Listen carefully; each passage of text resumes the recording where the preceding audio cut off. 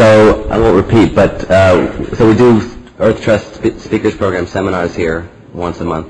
In addition to the Speakers Program that you guys are familiar with, this is one of the events, we also work with projects around the world dealing with the environment and social justice. And I wanted to tell you for just a couple minutes about some of those so you know that by coming here, all the proceeds from the Speakers Program go to fund those projects.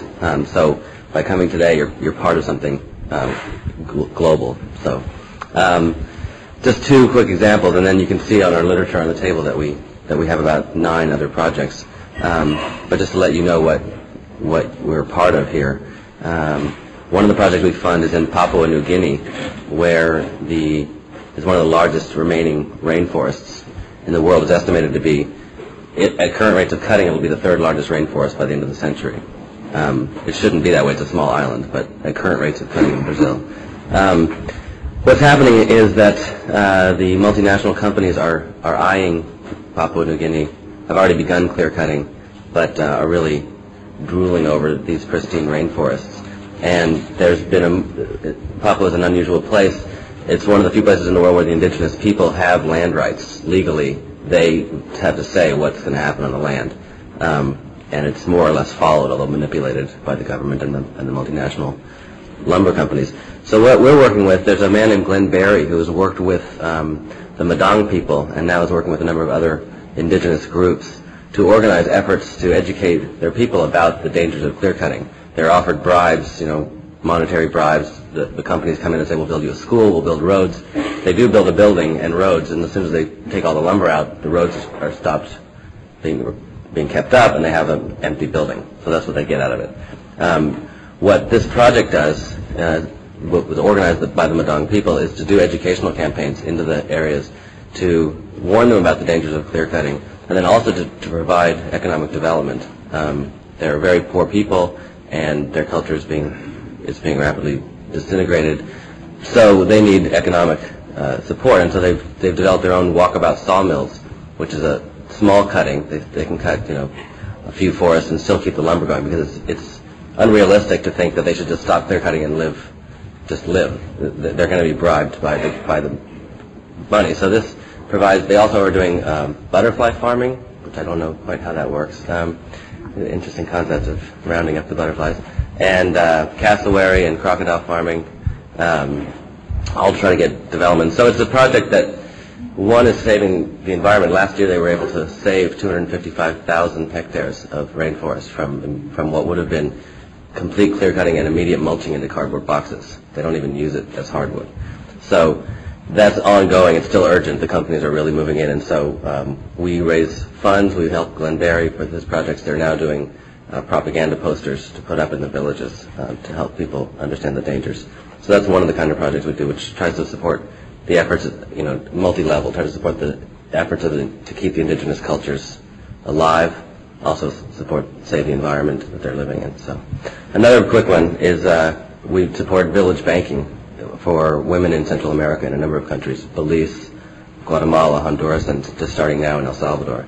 And that's a project to get marginalized women access to small loans, which they're normally frozen out of loans. So they can start income generating businesses, and these are ways to help organize the women, strengthen the community. The profits go most quickly to the children and improve problems with malnutrition, and strengthens the self-sufficiency efforts of those people.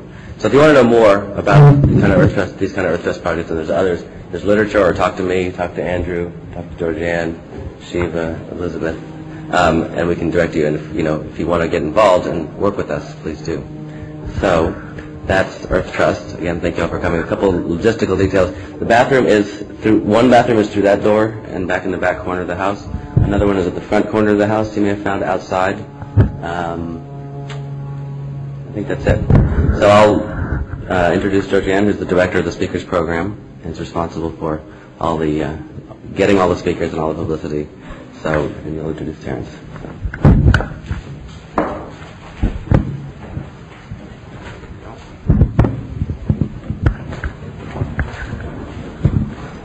Well, first I want to welcome you all to this program. I'm This is such a beautiful location to hold a Spirit and Nature program. It couldn't be more perfect. And I hope actually during lunch or during some of the breaks that you'll explore outside. There's some paths leading down to some benches down there where you can sit and contemplate the ocean and whatever.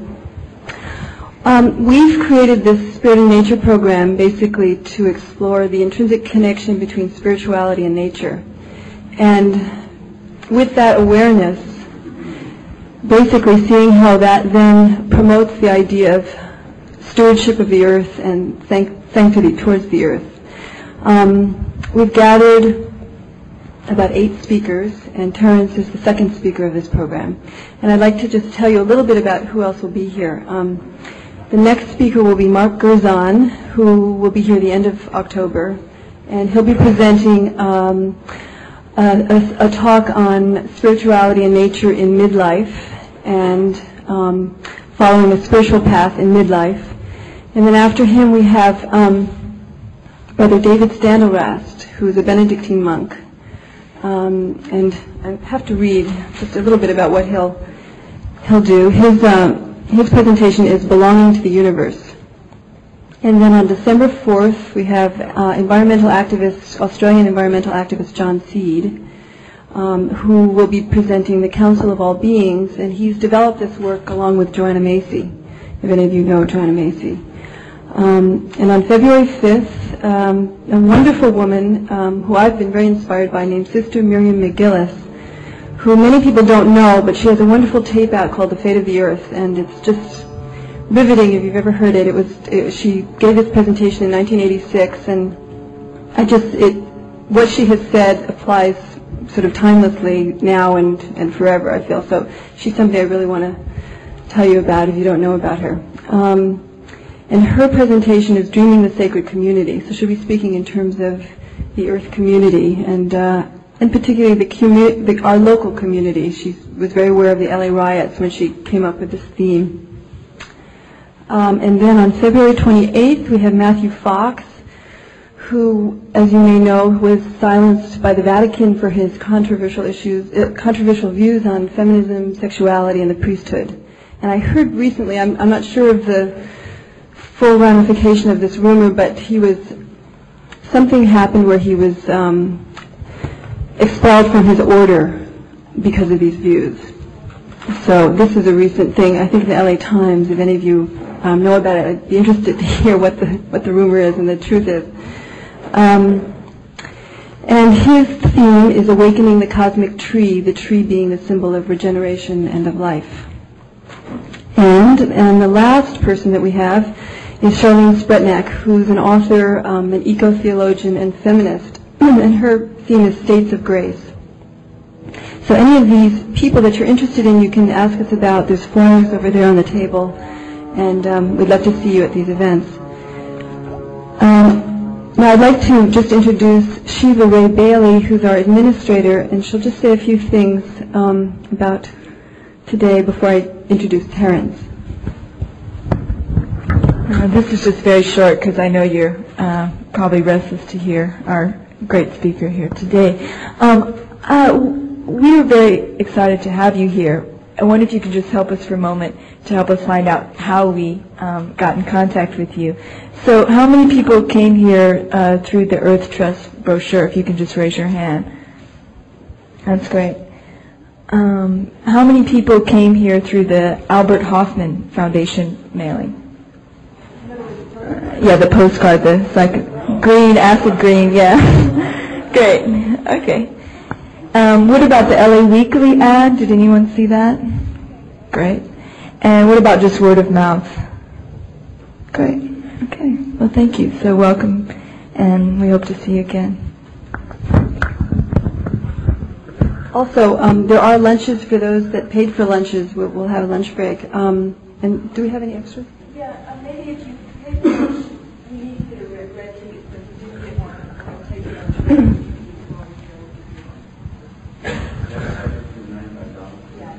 Yeah, and there will be, if you need to get a lunch, there are some restaurants that we can tell you about on PCH towards Topanga. Is that right, Andrew? Yeah, towards Topanga. There's many restaurants along the way there. Now to Terence McKenna. Terence McKenna doesn't really need an introduction. If you heard him last night, he certainly doesn't need an introduction. But for those of you who don't know him, I will repeat a little bit of what I said last night. Terence is essentially an anarchist and an interdimensional explorer. He's a shamanologist, and he is an author also. He has many books out, 3 of which we have here today for sale. The Archaic Revival is one of his most recent books, and Trialogues with Rupert Sheldrake and Ralph Abraham co-authored, and Fruit of the Gods, the Search for the Original Tree of Knowledge also we have here, as well as others. And Terence, as I said, is an interdimensional adventurer with an understanding of nature from the depths of the Amazon to the most current scientific breakthroughs. He is a shamanologist who traverses the worlds of the psyche and the spirit, bringing back startling visions of the nature of existence. Simply put, he takes enormous chances, breaks all the rules, and comes back with pearls. Terence McKenna.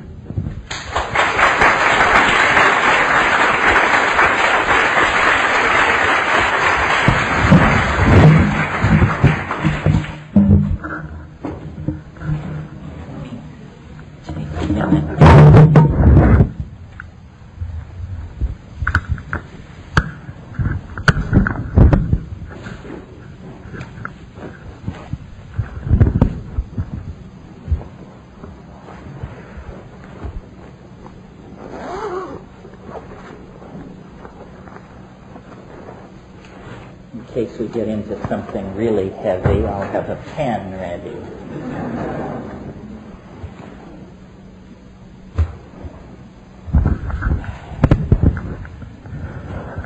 How many people were at the event last night? Oh, so practically a clean sweep. Well, as you know then, I'm an inveterate talker, and it doesn't take much to set me off, and it takes quite a bit to turn me off. So it seems to me these things are always more interesting if they're driven by the concerns of the audience. And if the concerns of the audience aren't sufficient to fill the time, well then I have a whole laundry list of obsessions that we can work our way through till the last syllable of recorded time, since that's not far away in my opinion.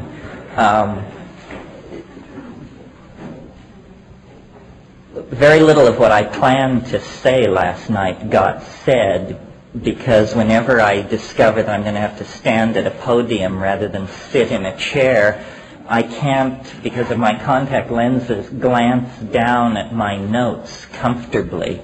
So instead I just sort of rave. So I appreciated the enthusiasm of the audience last night.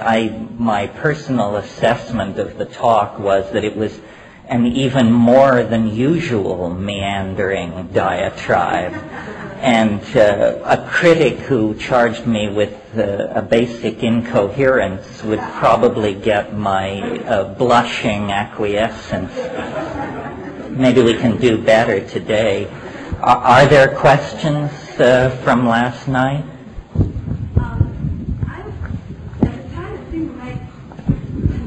At the time, I wasn't aware of any kind of discontinuity, but I was thinking about it later. Me too. Yeah. And I wanted to know what's the continuity between what you were saying at the beginning about changing the way we are in relationship to the earth and consuming less resources, and then what you were saying toward the end about the coming of the millennium and moving out of the birth canal into a new reality. Right. No, I think that there is, if not a contradiction there, at least it's some kind of coincidence of opposites. What I don't want to say is that there's nothing to be done, that there is no moral or political imperative, and that we can just continue with this mindless potlatch civilization until everything is ruined. because I don't believe that, and I think it's socially irresponsible to say that. On the other hand, what I don't want to fall too much in the other direction toward is saying that it all depends on us and that we must raise enormous levels of anxiety in ourselves and act as though the salvation of the planet depended on us. What more is happening is that the most important political work that needs to be done is for each of us to raise our own consciousness about these issues, and then to create a community based on the sum total of our personal acts of reformation. So, it is very important to bring help to people in the third world who are struggling to raise families and preserve their environments and this sort of thing. But if I were a rationalist, I would be completely despairing. So we are more in the role of like midwives of this new order.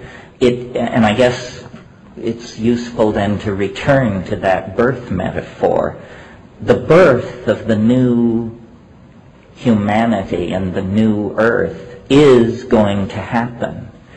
But in the same way that a midwife or an obstetrician can ease a birth, make it smoother, make it less painful for all concerned, that's the role that political activism needs to take. So I think we should act as though the salvation of the earth is on our shoulders, but feel as though it is an automatic unfolding that we need not have anxiety about. The Chinese philosopher Wi Po Yang said, worry is preposterous. And I think that's true. We don't know enough to worry. And to worry is, in a sense, a kind of act of hubris, because you are claiming complete knowledge of the situation and then you worry. And so what is much more empowering and what makes the process of historical ending easier, I think, is to act from your heart, and to individual acts of caring are more important than giving your energy to grandiose political schemes. I mean, it almost comes back down to the gospel admonition to, heal the sick, clothe the naked, visit the imprisoned, bury the dead. But there's nothing there about grandiose political reform and all that sort of thing. That, I think, arises out of the zeitgeist of the collectivity. And I'm very hopeful. People have a sort of hear my rap differently. I mean, I've had people, after what I thought were inspiring panegyrics, come up to me and say, but it's such a dark and horrifying vision. It means that I failed as a communicator in that situation, because I'm the gonest and most irrational hope freak I've ever met. I mean, I think everything is fine. Everything is going toward the purpose for which it was intended, but it's an act of conscious awareness on the part of each of us that carries us toward that. So, often in what I say, there is, if not the fact of contradiction, then the appearance of contradiction. This is because, to my mind, life is complicated enough to admit of contradiction. Was it Oscar Wilde, or who was it, who said, I contradict myself? I contradict myself. Logical consistency is one of the prejudices that we've inherited from the scientific attempt to describe the world. But in fact, even science at its basic level has now abandoned that as an ideal.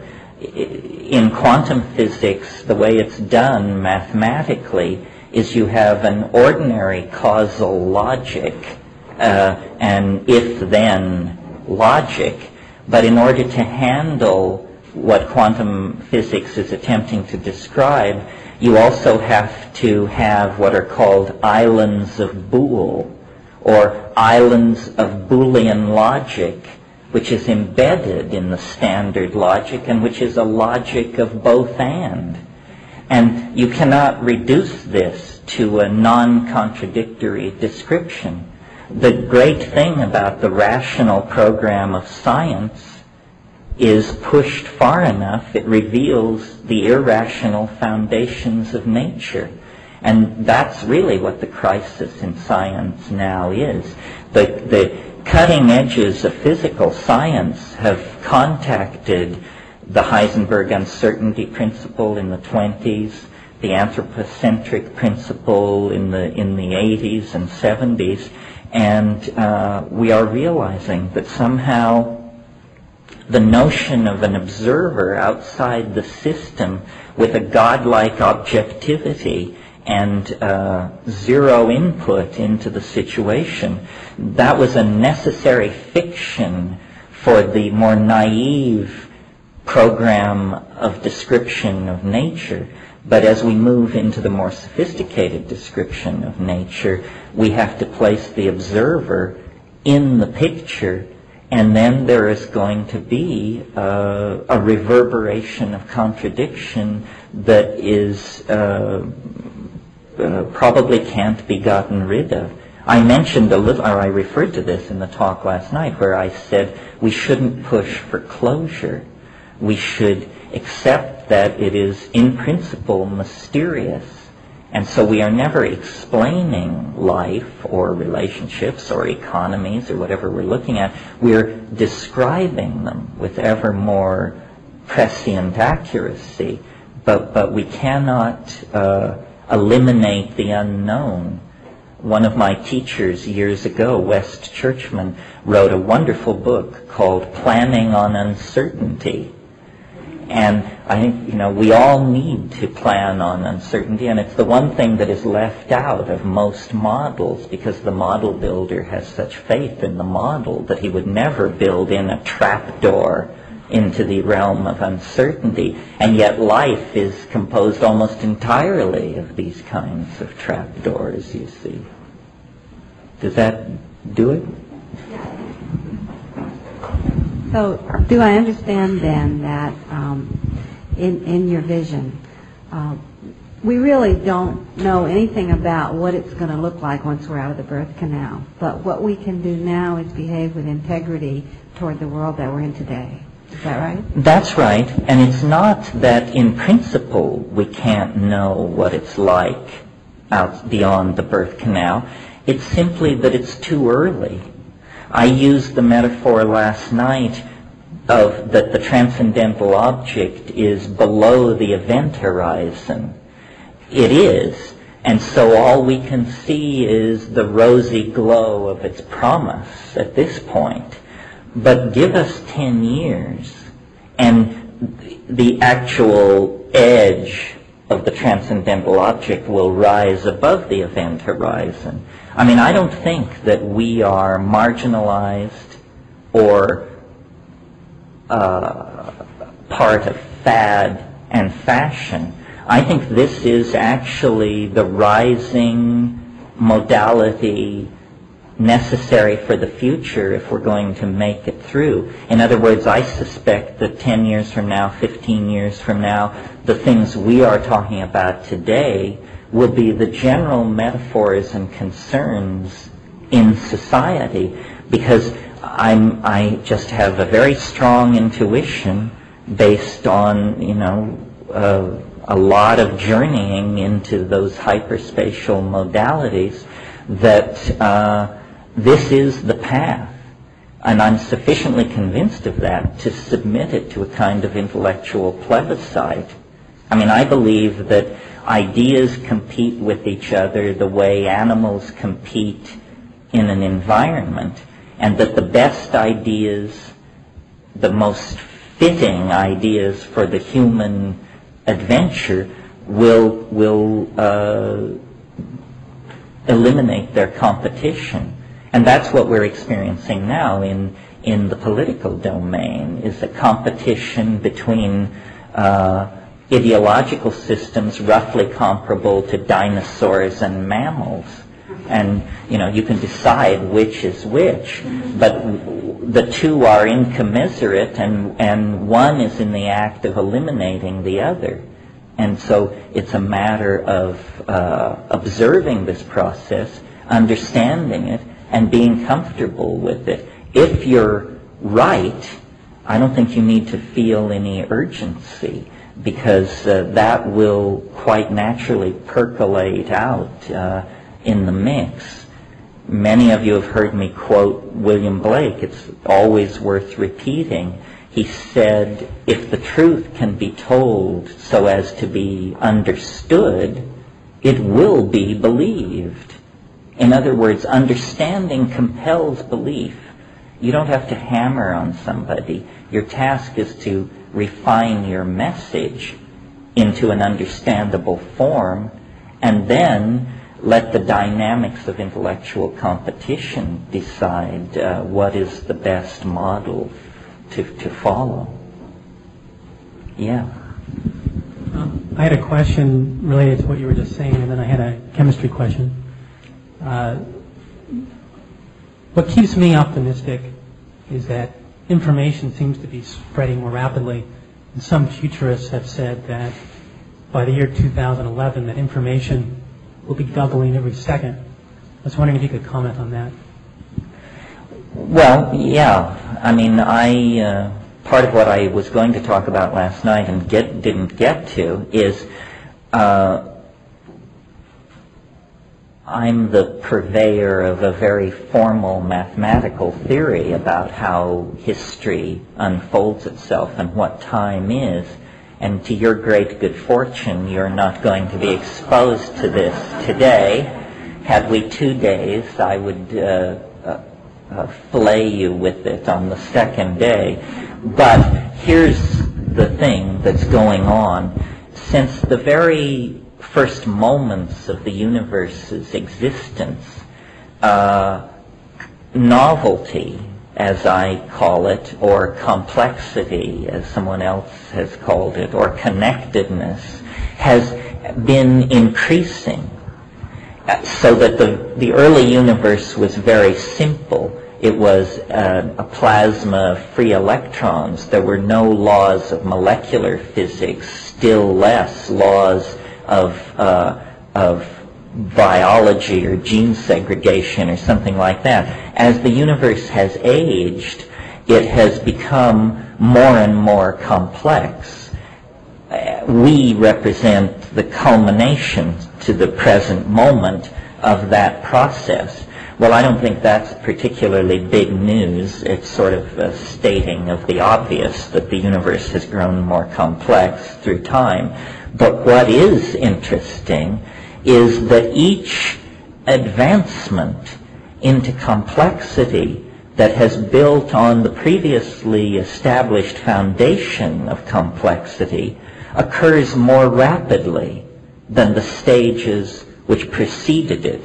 So if you were to draw a diagram of that, it would be an involuting spiral, so that after the Big Bang and things settled down after the first few nanoseconds of the universe's existence, well then for a long time it was very boring.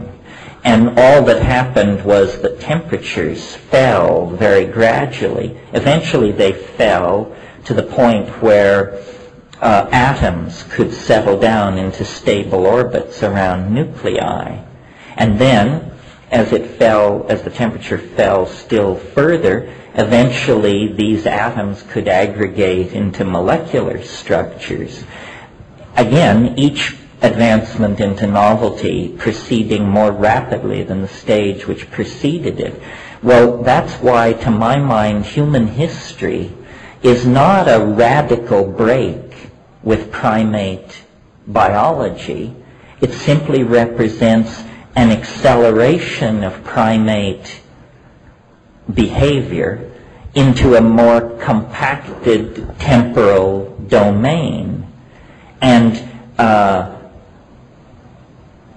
high technology, electronic data transfer, the erection of global society, which has built on the previous levels of cultural attainment, has happened even more quickly. So that these eras, or epochs, you could almost think of them as, of complexity, are now of such short duration that instead of taking millions of years, or perhaps billions of years, to transit through one of these, we now are moving through them at the rate of one or two a decade, and beyond that, one or two every 2 or 3 years, and beyond that, one or two every few months. And I see no elegant reason for assuming that this process will ever cease its asymptotic acceleration. Well, then if you picture what I'm describing, it's a funnel of some sort, which begins with an extremely wide mouth, but which has now narrowed to an extremely small and fast-moving kind of situation. And this is why history is a self-limiting process. It isn't that we have broken away from the slow-moving processes of ordinary nature. It's that we represent nature at a different time frame. And I think this is why history is ending, because it's going so much faster than it used to go that it's going to finish very soon. There may be as much experience ahead of us as there is behind us, but we're moving through it so much faster than we used to that we are literally approaching the end of time at a faster and faster speed.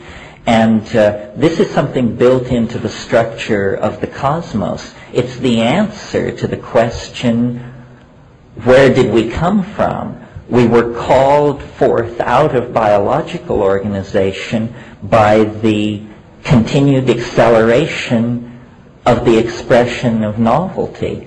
And this is why I count myself as a proponent of what I call the big surprise, rather than the Big Bang.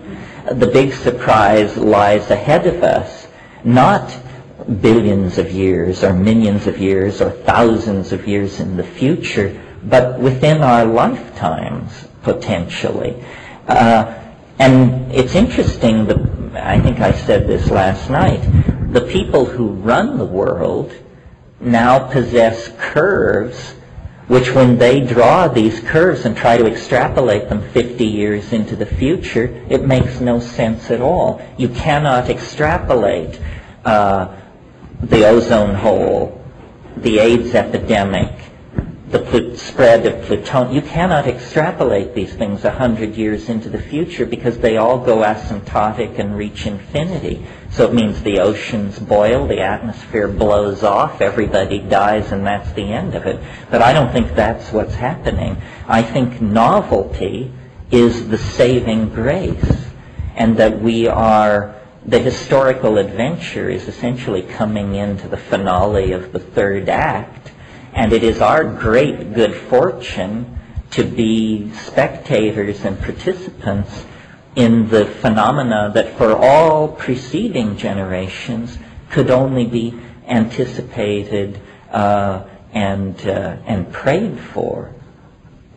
It's a screwy position, I understand. I mean, boiled down to a bumper sticker, it's a bearded guy on the corner with a sign which says, "Repent, for the end is nigh," or maybe just, "The end is nigh." But I think all the evidence is that the soul is about to collectively leave the body. The human imagination, married to technology, has become a force too powerful to be unleashed within the fragile ecosystem of this planet. So we must either carry ourselves elsewhere, or the planet's homeostatic drive to preserve ordinary biology will eliminate us through epidemic disease or climatological upheaval, or, there are many possibilities. So I think we are being propelled somewhat reluctantly into a new human modality that is as radical a shift as birth is to the individual, or as the original entry into history was for our species. History cannot be conceived of as preceding another 1,000 or 10,000 years. I mean, it just can't be. So it must be that it's a self-limiting process. And it only lasts 25,000 years. I mean, if you go back 25,000 years, the Earth was in ecodynamic balance. Human beings were fully established as intelligent, as caring, as creative as you and I. Theater, poetry, dance, love, hope, tragedy, religion, all these things were in place. But history represents Gaia hitting the fast forward button on the evolution of the primates, and it seems of long duration to us because we, at the level of the expression of the individual phenotype, are as ephemeral as mayflies. A person lives 70 years, 90 years, and then they're gone. But on a scale of 25,000 years, clearly what is happening on this planet is the emergence of an entirely new kind of order within the natural order. It is natural, but it is new. There is no contradiction in this. Once atoms were a new invention. Once molecules were a new invention. Once polymers were the cutting edge of what's happening. Now the cutting edge of what's happening is large-scale primate machine integrated societies based on the movement of information. Did that do it? Yeah. Oh, you want to follow on? Just a quick chemistry question. Oh yeah, I'm sorry. Is 5-methyloxy-NN-dimethyltryptamine crystalline legal to possess? And if one was going to mix it, would one mix it with harmine, harmello, heroline, or harmaline? That was a word salad. Well, I think you're asking about 5-MeO-DMT, 5-methoxy-dimethyltryptamine, the toad foam of recent fame. As far as I understand, I think that it's legal.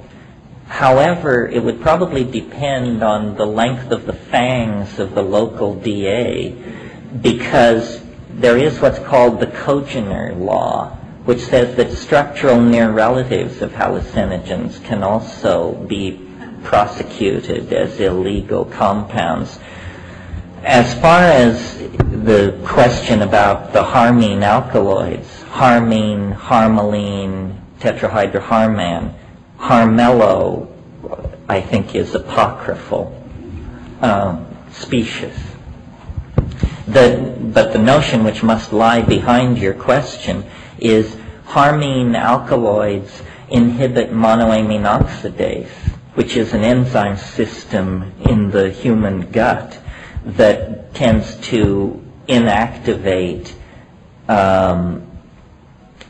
amines, monoamines, of which these hallucinogens almost all fall into that category. You could attempt to inhibit your MAO with a dose of harmine or harmaline, and then smoke 5-MeO-DMT.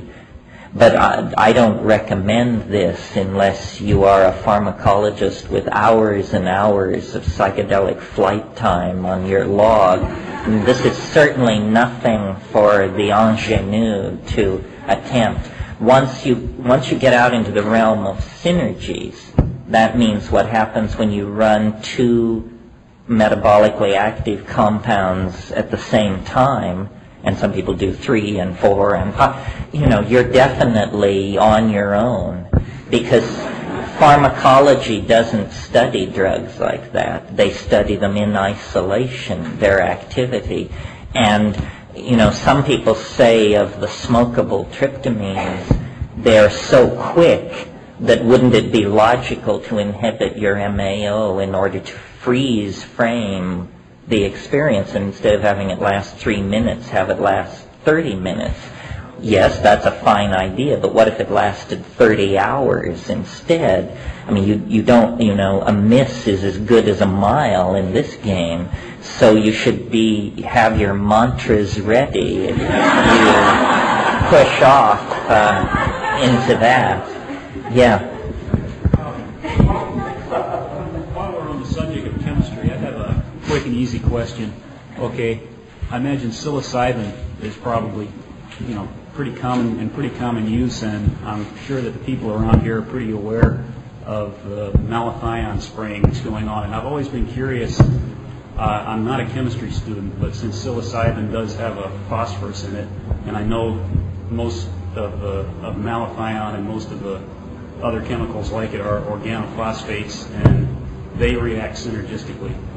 Is there a possibility of a synergistic toxicity when you get, a dose of malathion and you're using psilocybin? Well, every once in a while these kinds of questions come along, and the answer is always, since research with psilocybin is illegal and even in rats counterproductive to your career, nobody knows. You mentioned the phosphorus group in psilocybin. Psilocybin is 4-phosphoryloxy and dimethyltryptamine. This is very interesting to me because, and we don't have to spend too much time on this, but it's the only 4-substituted indole in nature on this planet.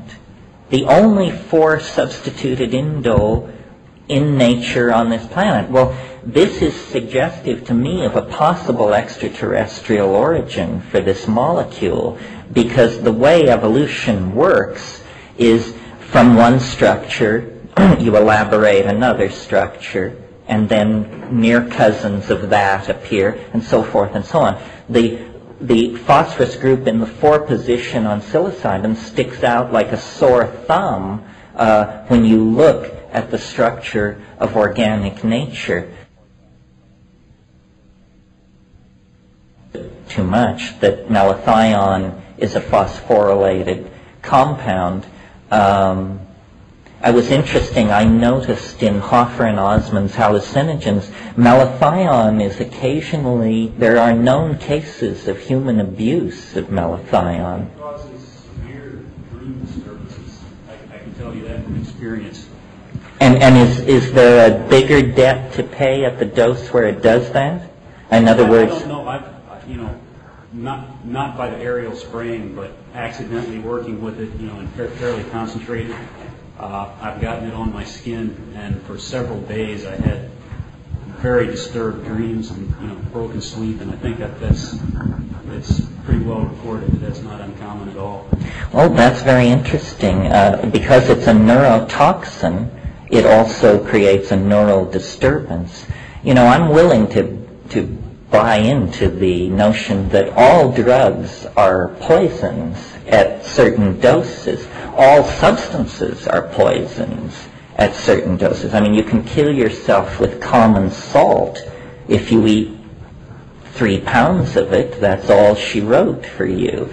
So always what you're doing is you're perturbing the dynamic of ordinary functioning, and then what you're watching is the chemical cascade that returns you to equilibrium.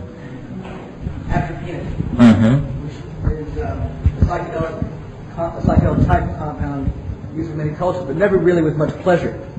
I don't think many cultures actually would posit that Jimson weed, for instance, is an enjoyable high. So it may give you psychedelic experiences, it may give you vivid dreams, but it's not something that many people would volunteer to take. Drugs of that type. Yeah, well, that's something worth talking about, and certainly I found it true. The notion of intoxication is an incredibly culture-bound idea.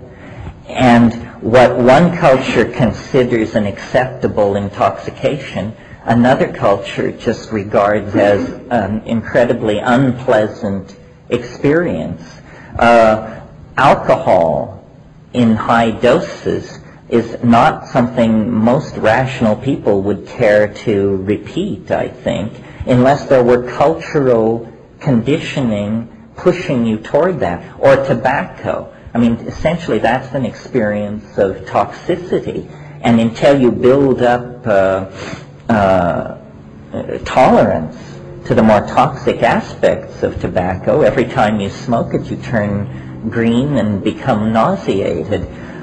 We had the experience in the Amazon. There was, for years, my brother and I pursued a hallucinogen called ukuhe that was in use in a very restricted area by 3 tribes of Indians. And the reason we were interested in it is because the ethnographic literature said that the shamans used it to talk to little men.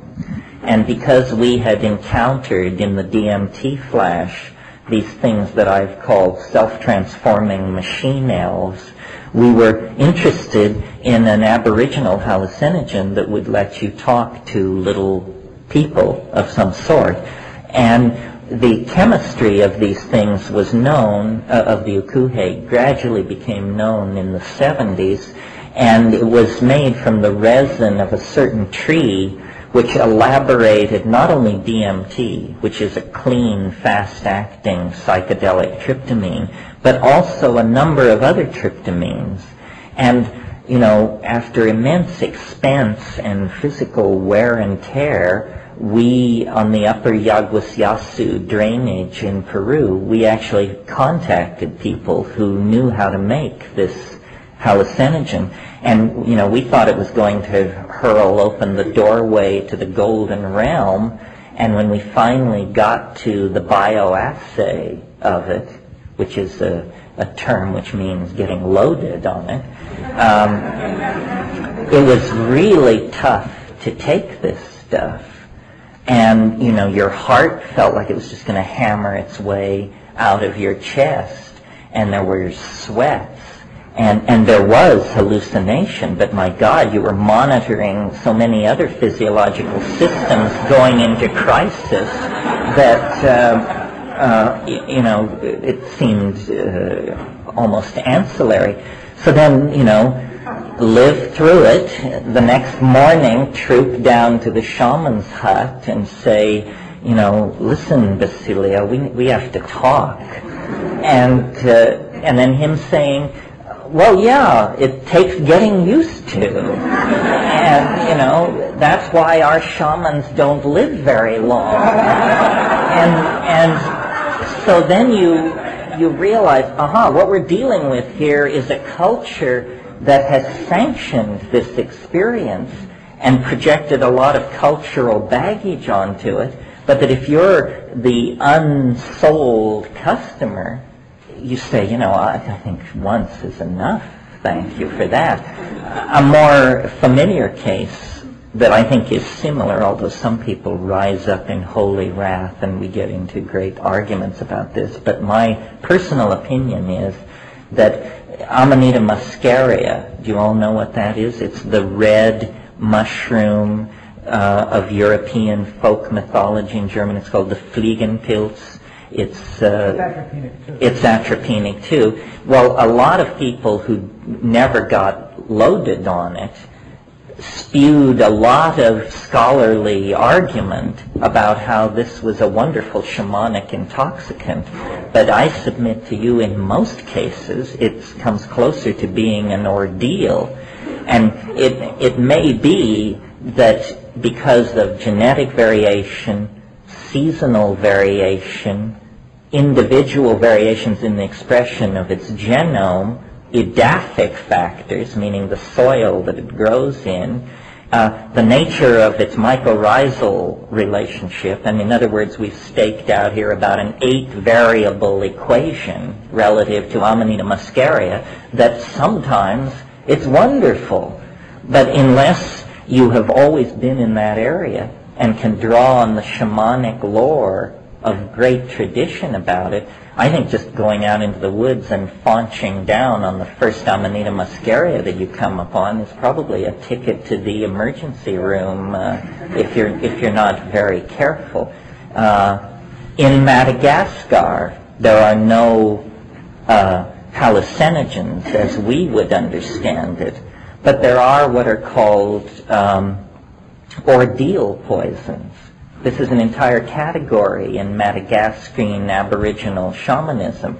What's going on here, there are these plants which you take them and you at first assume you're going to die because you feel so bad, and then you feel so bad that you beg to die, and then you don't die. And you recover completely within 10 to 12 hours. And you are so damn glad to be alive that this has all the characteristics of a psychedelic experience. I mean, you come down a kinder, gentler, more attentive, more decent human being. But it's only because you've been hurled into the jaws of death itself and then brought back. That will work, folks. But so my interest has always been to squeeze the definition of psychedelic, to narrow it, to make it more precise. I mean, sometimes people say, well, it's about altered states. Well, there are all kinds of altered states, thousands of altered states, without even talking about drugs. We can talk about being in love, being abandoned in love, being jealous, being anxious about your financial situation, suddenly seeing your roots in high Atlantis. These are all altered states. None of them are psychedelic. Well, then you move into the realm of drugs. There are, as you mentioned, atropine states, tropane-induced deliriums, the ketamine-type states, states on the edge of anesthesia, states of extraordinary agitation brought on by the whole amphetamine family. All of these things are altered states, pharmacologically achieved, and to my mind, they are not truly psychedelic. What psychedelic means to me is, in structural terms, a very small number of compounds, all based on indole. The indole hallucinogens are the true psychedelics. And let's see, what are they? There aren't that many. There's LSD, which is a semi-synthetic, made in the laboratory, but from organic precursors, usually. LSD, ibogaine, about which not much is known because it has never achieved much currency in the underground in this country. Psilocybin, DMT, and the beta-carbolines, which are monoamine oxidase inhibitors, but only hallucinogens at close to the toxic dose. And that's it. What about peyote? Peyote is an interesting edge situation because mescaline is not an indole, it's an amphetamine. And if you look at the chemical, pharmacological profile on peyote, it's different from all these others. First of all, an effective dose of mescaline is, according to the literature, 700 milligrams. That's a pile of white powder in the palm of your hand. In other words, it's an inefficient drug. It puts a lot of strain on your system. there are different ways to think about toxicity. One way is to ask, how much of this compound do you have to take to experience an effect? If you have to take 700 milligrams, then it's a pretty crude drug, because that's a lot. On the other hand, LSD is at the other end of the spectrum. You can feel quite strongly 50 gamma, 50 micrograms of LSD. Help me out here. What is that? 5/10,000ths of a gram is 50 gamma. That is, to a pharmacologist, the fact that a human being can feel 50 micrograms of a compound is like a miracle. I mean, to give you an analogy so you can understand that, that's like having one red ant tear down the Empire State Building in 30 minutes. I mean, that's what it looks like when 50 gamma of LSD enter your body. So LSD has an incredibly low toxicity by that measure, you see. Well, then psilocybin falls in the mid-range.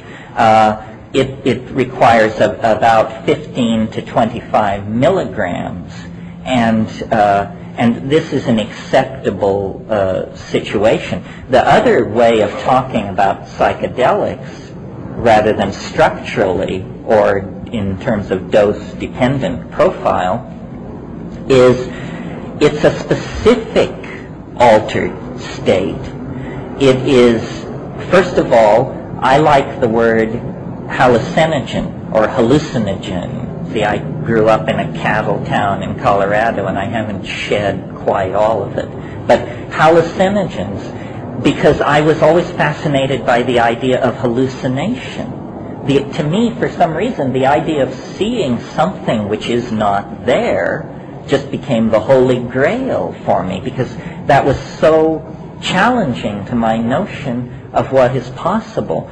And so then when we lay these indole psychedelics out in front of us and are trying to make decisions,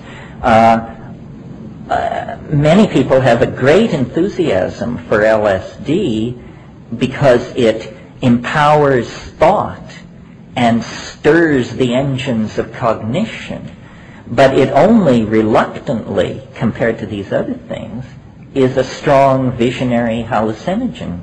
You usually have to synergize it with cannabis or mescaline, and then those combinations are highly visionary. What I love about psilocybin is that it causes you to hallucinate so effortlessly at relatively low doses and without a lot of accompanying sweating or tremoring or physical discomfort. And DMT is even more powerful as an inducer of visionary states. Now, people who have never had a hallucination, and if you read the literature, think that a hallucination means little traveling lights or colored lines or the kinds of things you see when you press on your closed eyelids. Those are not what I'm talking about. That kind of thing is called hypnagogia. Hypnagogia also includes chorus lines of dancing mice, little round candies, falling leaves, snowflakes. In other words, the flotsam and jetsam of the mental ocean, which is generally no more interesting than the flotsam and jetsam of the oceans of three space. What I'm interested in are full field, 360-degree visionary scenarios of jungles, deserts, ice fields, ruined cities, machinescapes, and a whole bunch of other stuff which is not so easily dropped into any category of experience that we're familiar with, but highly organized, three-dimensional, self-sustaining, transformed modalities that you cannot pour language over. I mean, when you try to say what it is, all you can say is what it isn't. And I find that tremendously affirming, because to me, and I guess this is important to me, that is the experience which proves that this is not self-generated. When I take a plant and it shows me something I could previously not have imagined, then I know I am in the presence of the other, because it couldn't have come out of me. I mean, if you insist that the volleys, that the Niagara of hallucination caused by psilocybin is generated out of the dynamics of your own psyche, if you insist that that's true, then you are unable to explain what your own psyche is. In other words, you become unrecognizable to yourself in that case. And if you are unrecognizable to yourself, you are not yourself in some sense. So I prefer to believe that it's coming from the outside, that mind is a field into which we dip the dipstick of observation, but it's not being generated in the neurons of the brain. Yeah, this guy's been waiting patiently, or perhaps impatiently. I have a question about one other I haven't heard much about since the late 60s, and I think the FDA took it out of the marketplace. It was the Hawaiian wood rose. Well, do you know anything about that? Sure, yes. Hawaiian wood rose, Argyria nervosa. The argyria refers to the silvery hairs on the underside of the leaves. It turns out that in the higher plants, you see, LSD or its near relatives occur in ergot and are made from ergot. It doesn't occur in ergot, but it's made from ergot. Ergot is a fungi, an entirely different order of life than higher plants. But in the higher plants, in the Convolvulaceae, the morning glory family, there are a number of different genera that contain alkaloids that are milligram effective cousins of LSD. And Argyria nervosa is the best known of these. It's also probably, I would estimate, gram for gram, probably the most concentrated natural hallucinogen on this planet, because half a teaspoon is an effective dose. Where people get in trouble with baby Hawaiian wood rose is they think, oh, well, it's a plant and plants are always weak, so let's do half a cup or something like that. And then, you know, you're begging for mercy in a hurry. There are 13 species of Argyria, all natives of Asia, distributed from the base of the Himalayas to western Polynesia. And Argyria nervosa is simply the best known. Now, the problem with it is that, and this is something you always have to be aware of with plant hallucinogens, is that cardioactive compounds occur in Argyria as well. And so if you misdose even slightly, it will put your heart through changes that will stand your hair on end. And I've never heard of anybody dying on it, but I've heard of people, you know, laying down and making their peace with their maker because they figured that they were probably going to die. Now, an interesting thing about Argyria nervosa is, so far as we know from the ethnographic work that's been done, it is unclaimed by any Aboriginal group. Unless we count the surfers of Maui as an Aboriginal people. And this is fascinating to me. You know, certain plants have great antiquity of use, and other plants, equally psychoactive, are ignored. And, you know, we tend to believe that Aboriginal people don't miss a trick. But occasionally it seems like they're as obtuse as we are. I think a couple of examples will make the case clear. As you all probably know, there's quite a complex of psilocybin-containing mushrooms in central Mexico, used by the Mazatecan and Mixtecan people there, and they seem to have exploited these mushrooms for millennia. However, on the northwest coast of North America, Washington and British Columbia, where you get the Northwest Coast Indian groups, the Shimsham, Kwakiutl, and Tlingit language areas, this is the densest concentration of psilocybin-containing species of mushrooms on this planet. And so far as we can tell, they never used them. I mean, somebody will say, well, they used them, but they never told you in the shamans. But listen, you know, a huge amount of ethnography has been done in that area, and there is not the slightest indication that these people ever utilized these mushrooms. Even though they had an advanced shamanism, plant-based shamanism, they seem to have overlooked this. Another example that may have practical implications for some of the more astute among you is in the past 2 years it's been realized that a plant which grows as a weed in the Midwest of North America called Illinois bundleweed, Desmanthus illinoiensis, is in fact the most concentrated source of natural DMT in the world on the root scraping of the root. And now, this one is perhaps suspect, and maybe more ethnographic work seems to be done. The straight story is that the Indians of the Great Plains never knew about this and never utilized it. My question is, if that's so, then why is it called bundleweed?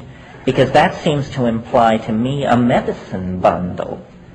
And so perhaps further ethnographic excavation will show that this was used, but it could be the basis for a whole family of visionary hallucinogens that apparently were never utilized. Yeah. I'd like to pull a little back a couple of conversations to what over the years I felt has been the focus of most of your work, which is essentially this realm you talk about pushing through into this visionary world. It's a little bit, it feels to me when you talk about it, it's a little bit like taking the glove and turning it inside out, that possibly your premise is that the universe itself is the illusion, and that this visionary world is the reality that we may well be going back into, that it's this material world and all the universe and all the material experience that we have is really the other side. Well, yes. I mean, I regard myself as basically an explorer and a researcher. I have a lot more questions than answers. The thing that has made me be what I am and do what I do is because what they're telling you about these states of mind is a whitewash, in that they say, it gives you, and these are the pros, the people who are for hallucinogens say it's a form of instant psychotherapy, it's great for straightening out your relationship, if you're an architect, you can visualize buildings in 3D. They present it as a tool for understanding this world, its relationships, and its, interconnections. What I've observed is that at high doses and with sufficient intentionality, one seems to break through into what can only be honestly described as a parallel universe of some sort that has such existential presence and immediacy that it's hard to squeeze it down to being a mental construct generated temporarily in your mind through pharmacological means, because it seems much more like a place. And this is incredibly challenging to our way of thinking about reality, because we deny the existence of these kinds of mental realms. it seems almost as though, or here's a model for how it might be, it seems that reality is a series of heavily compartmentalized universes of some sort, and under extraordinary situations of mental perturbation achieved by any means, these membranes that keep these worlds mutually exclusive and sequestered from contamination by each other just simply dissolve, and you experience what Mircea called the rupture of plane. And the rupture of plane is just like poking a hole in nearby space, and then lo and behold, you know, the utterly unexpected is found to be alive and well right here, right now. I mean, and I can't stress enough how real this is and how confounding it is. I mean, I may not be the brightest person around, but I certainly have assimilated, you know, the basic shtick of what Western civilization is supposed to be about. And there is no place in the Western model of reality for the idea that just, you know, 20 heartbeats and 70 milligrams of DMT away is an elf-infested megaspace of arcology-sized dimensions in which non-material beings made not of matter but of syntax are merrily pursuing their own goals and possibilities. I don't know what to make of that. And I also, almost equally puzzling as the existence of such a place, is our lack of knowledge about it when I, and hundreds of other people in my experience, and presumably millions of people throughout history, have known that you could use plant hallucinogens to break in to that world. We're living in a fool's paradise, trapped inside the assumptions of linear materialism and rationalism. That's the most seductive and delicious aspect of your thesis, is that, my God, there is a reality somewhere beyond that membrane. And then you compound it with the exploration of logic or rationale, where you present to us the possibility that the Big Bang is the most ludicrous thing to combine with rationality as could possibly be imagined. And then I've even heard people address, well, how is it possible that the vanity of the individual human being could think that he's so important that the rest of the galaxy, the universe out there, that we should be at all significant, whereas you say, well, hell, that's all mindscape. It doesn't exist. Or it feels like you say, well, it's a mindscape. You know, it isn't. It's an invention. Well, what I'm really saying is we know a lot less than we assume we know. I mean, if someone tells you that we live around a typical star at the edge of a typical galaxy strewn through a megaspace trillions of times larger, I mean, they don't know what they're talking about. That's just the cheerful assurance of modern astronomy based on a bunch of fishy formulas that were cooked up within the confines of the 20th century. I mean, the stars that shine down at night could be painted dots on a scrim for all we know. I mean, I'm not saying that's the case, but what I am saying is I think that the greatest disservice that science has done to humankind is the marginalizing of our own importance. If we even, let's take an objective measure I think complexity, if you look around at nature, at the fossil record, at the human family, complexity is clearly something very dear to nature. Nature preserves it, nature works through it, nature builds upon it. Well, we're told we're a minor this, in orbit around a minor that, in a typical that, and so forth and so on. But if you will look at the human cerebral cortex, what you discover is the most densely complexified matter known to exist in the universe. The human cerebral cortex contains more connections per cubic centimeter than any form of matter known to exist in this cosmos.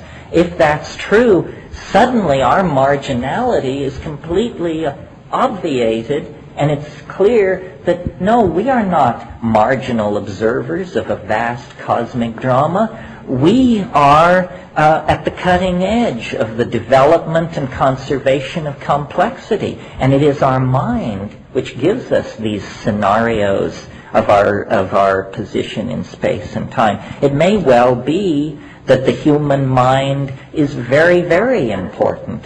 The human mind represents the culmination of biology, which is another phenomenon that these astrophysicists always love to marginalize and say, oh, well, biology, it's just going on one planet as far as we know. It could be a fluke. It may have happened once and it'll never happen again. But, you know, the life of most stars is on the order of 500 million years. We happen to have the good fortune to be in orbit around a very slow-burning, stable star. And so we have ignored the fact that most stars last less than 500 million years. We can dig into the gunflint chert of South Africa and bring up fossils of soft-bodied creatures that are close to 3 billion years old, 6 times the life of most stars in the universe. So when somebody's trying to tell you that what the universe is about is the life and death of stars, they're ignoring the fact that biology is a phenomenon as persistent as any phenomenon known to exist in the universe. And biology is not a static phenomenon. It isn't an endless recycling of fissionable materials the way star life is.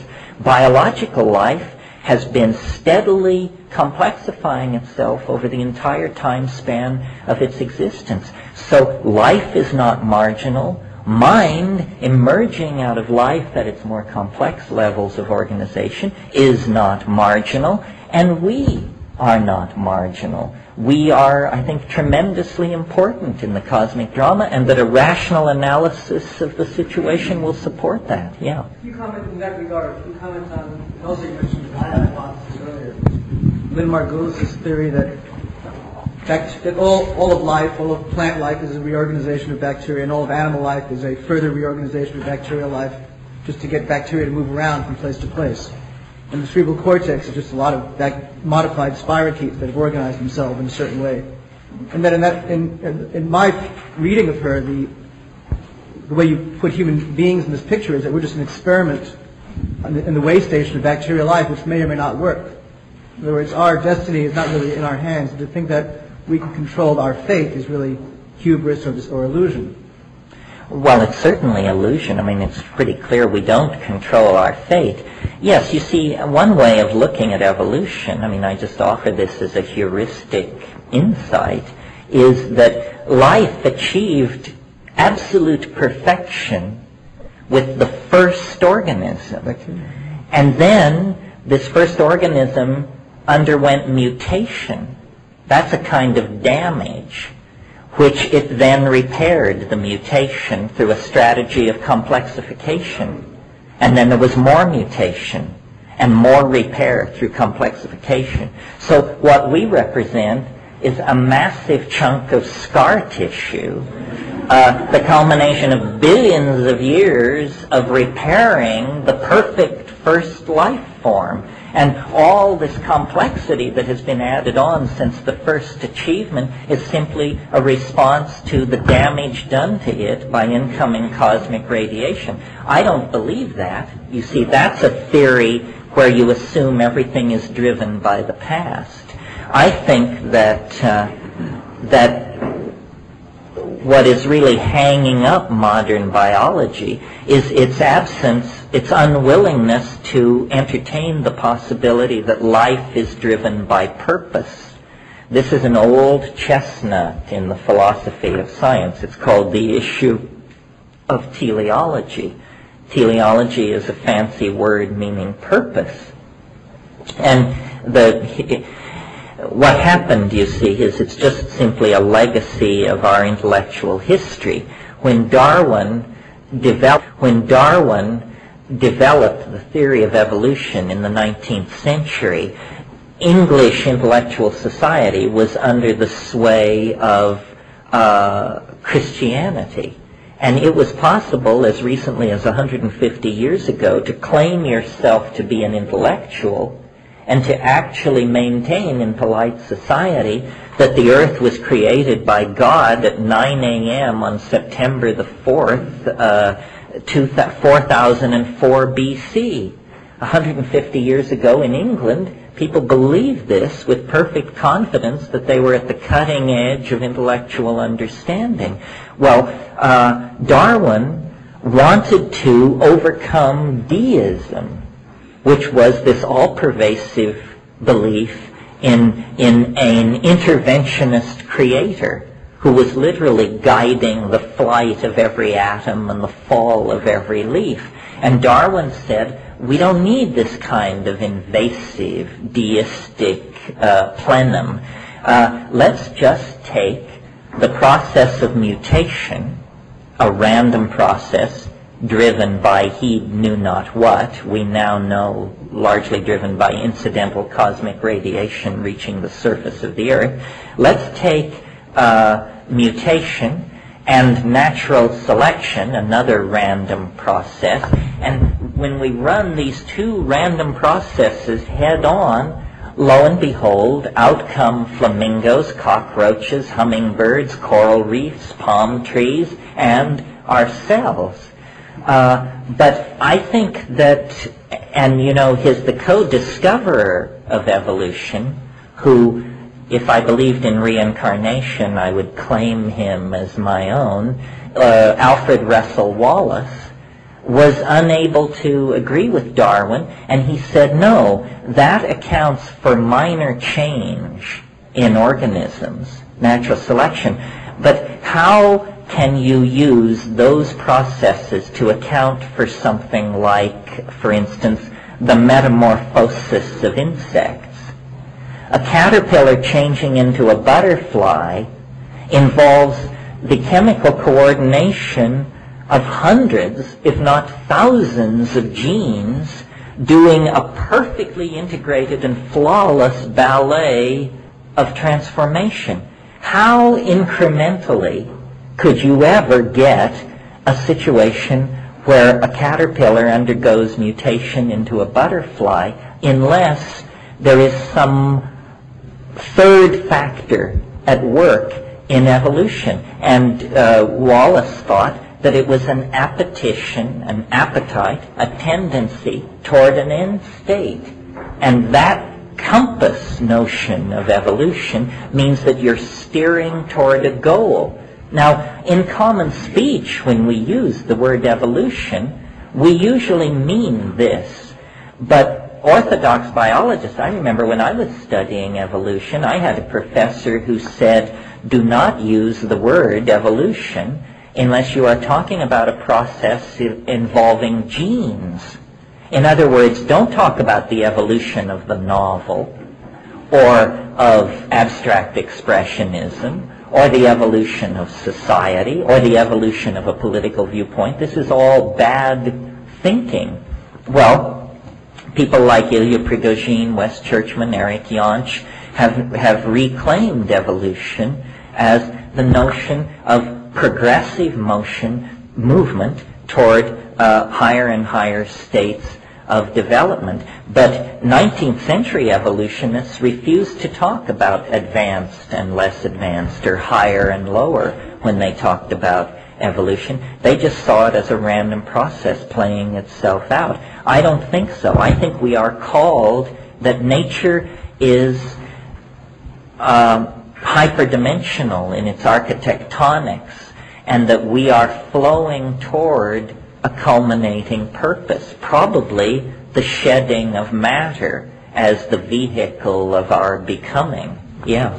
Yeah, I just wanted to ask you a question about, do you think the information that is contained in psilocybin, DMT, all the hallucinogenics, do you think that the information is self-contained, or is it actually more of just a way of tuning our brains into a more cosmic frequency that exists? in the psilocybin, or is the psilocybin just a mediator to a drastic way of tuning into a more cosmic broadcast? Well, it's hard for me to imagine that it could be in the psilocybin because psilocybin is a very simple molecule. I mean, it's a small molecule, it's a planar molecule. It seems to me what must be happening is that we are embedded in an ocean of information, and psilocybin somehow changes our channel slightly. You know, ordinary consciousness is created by a neurotransmitter called serotonin, 5-hydroxytryptamine, suggestively a very close relative of psilocybin and DMT. And it seems to me, I think I mentioned this a little bit in the talk last night, that we have evolved a neurotransmitter which has the effect of narrowing the focus of consciousness to what is operationally defined by the body as the here and now. In other words, the body is very fragile and site-dependent and must be protected from high levels of radiation, inundation by toxic or life-threatening chemicals like water. I mean, you don't want to have the ocean wash over you, or it's a problem. But that these pseudo-neurotransmitters, which are hallucinogens, have not been integrated into normal metabolism because they don't serve the body's need to preserve itself. But what they do serve is an expansion of mental function. And it may be, that these neurotransmitters are in the act of evolving.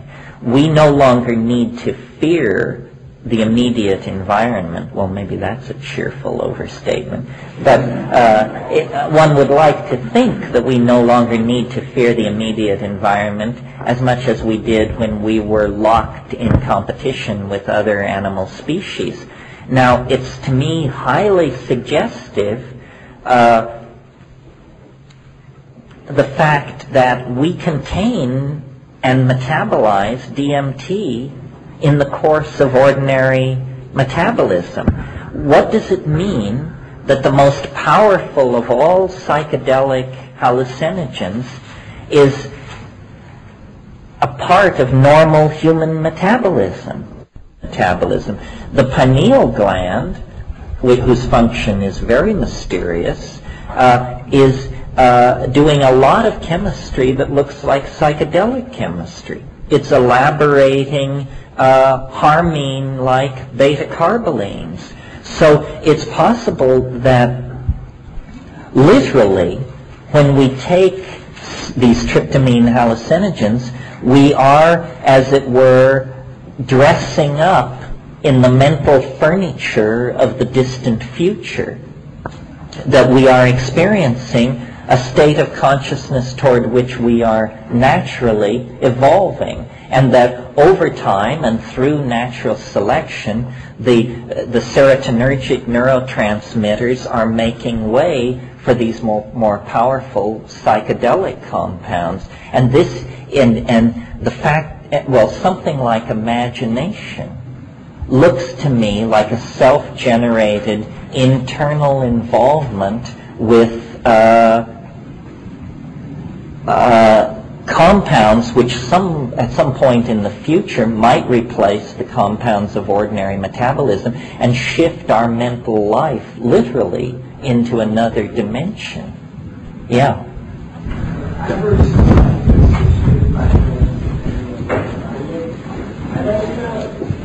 Anyone that uses organic psychedelics for a period of time as a daily dietary supplement, like every day for an extended period of time?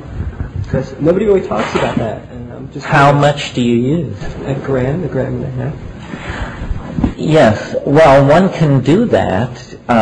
I've sort of thought that maybe this isn't such a good idea because I'm interested more in spectacular episodes of intoxication, with the exception of cannabis, of course, rather than integrating it as a lifestyle. That's the question. Am I the only one that's doing this as a lifestyle? I mean, I feel really alone right now. Well, is there anybody who wants to join this gentleman in his isolation? At times I've done that, but I found it to be, well, here's the thing. You have to get the dose. The dose is very critical. If you take, say, I would say a half a gram to a gram every day, my experience of that was simply a kind of anxiety, a kind of being set forward, a speed type effect. If you say, well, then I don't want that, so I'm going to lift the dose slightly, and you go to, say, 2.5 grams, the problem I had with that is life quickly evolves into being so strange that I couldn't handle it.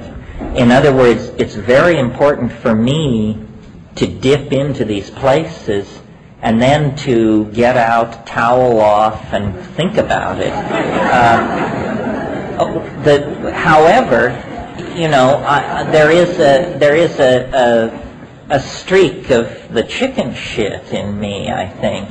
If you really want to leave us all behind, and bourgeois values and your job and Bill Clinton and the ozone hole and all of that behind, then if you start taking psilocybin, let's say 4 grams every 3 days, I guarantee you within a month there will be very few people that you will have much in common with. And you will be very happy. You will be very happy with your circumstance generally, I think. But you will have evolved a point of view, a set of values, an expectation that most people will find a lot of difficulty relating to. I'm talking like a shroom shake, let's say, fresh fruit, ice, a gram. You're looking at, what, maybe 3 to 5 hours of time involved with that? Uh-huh. So that leaves 20 hours left in the day to do everything else you need to do. I mean, you do, no, but what is the dose again? I'd say a gram. Huh. Well, I don't know. See, it may be just a matter of personal styles. When I take psilocybin, I give it 110% of my attention. So I can't do it and work at the computer or make phone calls or shop or deliver my children to lessons and stuff like that.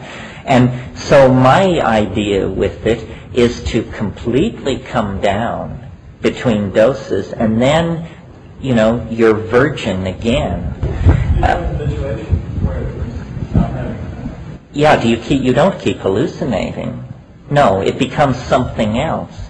See, I don't want you to feel PA, but I think that what people do with drugs that is probably a bad idea is they take too little too often. And that the best way to do drugs is to take very challenging doses, rarely.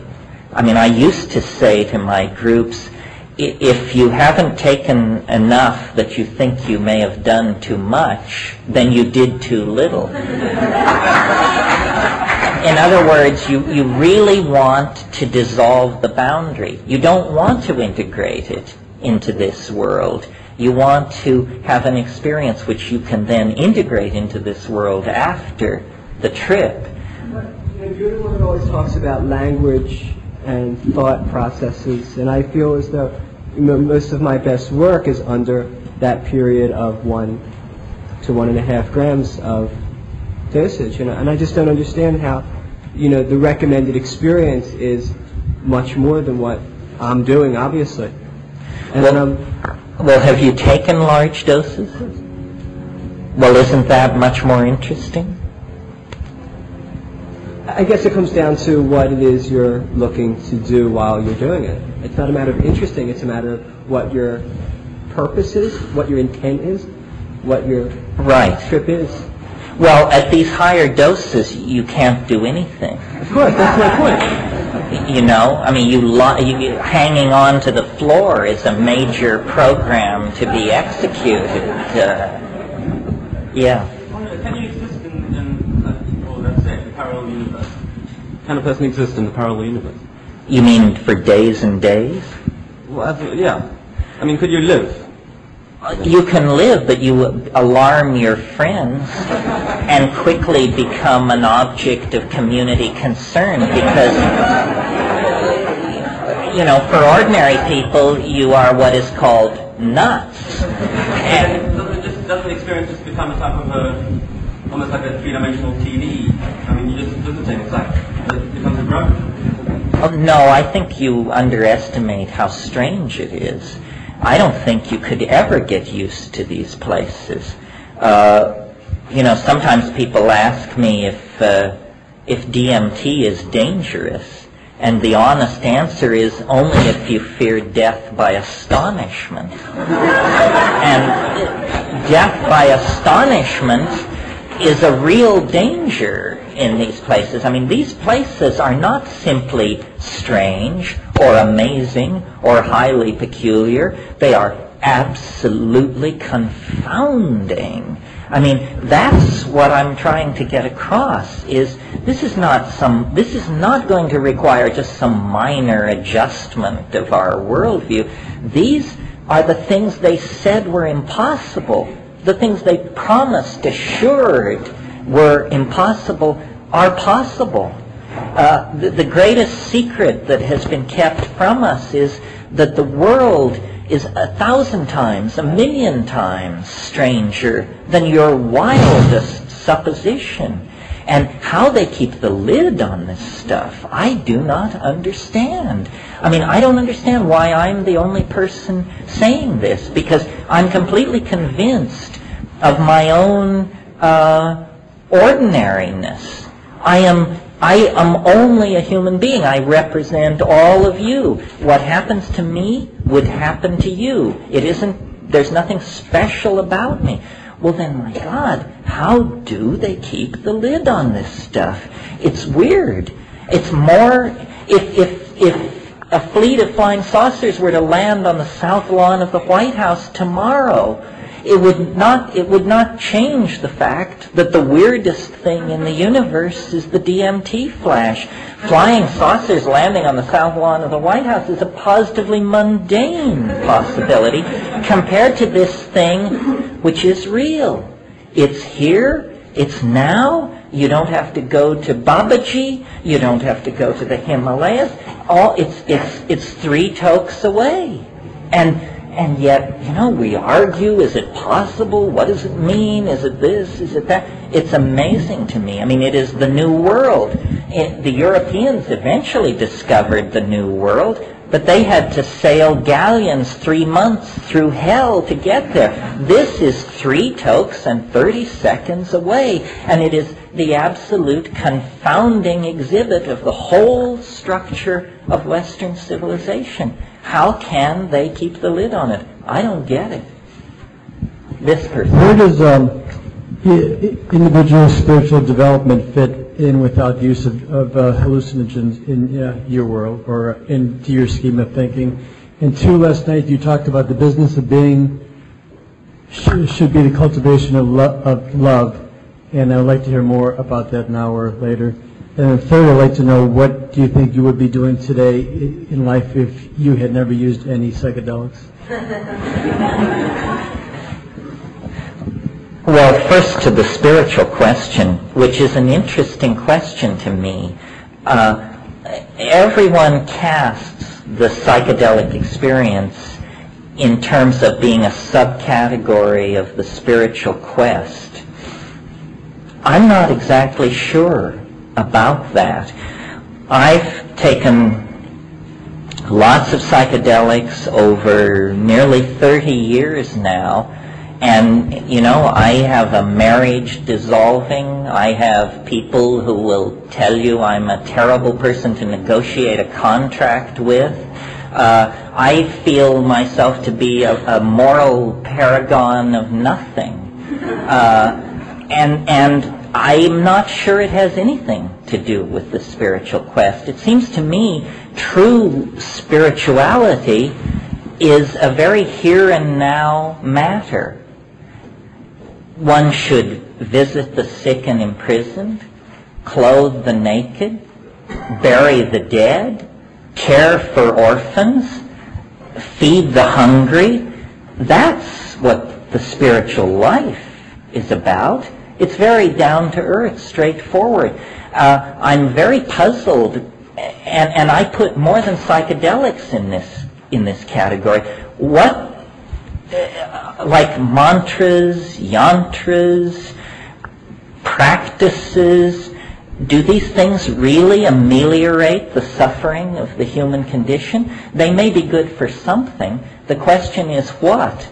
Perhaps indirectly the psychedelics synergize the spiritual life because they just show you that life is to be taken seriously and there is a great deal of it to be assimilated. But in terms of suggesting that you are a more spiritually advanced person if you take psychedelics, I don't really see any evidence for that. I do think that you cannot take psychedelics without losing a portion of your ego, because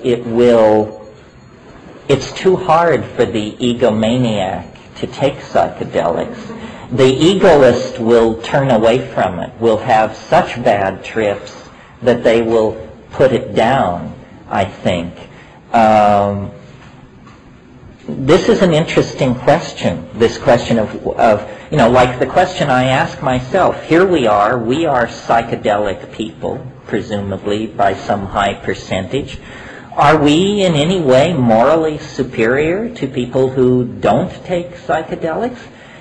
Maybe we're a little bit gentler and more open-minded, but probably in any mud wrestling situation we can be just as down and dirty as the next person to some degree.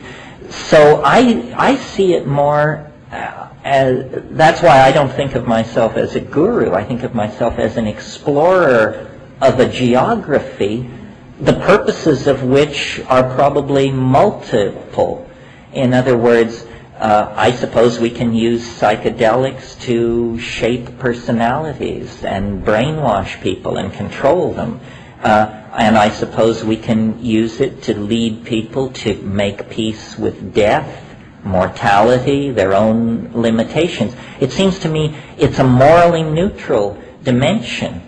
And it can be used for good or ill, and maybe slightly edging toward the good, because it's very hard for egomaniacs to do anything with this stuff. The CIA's involvement with LSD is an instructive situation. The CIA got onto LSD well ahead of everybody else, and the first notion was, and if you're interested in this, you can read the other one, Acid Dreams, that book, Martin Lee's book, and Schlein was the co-author.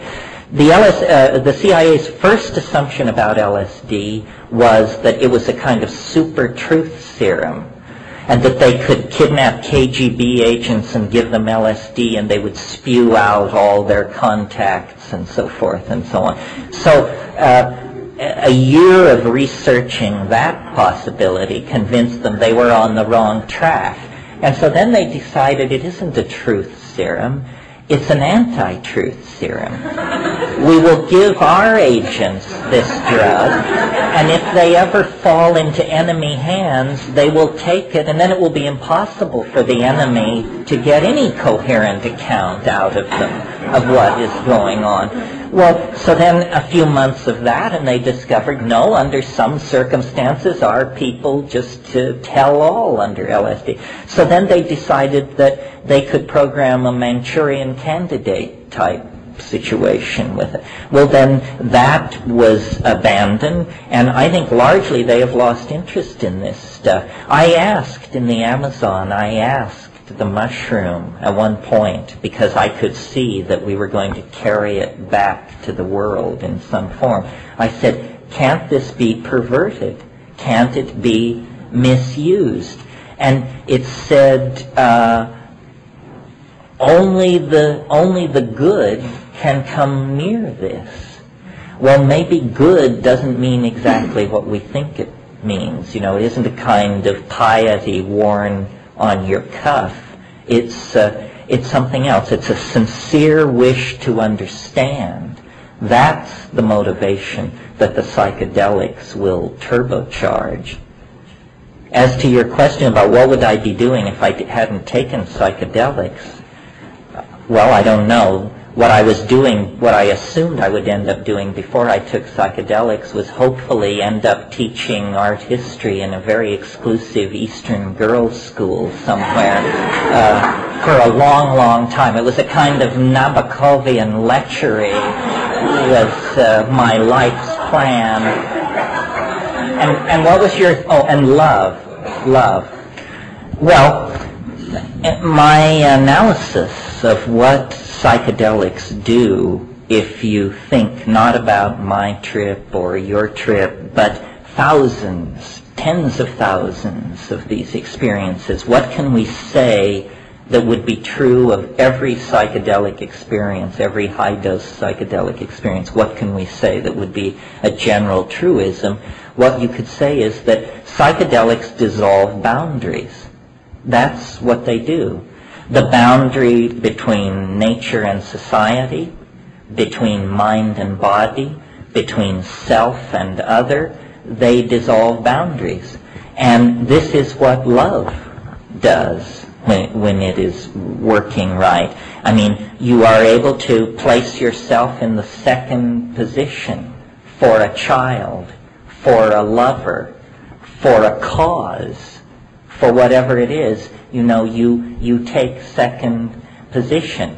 And so I see them essentially as aphrodisiacs of a strange sort. They empower not genital prowess, but real caring by showing that all differences are illusions, that what is real is the unbroken, seamless plenum of being.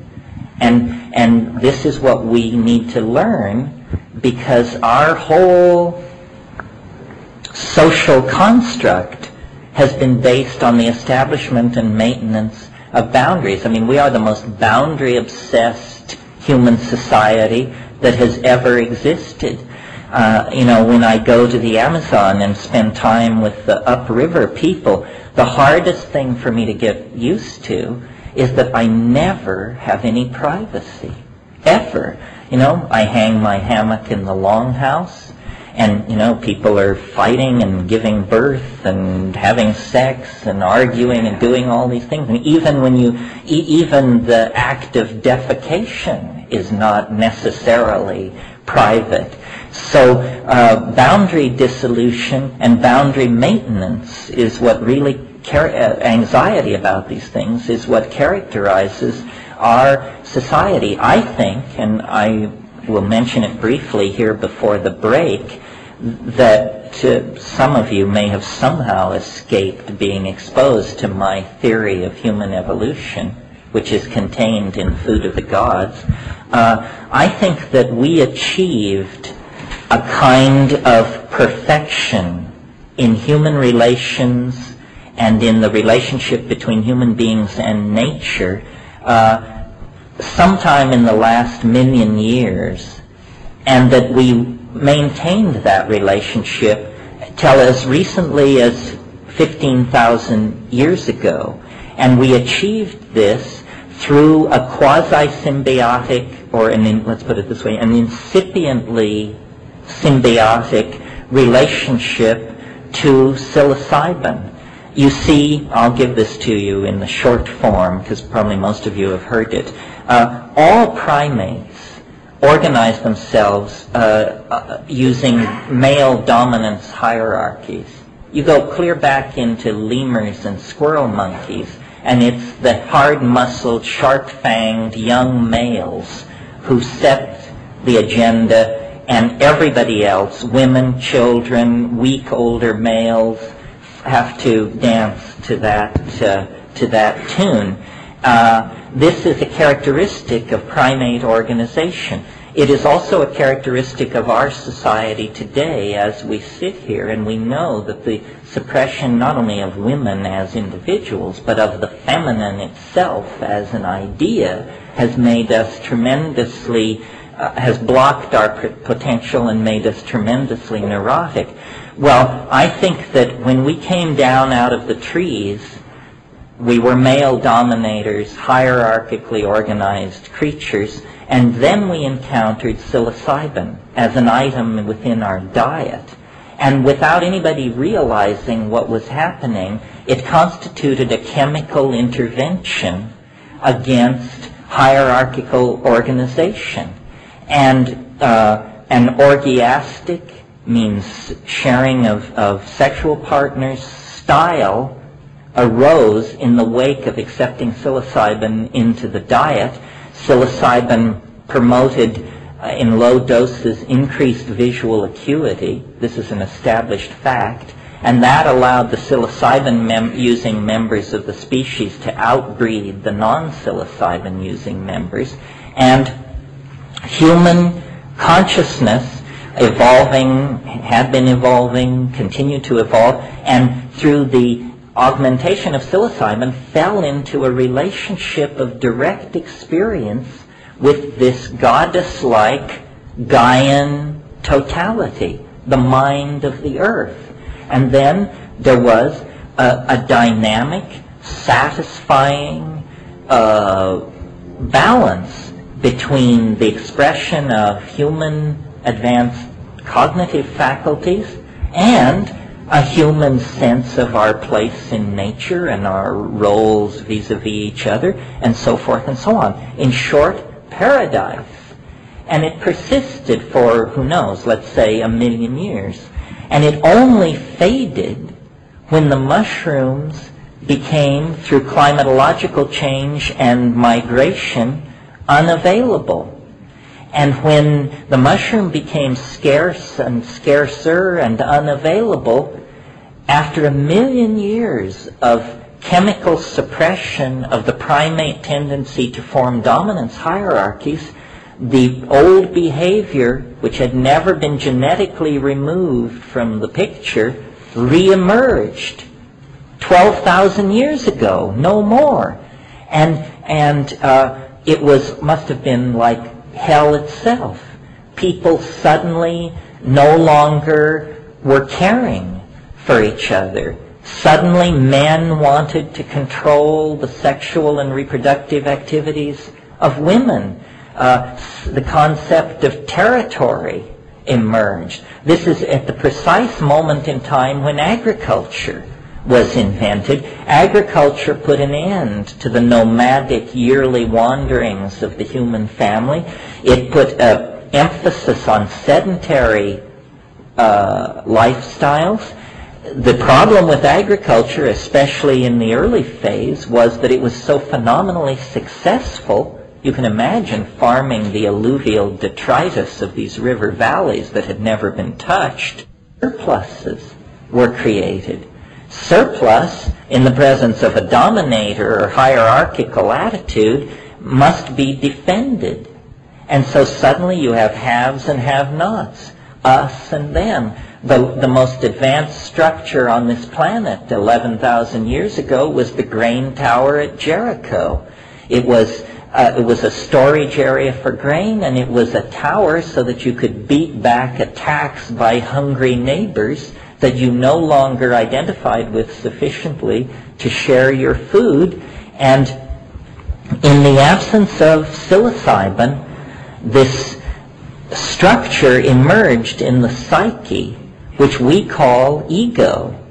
if you have psilocybin in your diet, the ego, it's like taking chemotherapy or something. The calcareous tumor of ego is never able to form in a situation where psilocybin is being taken, group sexual experiences in a religious context are being orchestrated at the new and full moon, sharing of food, sharing of child care, sharing of sexual partners. All that is ended when the ego is born, and the ego is the boundary establisher par excellence, because it establishes me and mine as opposed to you and yours. And with the invention of agriculture, the establishment of large sedentary populations, that means cities, the establishment of specialized roles,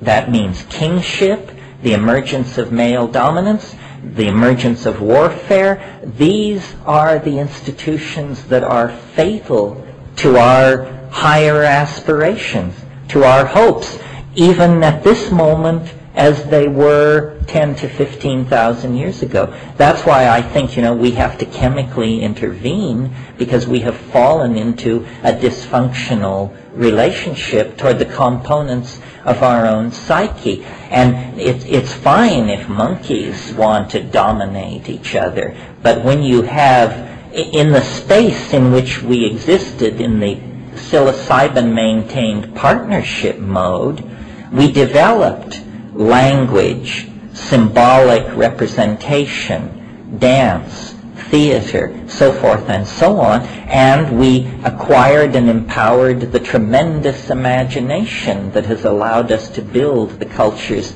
that we see around us.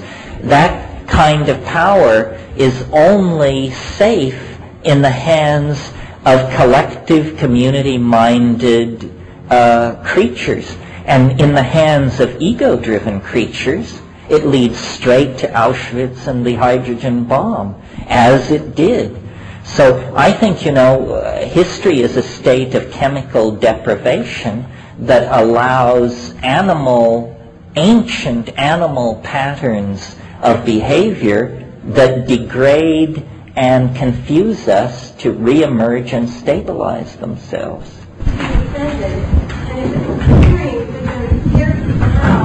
What would the response be to that?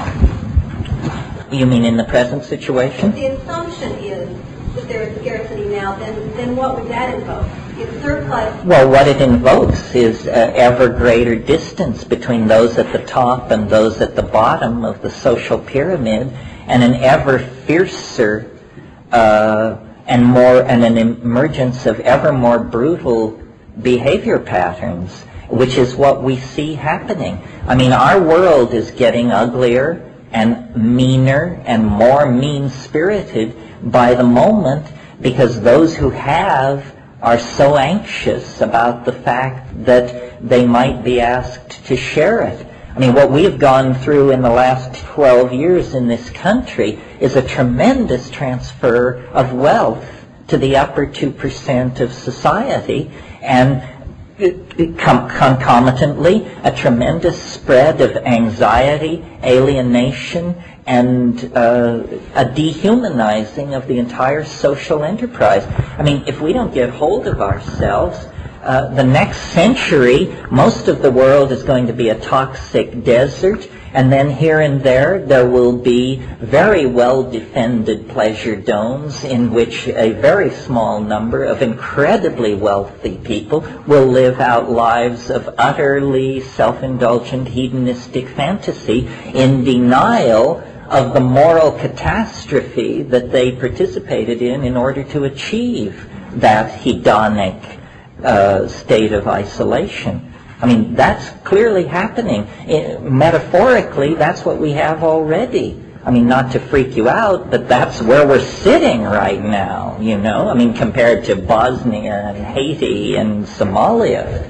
But if surplus creates defensiveness and scarcity creates defensiveness, then what is the alternative? Well, neither create defensiveness except in the presence of the ego. In other words, what we have to do is teach people to care for each other as a primary value, not something you do after you pay for your Mercedes and all that, but as the primary value. We have to have community. It's very simple. We don't have community. We have a free-for-all where the devil takes the hindmost. The most brutal and ruthless among us rise to the top, and everybody else has a foot on their neck. We are now in a hell of a fix because we've waited so long to address these problems.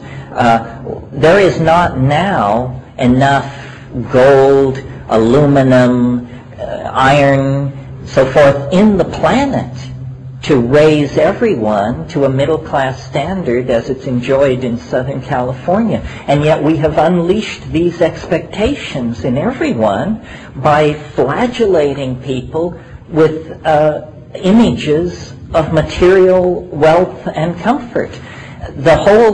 We must re-empower the individual and the quality of individual experience. In other words, you have to convince somebody that you are a richer person on 5 grams of psilocybin than you are if you live in a $5 million house and are spending $50,000 a year on psychotherapy because you're miserable, you see. We have allowed ourselves to be tremendously disempowered by allowing our values to shift toward the material domain. You can't take it with you, folks. But the soul is the vehicle that you do take with you into whatever dimensions of continuity exist beyond this mortal coil. So instead of balancing and replacing the tires on your Porsche, you should be balancing and replacing the tires on your after-death vehicle. After all, that's the one that's going to have to serve you well in the clinches, you see. Yeah. How have you worked with the terror in dissolving, on your journey? How have you worked with the terror in dissolving the ego boundaries? Well, you're right. There is a component of terror in this kind of work. You know, the Rolling Stones song, "You don't get what you want, you get what you need," is never more true than with psychedelics. But in terms of practical suggestions, fear has many aspects. But one aspect of it is it has a chemistry. And the chemistry of fear is fairly short-term. You've probably all experienced driving on the freeway and somebody cuts right in front of you, and there is it feels like your body temperature must rise about 5 degrees in about a third of a second. It's an incredibly fast chemistry that goes on there, and then in about 5 seconds you fall back down to within normal parameters. The one way to deal with fear is sit still and wait. In other words, the psychedelic terror is usually fairly unfocused. It is simply raw terror.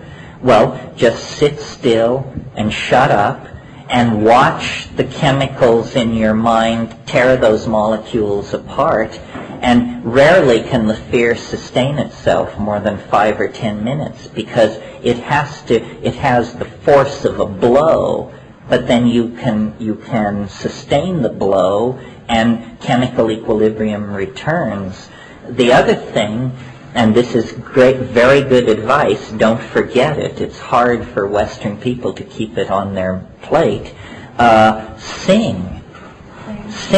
The way we relate to terror is we crunch, clench, withdraw, and hunch over in some kind of fetal position, like you're being beat on. What you want to do is sit up straight, straighten your spinal column, open your air passages, and begin to cycle oxygen through. And if you sing, in a very few minutes, the chemical foundations of the fear will be washed away. So that's very practical. So the mantra. It doesn't matter, mantra, yantra, everything becomes profound on psychedelics. I mean, I tend toward row, row, row your boat gently down the stream. Merrily, merrily, merrily, life is but a dream. Well, I see it's lunchtime. Why don't we break? Keep your questions. We'll come back at about 1:45, and then we'll push on to the summit, hopefully. Thanks very much.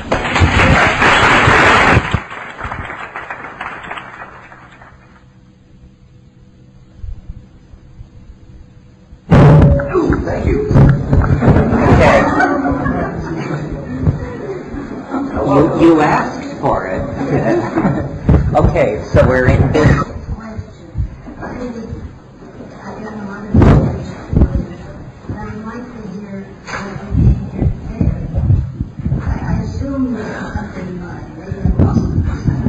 Oh yes, what a heart-sinking assumption. No, my assumption was that we could skate by on questions alone. But what is your question?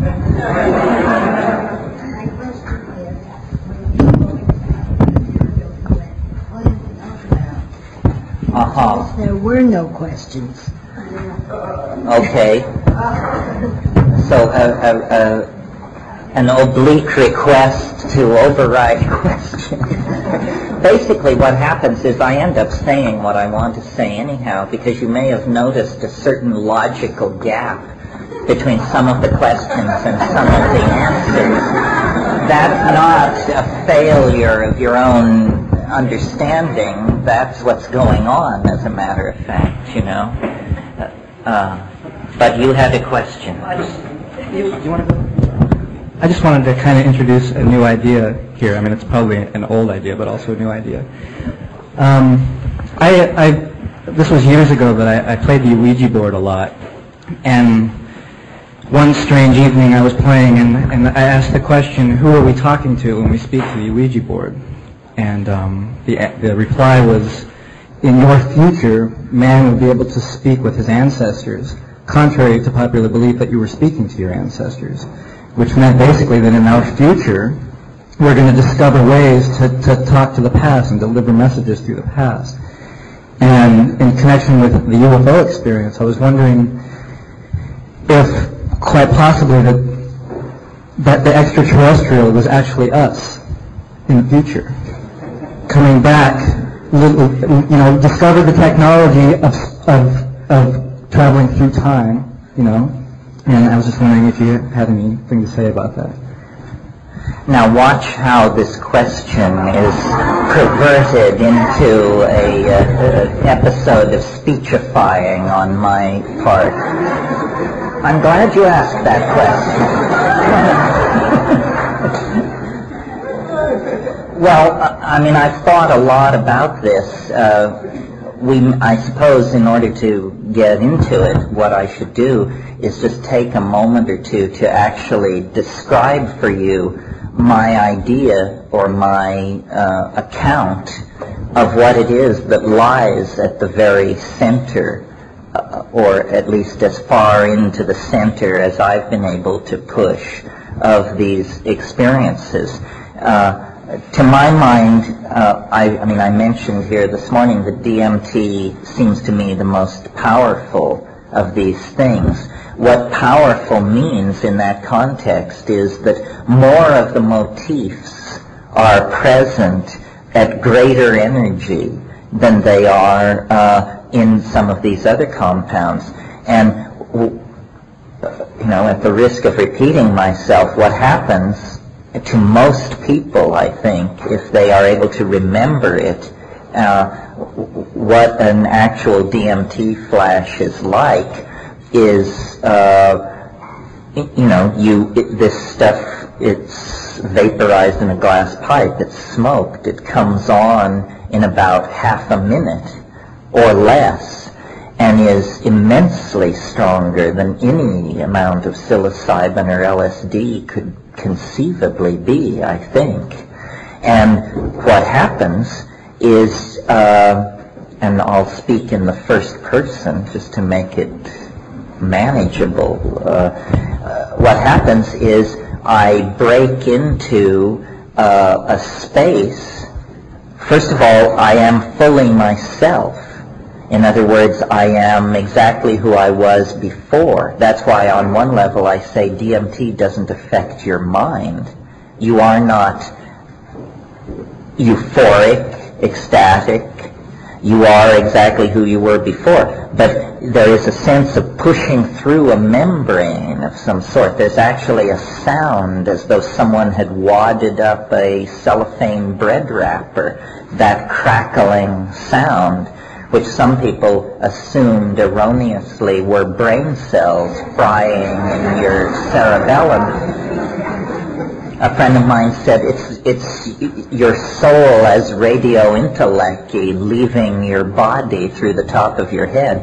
Well, whatever it is, you burst into a space, I burst into a space that is inhabited. That's the first shocker. There's no ambiguity about it, because there's an ear-splitting cheer as you break into this space. It's an elf nest of some sort. And there are hundreds of these self-dribbling jeweled basketballs, sort of. I mean, that's a heavy download into English of what they are. But they are autonomous, separate from the background, and they bound forward, screaming hello, basically. And for someone who expected insight into their relationship or their financial circumstances, this is a fairly astonishing and rapid turn of developments. And they are intently focused upon you. I mean, when it happens to me, they yell hooray, and then they are like long-lost acquaintances. They literally pour over you. They crawl over you. You're being hugged by a troop of hyperspatial machine elves. And they say, you stay away so long. You send so many, but you come so rarely.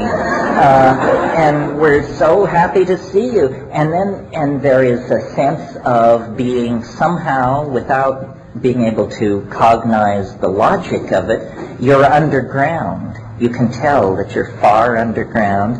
And these things, the main thing going on in this place is that these things are creatures of language. They are elves of syntactical intent. They appear to be made of language, not matter. And they are in a process of continuous semantic transformation. Meaning is crawling across their surfaces in a state of continual metamorphosis. And they are emitting sounds roughly analogous to some kind of music or language, except that this is like no music or language you've ever heard, because what it is it is something capable of being visibly apprehended.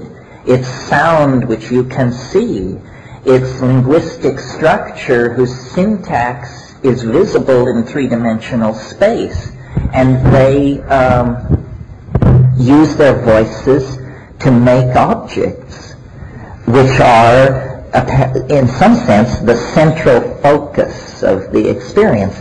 Because out of the air, out of their bodies, out of your body, they condense, create, and pluck these objects which they offer for your inspection.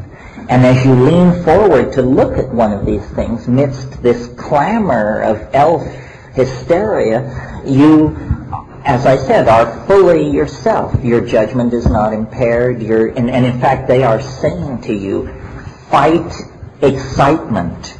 Do not abandon yourself to amazement.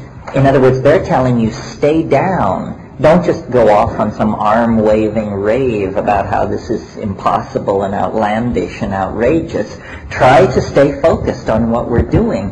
And what they show you are objects that are intrinsically and inherently impossible. So that these things made of tooled gold, ivory, cut stone, flesh, music, hope, odor, I mean, it's hard to talk about. But when you direct your attention towards these things, you can tell by looking at it that if you could get it into three-dimensional space, if I could suddenly whip one out of my briefcase and display it to you, our world, our intellectual constructs would collapse upon themselves, because this is impossible, impossibly beautiful, impossibly constructed, defying of the laws of physics and of chemistry. So is there do you think there's a multi-dimensional life force that is the same through the entire dimension? And that's a higher dimension, actually, maybe from the future, maybe, I mean, as far as three-dimensional time is concerned, there is no such thing. Well, that's what we've created. So are they actually trying to tell you that, okay, everything you see is impossible is not really impossible? Introducing to you that nothing is impossible, and that is our future way of thinking, is that nothing is impossible any longer, otherwise we're doomed. Well, I have a sort of I almost said rational, but let's say at least orderly kind of mind. So I tried to understand, what could this be? So you make a list of hypotheses and then think about each hypothesis and test it against the evidence. Okay, hypothesis 1, DMT is not a drug. It is an extraterrestrial communication device. These are creatures somewhere in the universe who are so different from us that they come to us not in starships the size of Manhattan, but in drug molecules that are dinky. So we are in contact here with some kind of extraterrestrial technology, and these are true aliens of some sort. And God knows the weirdness of the situation supports the hypothesis. Okay, second hypothesis. There is a parallel universe, unsuspected by most human beings. It's right here all the time. It's inhabited. These things have their own hopes, fears, problems, so forth. And somehow this drug just erases this boundary, and then you find yourself in the elf nest. Okay, next hypothesis. These things, because they have great affection for me, because they seem intent on the task of communicating, perhaps they are human beings from the distant future.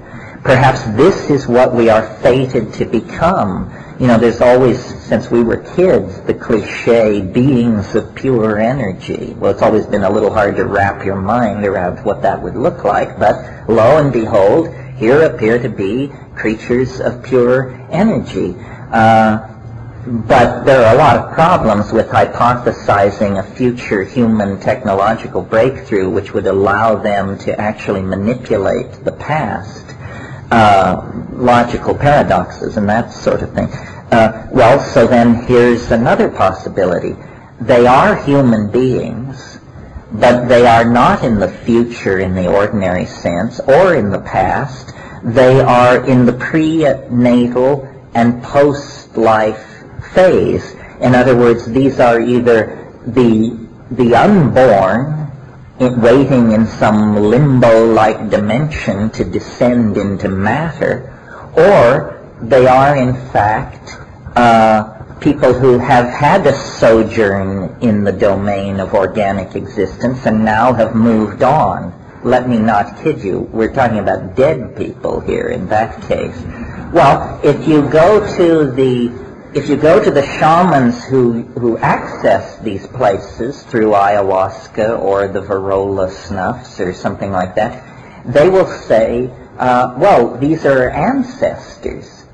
Didn't you read Merciliad? Don't you know that shamanism works through ancestor magic? Well, ancestor is a tremendously sanitized term for dead people. And if what is actually happening here is that the much argued about soul is actually made visible by this pharmacological strategy, I mean, God knows why, but God knows why anything else is the way it is, then this is truly big news. This is the confounding of rationalism. If what is happening is that by pushing the frontiers of pharmacology, we discover a way to even momentarily and temporarily erase the boundary between the living and the dead, then this is a 180-degree turn on the evolution of culture that not even the most technically infatuated among us are prepared to assimilate. I mean, it's no challenge on that scale of things to expect visitors from Zenebel-Ganubi or Zeta Reticuli or some other distant piece of real estate, but to expect visitors from, beyond the grave, that's a little confounding. And over time, I've sort of come to incline to the idea that this is what is in fact going on. And the reason it's so hard to bring anything out of the DMT flash is because at the center of the flash, you find out something so unexpected, so appalling, and so existentially convincing in the moment of confronting it that you simply immediately block it out and obliterate it. And then, and these things are very focused on getting you to do what they're doing. I mean, they say, you can do what we are doing. Do it. Do it. And what they want you to do is use your voice to make objects appear in visual space, as though language, admittedly the phenomenon with which we are involved in a way that no other animal species on this planet is, but that language, as practiced by human beings, is an incomplete enchantment, and that pushed to its limits, language becomes not something heard with the ears, but something seen with the eyes.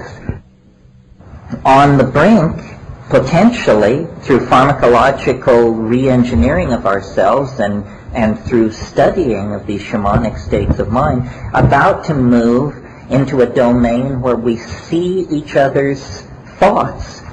Now, normally when we conceive of telepathy, we think of it as, you hear what I think. Telepathy is, you see what I mean.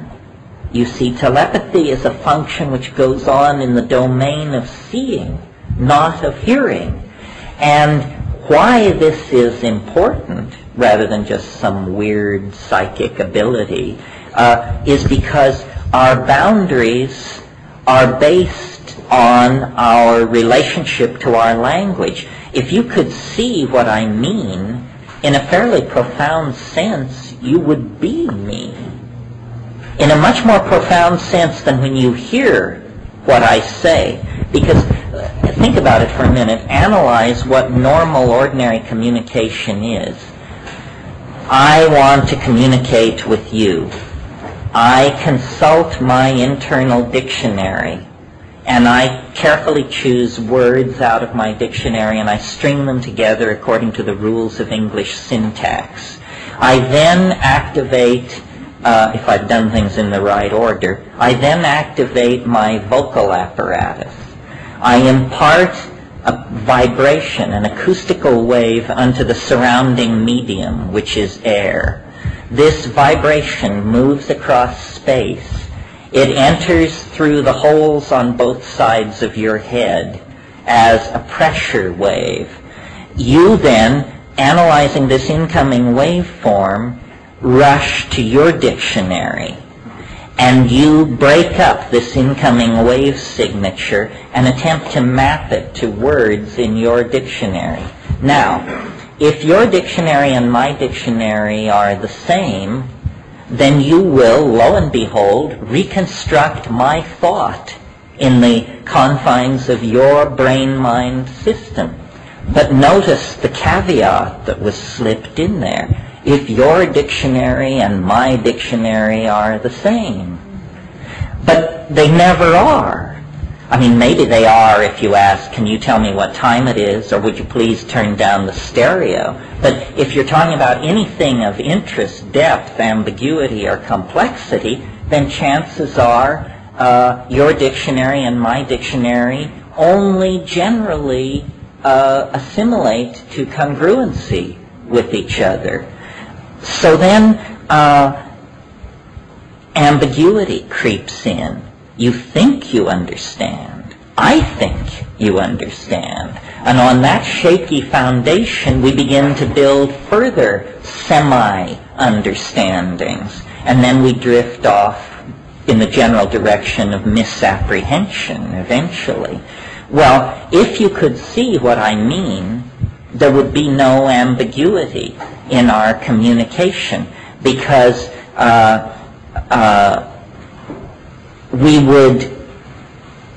the intention of language would be established in visual space with an existential modality about it, similar to sculpture.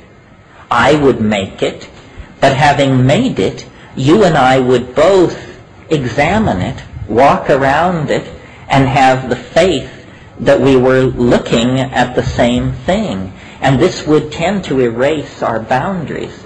So it's very clear that communication of the ordinary sort, small mouth noises transduced across acoustical space, and symbolic notations thereof, have created the global civilization that we're living inside of. But how much more collectivist, how much more community we would have if we could see what each other mean.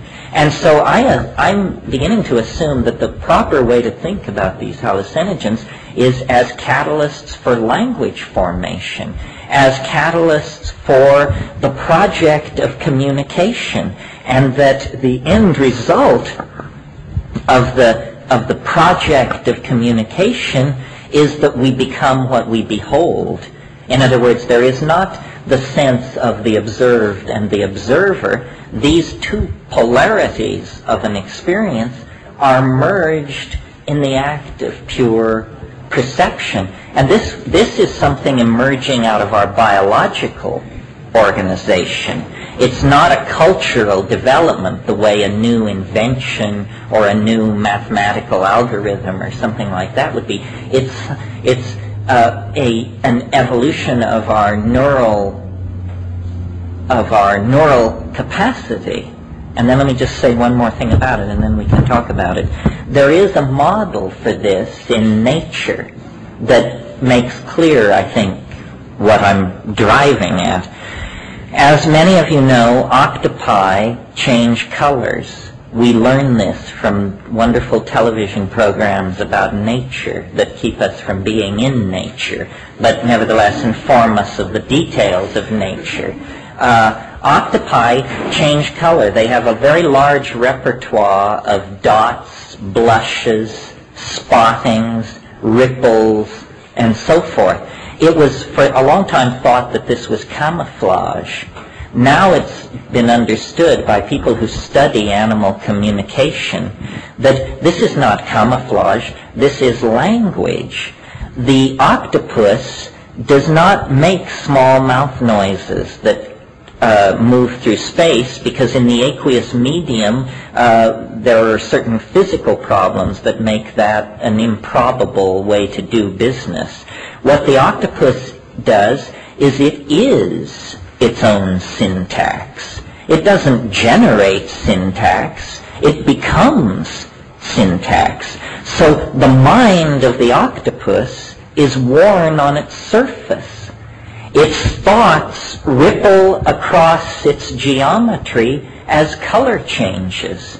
It is in effect, operationally, a naked mind. Not a naked brain, a naked mind. So when one octopus encounters another, by the mere act of looking, it can tell how long it's been since the other one has eaten, how long it's been since it's had sex, what its general attitude toward the world is at that moment, so forth and so on. It is able to visually apprehend the mental universe of the other. This is why octopi extrude ink into the water. It's because it's the only way they can create a private dimension for themselves. Because for an octopus, to be beheld is to be understood. So you can think of octopus ink as correction fluid for misspoken cephalopods, if you like. Well, in a sense, this is what we, I think, are headed for. In a way, we can already do this in a very crude way. We have faces. No other animal has a face. Other animals have fronts to their heads. But we have faces. It's an area where a lot of musculature is under the surface, is under the control of the intent to communicate. So by scowling, squinting, rolling one's eyes, looking away, so forth and so on, we communicate. Imagine if that communicative ability, rather than being confined to a few square inches on the front of the skull, were to spread out over the entire body. And of course, for the octopus in an aqueous medium, it can fold and unfold itself. It can reveal and hide parts of its body very quickly. It can, in fact, communicate faster than we can communicate with small mouth noises. And this ability to communicate is so important to the biological foundations of octopus existence that when the octopi, all of whom, or all of which, I'm not sure, evolved in the shallow waters near coastlines, when those environments became evolutionarily crowded, the octopi evolved into the benthic depths, into the parts of the ocean where no light ever reaches. But in order to maintain lines of communication, over long periods of time, they evolved phosphorescent organs on their bodies and eyelid-like membranes covering those phosphorescent organs. So in the benthic depths of the sea, all that one octopus ever encounters of another is its pure linguistic intent. Nothing else can be seen. So I think that the DMT elves, all I can figure is that they are trying to catalyze us to move up the scale in the refining of the bandwidth of our communication skills. Yeah. You feel that after your experience with the DMT elves, that you come any closer to expressing your communication through those means? You mean, do I feel more able to do that? Yeah. Do you feel that you're any closer, or is it otherwise just maybe an entertainment instead of an enlightenment, if we aren't able to actually reach it? Well, no. They urge one toward a kind of glossolalia, a kind of ecstatic verbal activity that is devoid of attachment to the culturally contrived dictionary. And for a long time I could hear them do this. I could hear this stuff, this DMT gibberish flowing through my mind. And then eventually I became able to do it. And it's immensely satisfying. This relates back to what we discussed this morning about how there's DMT in the human brain being produced for some reason. You see, we do tend to connect successful linguistic activity with the visual cortex. In other words, if somebody successfully communicates something to you, you say, I see what you mean. Now it's clear to me. You've painted a picture. why is it that when we want to say that language is succeeding, we reach for visual metaphors? It's because we trust our eyes. We don't trust our ears. The world is defined for us as something seen. And the ambiguity of ordinary communication, which is culturally defined, and for each of us defined by basically where on the surface of the planet you first saw the light of day. You know, the French speak French, the Dutch speak Dutch. Why can't the English learn how to speak? Or no, that's something else. But what I'm talking about is an language that you don't learn from a culture, but that you learn in the same way that you know how to breathe, you know how to eat, you know how to grasp. It's in the organic structure rather than in the cultural software. Yeah. But is it the communication? Is it with other? Can you communicate with others? Other human beings? Yeah. On this level? Well, you can if you're both loaded on DMT, but that's such a chaotic environment in which to sort this kind of stuff out. That's what drove me to the Amazon in the first place, was the DMT flash is so maddeningly short. I mean, you're trying to sort all this out and assure yourself you're not dead as a doornail in about 2.5 minutes. And I thought, we need to slow it down and stretch it out. Why does it have to be like a Bugs Bunny cartoon run backwards at 5 times normal speed? I mean, you just cannot get a grasp on it. And over the years, judicious manipulation of these substances and all kinds of special conditions, eventually you see what it is. And it's almost as though language is trying to be born out of matter. The pure energy thing of 50s science fiction may in fact be a fairly accurate take on where we're headed. We are headed toward becoming pure syntactical intentionality, just shedding the monkey, shedding any umbilical cord into matter. Matter is becoming a fairly uncomfortable dimension for us to be in, and I dare say matter would probably be highly relieved to have us just move on so that the rainforest chipmunks, glaciers, and schooling salmon could go back to doing what they do best. Nicole. I wanted to talk about the eggs. I have like a certain understanding of what they might be, and I want to see what you think of it. And the psychedelic experience, if we think of the whole of life being one end is the self-acceptance, everyday business, and then the other end is the source, the silent form, whatever you call it.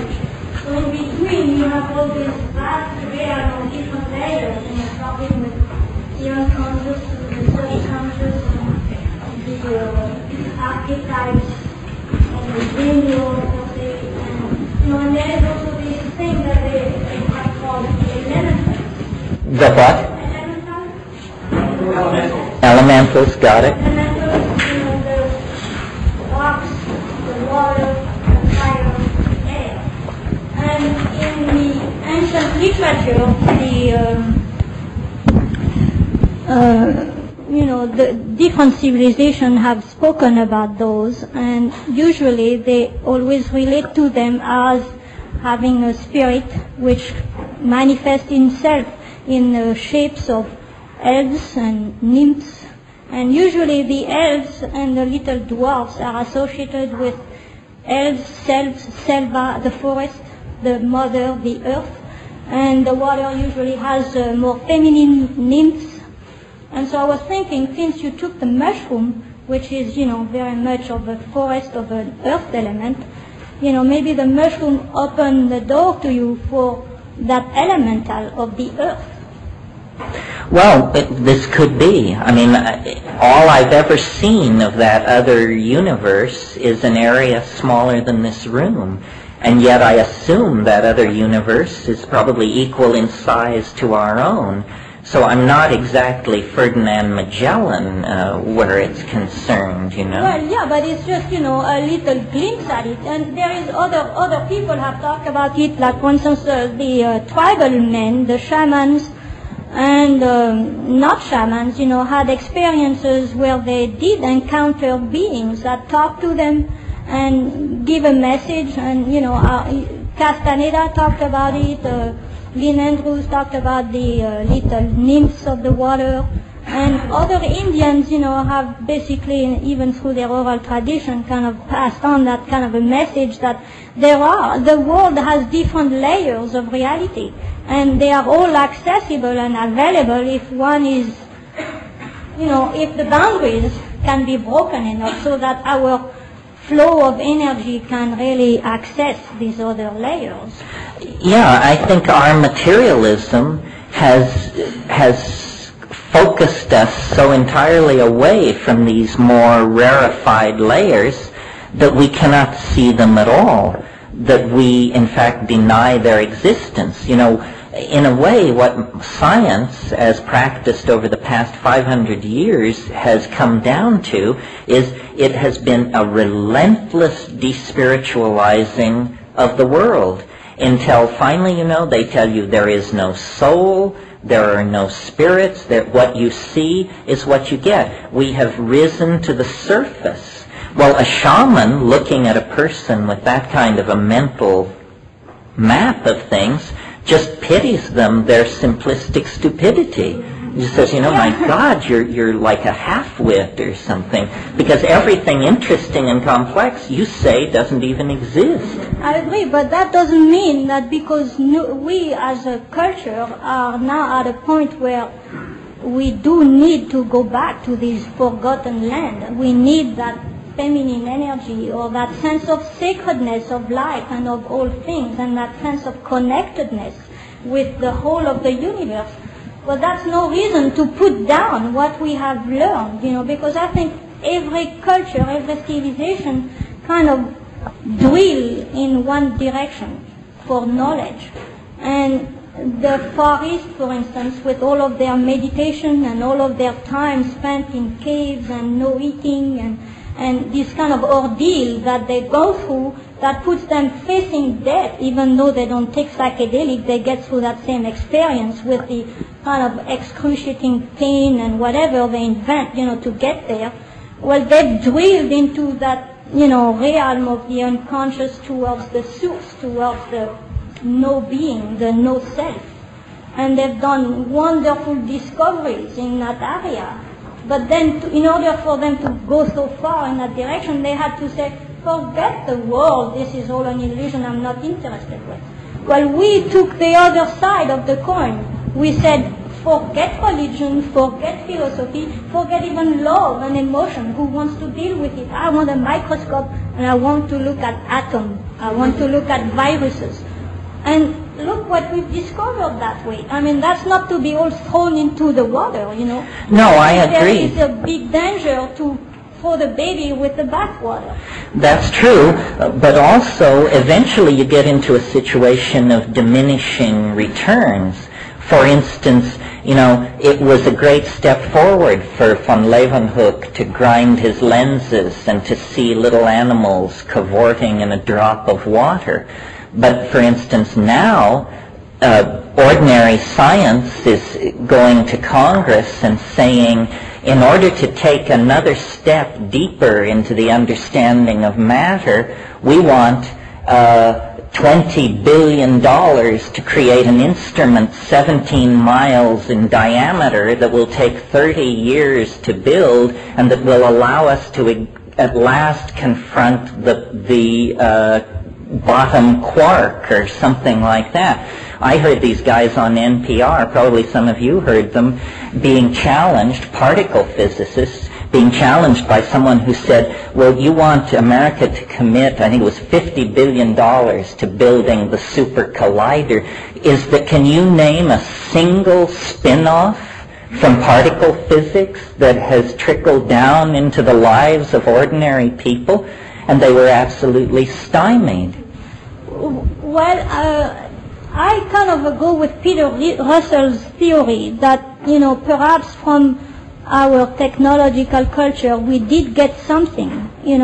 First of all, none of us would be here if it was not for technology, because today we have like close to 5 billion people on Earth. That might be a curse, but that also might be, do you want to be the one who is not born? I mean, a tricky question. So, in that fact of life explosion, there is one thing that happened is that we do now have a conscious of ourselves as one planet, as one whole being. I mean, even with the technology of going to the moon, through the physicality, we have a view of ourselves from the outside. I mean, to me, I look at it like maybe in the evolution of humanity, it's like being 7 years old. All of a sudden you say, but hey, I am me, I am somebody, and I can decide, to say no or to say yes, but there is something there is an entity. And as a planet, maybe that's what we did when we went to the moon. And the Indians, I go down to Sweat Lodge every week and I participate with the Indian community down in San Pedro, so I'm trying to learn a bit the way they think. And a lot of things I enjoy very much, but then other things, I don't agree totally. For instance, with the moon thing, they say, well, we've been to the moon many, many times before, and we go to the moon through the dream world. See, like you went to the Alps, but a lot of people go to the stars. I mean, there is a lot of other realities out there, and it's not the future and it's not the past, it's just life. It's part of that dense, rich. But do you think that it's simply that there are a lot of realities? For instance, what puzzles me about these encounters with these elf things is the urgency from their side. I could imagine just breaking into an elf ecology and seeing them busy making shoes and, putting the blush on strawberries or whatever elves do. But they seem intently focused on a project that has consequences in this world, and that puzzles me. I don't think history has been a waste of time. I think probably it's served its purpose. And that what we now have to do is take what we've learned. It's the prodigal son, I mentioned that, and now return to the archaic family with the ability to move to the moon and to etch microcircuitry and to define the protein coats of viruses and these fancy things that we can do. All that is good knowledge, but it has to be linked to a coherency of self that we somehow have gotten so strung out on this scientific descriptive binge that we forgot why we're doing it and what this is all for. The only thing I would say is that for people to hear us into this kind of rationality, I think it's good diplomacy not to put down the culture, not to discard it. I mean, I got a sense sometimes that, you just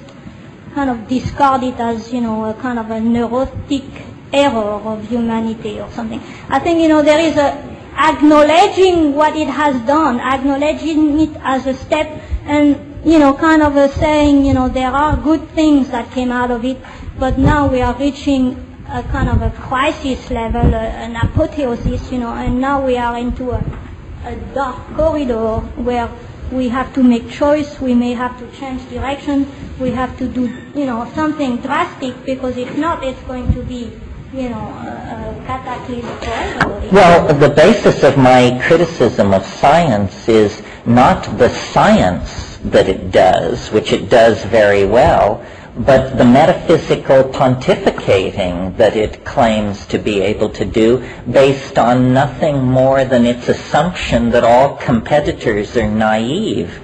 I mean, science should not be telling us what we should think about astrology, because astrology is not a proper object for scientific judgment.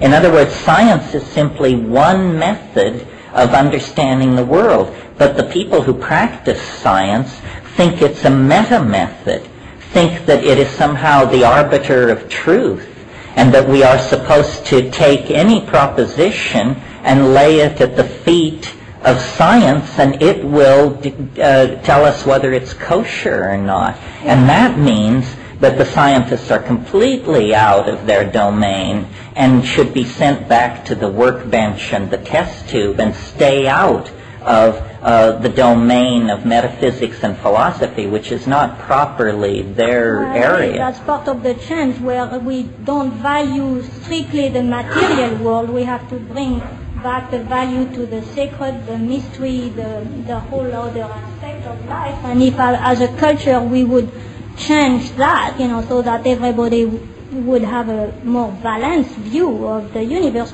then the scientists would be automatically put back in their spot. Physics and metaphysics need to marry. Thank you. Everybody talks here like there is truth. There may be no truth. It may all be nonsense. When you go on and listen to Hallucinogenic Journey, I get the impression sometimes you feel you're bringing truth back. How do you tell the difference between truth and nonsense? Or shit and shinola, as we normally...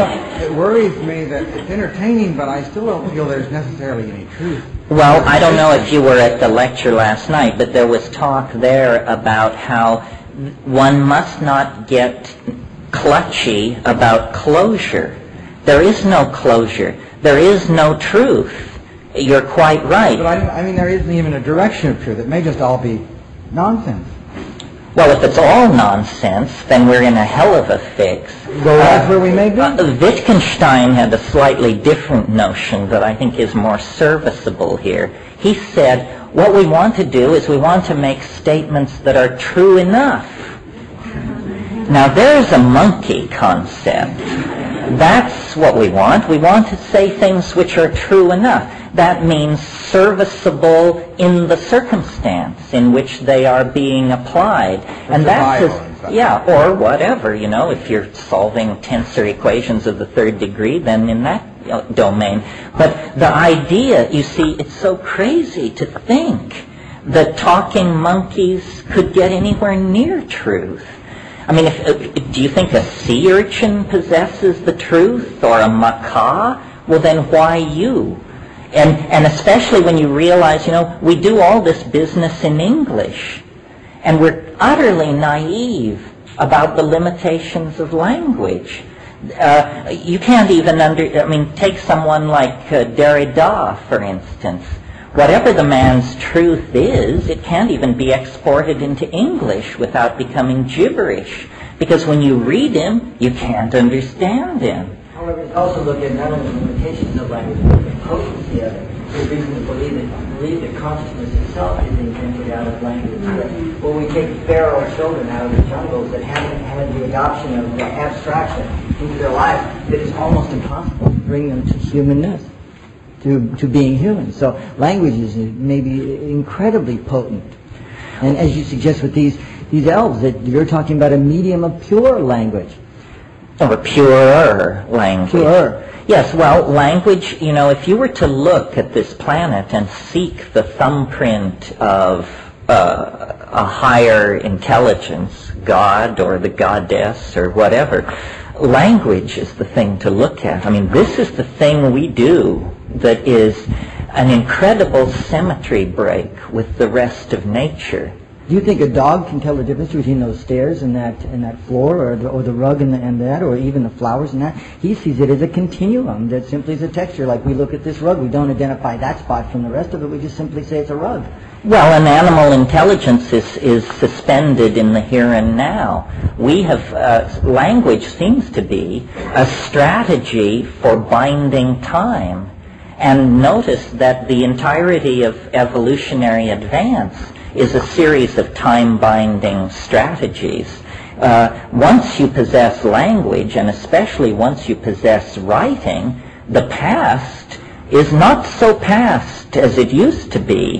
It hangs around, and we begin to create a database of experience larger than any community of living people could ever have.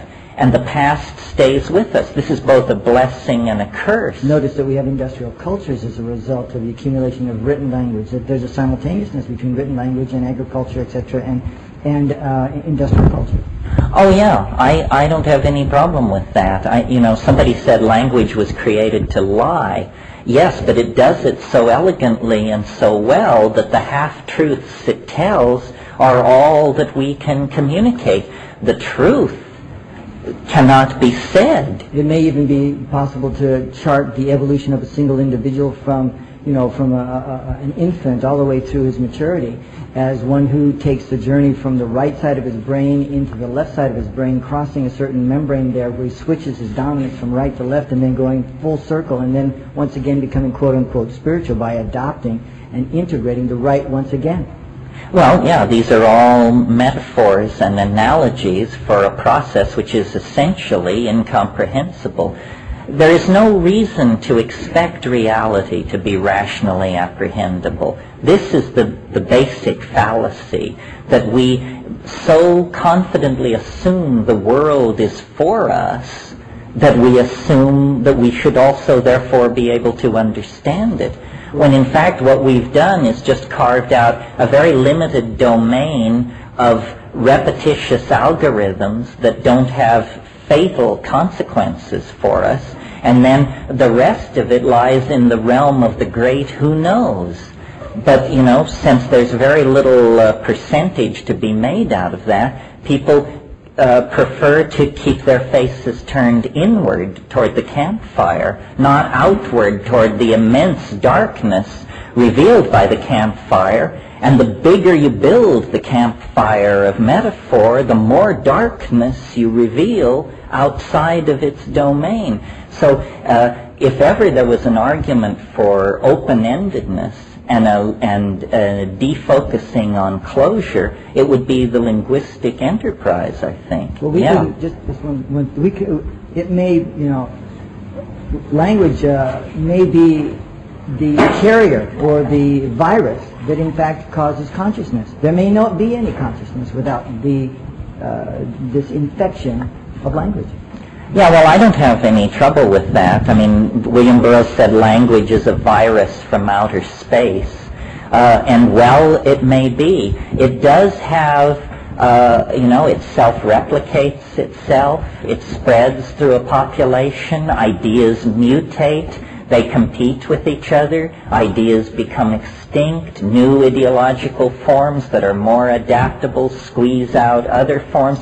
I mean, the whole evolution of organic life may be simply a lower dimensional rehearsal for a kind of syntactical evolution that is going to go on in a domain that we can barely conceive of.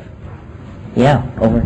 Yeah, for myself, I'm not so concerned with what the truth is, but what in fact works in one's life and how one uses the word or uses the ideas to manifest in the reality that we're swimming through. In light of that, I'm just wondering about the mushroom, morphogenetic fields, the plant community in terms of allies that one can become connected with as a collective community that we're all participating in. Can you elaborate on that? Well, I've talked with Rupert a lot about this, and sort of different things can be said. I mean, one way of thinking about what the psychedelic experience is that psychoactive compounds amplify the morphogenetic field to the point where it becomes a potential object for inspection by the conscious mind. In the same way that we know right now that this room is filled with radio, VHF, UHF signals, but we also know that we would have to have a radio or a television set in order to tap into them. The morphogenetic field is ordinarily damped by experience, but becomes overwhelmingly present when we jack our neurophysiological receptors up to the point where these previously invisible influences become visible. The other thing in terms of the morphogenetic field theory and how it relates to psychedelics is to realize that when you take a plant, the plant takes you. And so, for instance, one of the reasons I prefer shamanic hallucinogens to synthetics is that they are so much richer as databases because they have inside them all the people who've ever taken them. I mean, when you take psilocybin, you leave something behind in there that every subsequent user of psilocybin will encounter. So you know the way Tibetans leave little cairns of rock when they cross high mountain passes? Well, this is what we're doing in the psychedelic experience. And really, the character of psilocybin is the cumulative superimposition of the character of the thousands and thousands of people over the millennia that have taken it, plus something else, its own unique nature. When you take a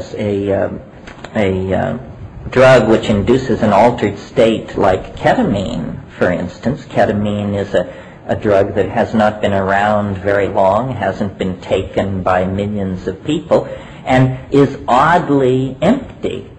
The building is there, the architecture is there, but where are the hurrying secretaries, the water coolers, the executives, the buzzing elevator? Nothing. You know, it's empty real estate. It's for rent. And if you want to move in, well, then you can live there. But it's the difference between a modern office building and a 14th century Italian villa when you contrast a modern synthetic with a well-used shamanic organic. Yeah. Yes. Question. You bring up so many different questions. You sit here and kind of try to... It's in order to be a moving target. That's the idea. I'd like to relate an experience. Well, first of all, I'd like to kind of get some input from, if anybody else has anything to say on this matter. A lot of times when I first take like 5 grams or something, I get this is kind of a simple thing, but it's a yawn. I'm wondering does anybody else get that yawn? Yes. No, the yawn is a physiological response to psilocybin that it's part of it. Oh. And so is the runny nose in the first hour. This is, every drug has a spectrum of effects, and some are dependable and some are not. I mean, for instance, LSD, you could almost say 100% of the people who take LSD, it dilates your eyes. That is an effect of LSD that it would be impossible to eliminate. But I wouldn't say 100% of the people who take LSD encounter the good Lord or something like that. That's a more selective effect. Okay, the second part is, after I take 5 grams and after I get the buzzing sound in my ears, and then this last time I took it, was in a darkened room, laid on the bed, got naked, and just laid there. And for the first time, what happened, usually I close my eyes and I'm able to get visions, kind of a passing vision, almost like a film going through my head. I'm wondering also, does anybody get it where it's coming from the right to the left, or from the left to the right, sort of a film coming across? Back and the front. Parentology. Well, I think that the number of ways these things can present themselves is practically infinite. I mean, I've had really weird experiences with information. For instance, these flashers on buildings where the news goes by? I've had hallucinations where it became a textual hallucination. In other words, what I was seeing was an illuminated page of print, and then as I looked at it, every 50th letter would invert, and then suddenly every 20th, and then every 10th, and then every 5th, and I literally watch a page of text go from being readable to being gibberish, and then watch the meaning come through again in a loop. I mean, I think anything you can conceive of, it can do, and many things you can't conceive of. That's the beauty of individual perception, though. I mean, we're all individuals. We all have the gift of bringing our own ideas. But still, you have to be able to make general statements about it, or you would have to say that it's all and everything. exactly the same, it would be boring. Well, although how would you know, since you would never have any trip but your own? Right. One of the things that happens on psilocybin and on ayahuasca that really puzzles me, that I just go back to again and again, is you can be having these volleys of hallucination, and then you can say to it, Art Deco, and click, and suddenly there will be thousands of cigarette lighters, limousines, candy dishes, stuff rolling in black space in front of you. Thousands of these things perfectly exemplifying this very narrowly defined aesthetic domain. Italian Baroque. Click. Altarpieces, saints with their eyes rolled back, dripping gold, the whole thing. And so you say, boy, that is really strange. We click through aesthetic epochs like points on a dial, but then you can say to it, surprise me. In Baroque, not Empire, not dynastic Egypt, not North American Indian, Maya, or Fujiwara Japanese, but something never seen on this planet, but equally coherent as those other styles. And I always think, my God, if I could just grab hold of this, I would be Yves Saint Laurent or Klimt or somebody like that. And then, the most puzzling one of all is you can say to the mushroom, okay, enough of surprises, Art Deco, Italian Baroque, show me what you are for yourself. And then it's almost like, there's a roll of drums and black curtains begin to rise, and there's a cold air that sweeps through the room, and you realize, after about 45 seconds of that, you have to call a halt, because you realize, this thing had clothed itself in so many levels of visual reassurance for you as a human being, that the request that it reveal its true nature sets off a cascade headed in a truly appalling direction. And usually you say, okay, that's enough of your true nature. Let's go back to dancing chipmunks and little candies rolling in the dark. Yeah. Do you foresee thought, or discrete thought in particular, being locatable on the frequency spectrum of matter and energy such that it could drive the input of virtual reality so that you could communicate these kind of experiences with headsets? You mean a machine that could be driven by the imagination? It raises a bunch of questions. I mean, the first question is, where is thought generated? The straight people believe that the brain makes thought, makes it. I think that the evidence is overwhelmingly against that, that's as naive an approach to thought as I remember when I was little. I once tore apart a radio looking for little people inside of it. And, there are no little people inside the radio. The radio transduces vibrations that surround the planet and turns it into a recognizable experience. I don't believe thought can be located in the brain. I think the brain is an amplifier and an antenna for something that is everywhere. That the phrase, my thoughts, is a complete misnomer. You don't own thoughts. You don't generate them. All you do is tune into an ocean of thought in which we're embedded. This is the morphogenetic field about which so much shouting and arm waving is going on. To my mind, the proof of this position is the fact that the psychedelic experience unleashes visions in your head which you could not possibly have conceived of or imagined. It doesn't come from you. If we say that the content of the psychedelic experience comes from the self, then we have defined the self in such a way that it's unrecognizable to us. And if your self is unrecognizable to you, then it isn't yourself, you see. So these things are proving that we participate in the world of mind, but that we don't generate it. done. In that case, how come there isn't a common experience then? What? Why are we all tripping the same thing if it's a universal thought? Well, that's like saying when we swim in the ocean, why don't we all see the same fish? Because the ocean is enormous. Because we all enter it from different angles of attack. But if we were swimming together, would we experience the same fish? Yes, we would. And on psilocybin, one of the most stunning experiences you can have, if you wanted to make a believer out of you, is to sit with somebody and describe what you're seeing and agree that after 3 minutes you'll shut up and they'll start up, and you discover that you just hand the baton on.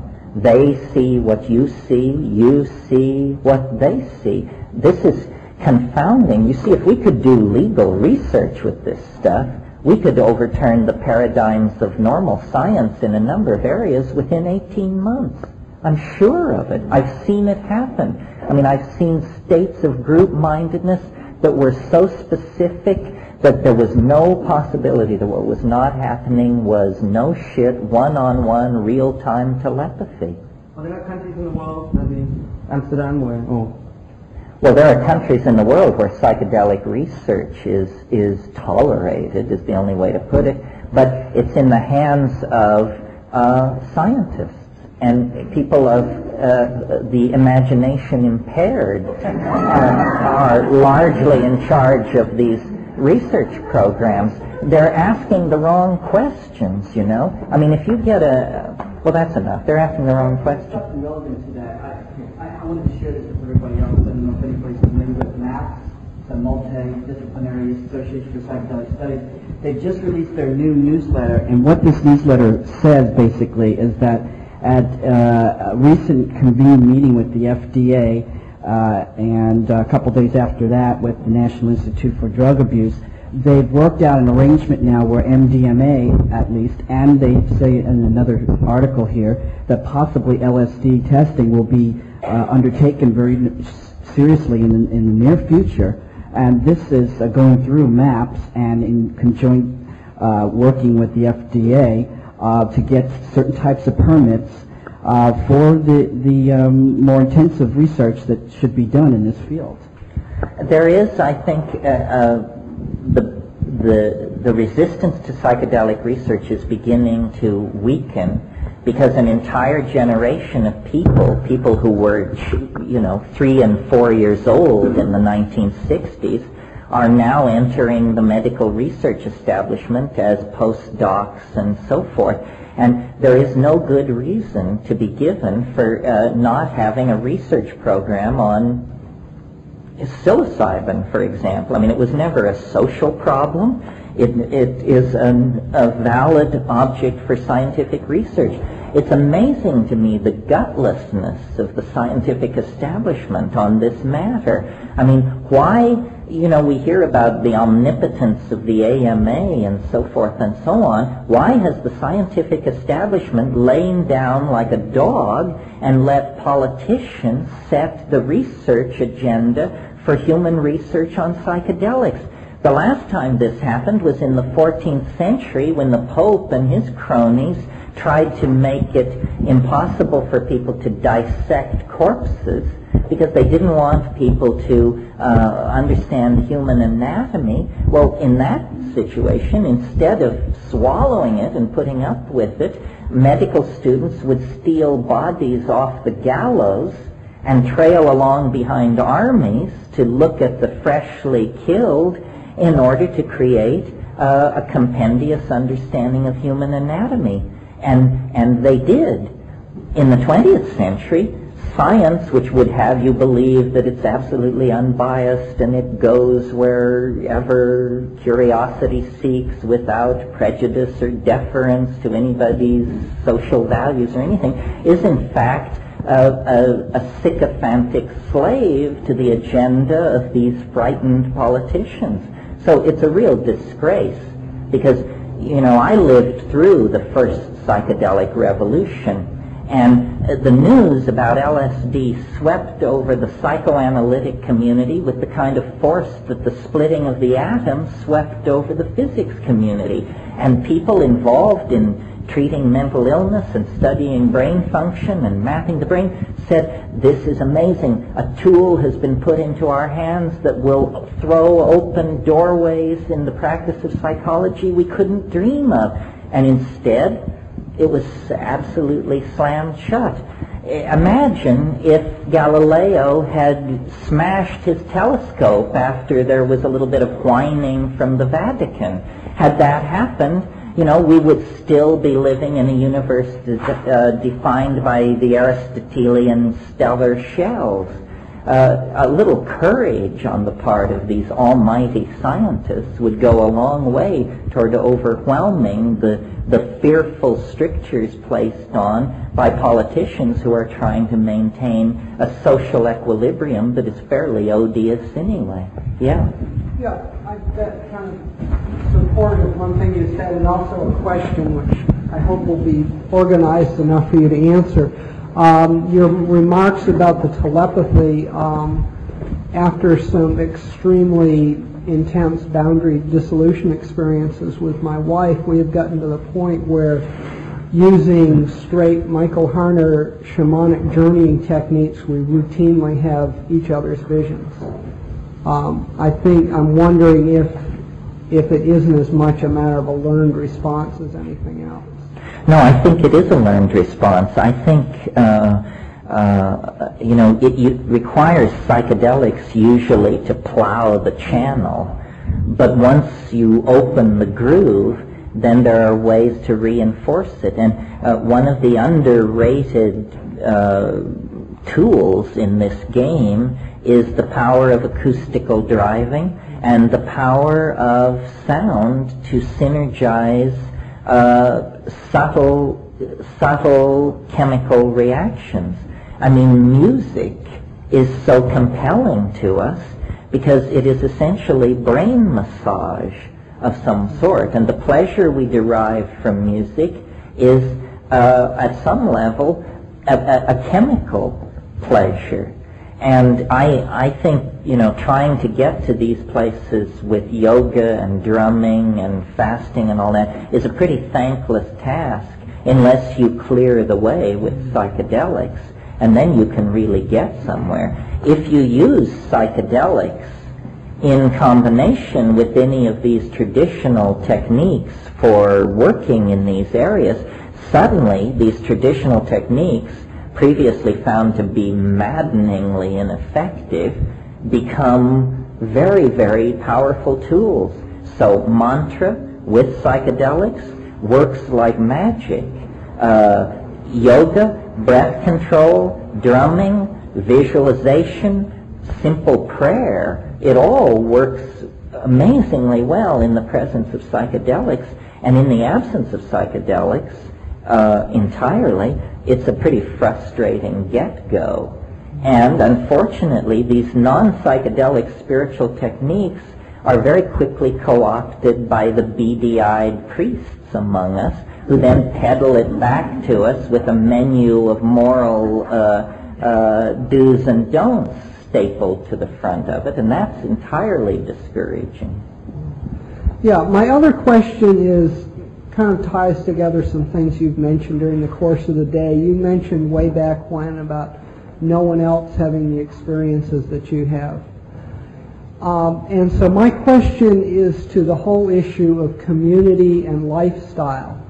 The issue that I'm wrestling with right now, I think part of what I'm experiencing is my own drive for wholeness or insight or whatever. Part of it is perhaps the transcendental object on the event horizon, but what I'm wrestling with is how to follow my muse, how to live the life that's drawing me, and at the same time able to function and pay my child support and not live in the woods.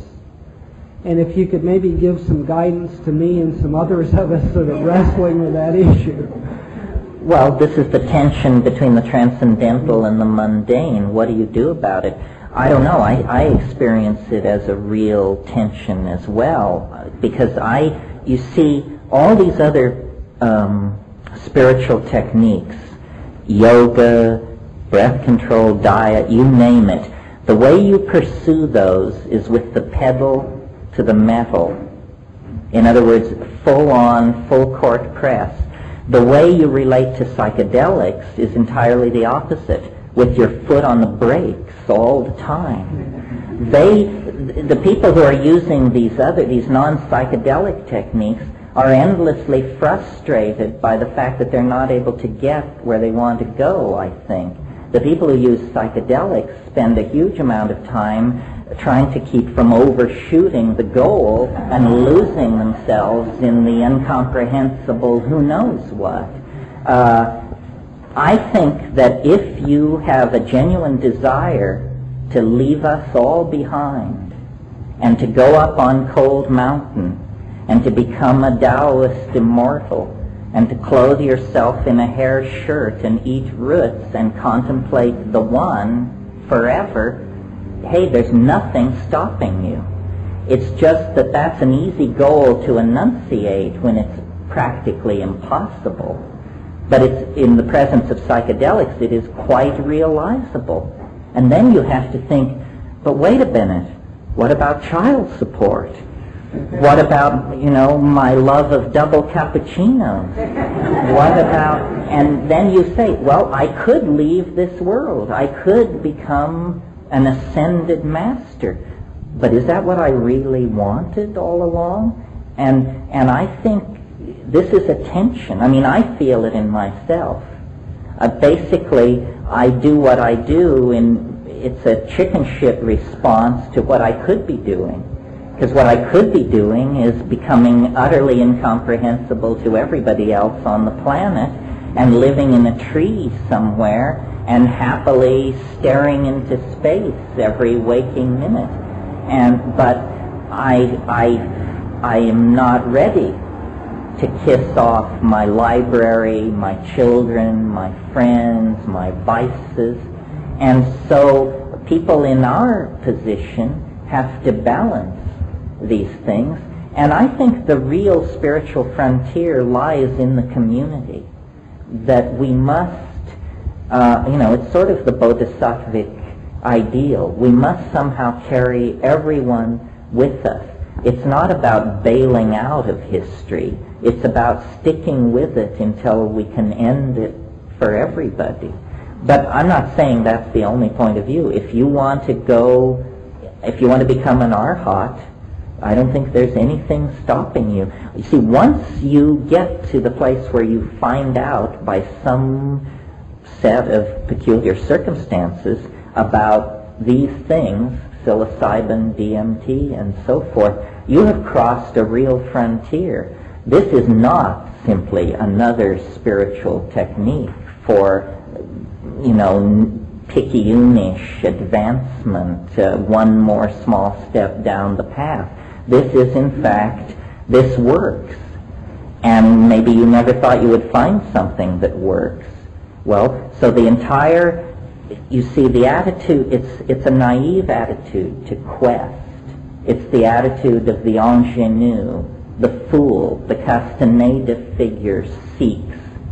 Once you reach the psychedelic plateau, the tool has been placed in your hands now. Now you have to figure out whether you were really serious about all this transcendental yearning that you indulged in when it seemed so far out of reach. Because now, it's just a dose away. And we all come to that very differently. It's a different dilemma from the rest of the spiritual community. They just need more and more power. We need more and more insight and wisdom in order to know what to do with the fact that we can now achieve whatever we conceive of. So now is a moment to take a deep breath and decide where we really want to go with this stuff. Can I say something first? I just wanted to go back to you talking about the AMA. I know I've heard Dr. Andrew Wild talk how they used LSD in treating autism. I knew a guy that was autistic and regained his hearing when his brother gave him LSD when he was 12 years old. I believe the AMA does not want us to be healthy. They do not want us to have the tools. There's a book called Toxic Psychology about how psychopharmacology is actually making people brain dead. And I think, I mean, if you go back in time, the original healers who used plants and herbs were burned at the stake as being witches because of the medical schools they had back then, and they were all men. They wouldn't let women in it, even though they had been the original healers. And right now, the FDA is doing this. They're trying to outlaw plants and herbs for healing, for anything. And this is vitamins, food supplements, everything. And like I myself, I don't take pharmaceutical drugs because they make me sick. And the only thing I have to use for my PMS is hemp, and it's the only thing that works. And we all have to be somewhat political and make statements to people and enlighten them and educate them as to what's really going on, because there's a whole world that could be opened up if we started using our plants and our herbs for healing again. Yeah, I agree. There's a lot of holistic centers opening up all over. I was just in one in Leavenworth, Washington, and it was really rewarding and wonderful to see a physician actually reaching out and searching other healers, a shaman, and also herbalists, everybody in her private practice. So it is coming in, and it's very slow, but it's coming around. And faster and faster. I think that's why the FDA right now is trying to do away with it, because it is growing. If you knew the legislation that is going on right now, they are raiding health food stores with guns and taking things out of there that, like aloe vera products. And they're saying they've never been tested, we haven't approved it, and they're taking, I guarantee you this is happening right now. And that's why you have to be aware, and you have to educate people about it. But you see, at the same time, they're granting the first INDs for psychedelic research in 30 years. So instead of taking a paranoid view, that they are against it and us, I just think that if you dissect these human institutions, what you find always are individuals, and usually these institutions are fraught with internal conflicts about what they're doing. There's a lot of fear, there's a lot of mistrust, and very few people go around rubbing their hands together and cackling over the fact that they are committing acts of pure evil. Most people have some kind of internal story that tells them that they are doing the very best they can. It's just that there are also a lot of jug-headed misconceptions about what the best we can actually means. This is why dialogue is so important, why free speech is such a powerful notion. Let all ideas compete on a level playing field, and the correct points of view, I think, will emerge eventually. Well, that's why we need people like you out there educating.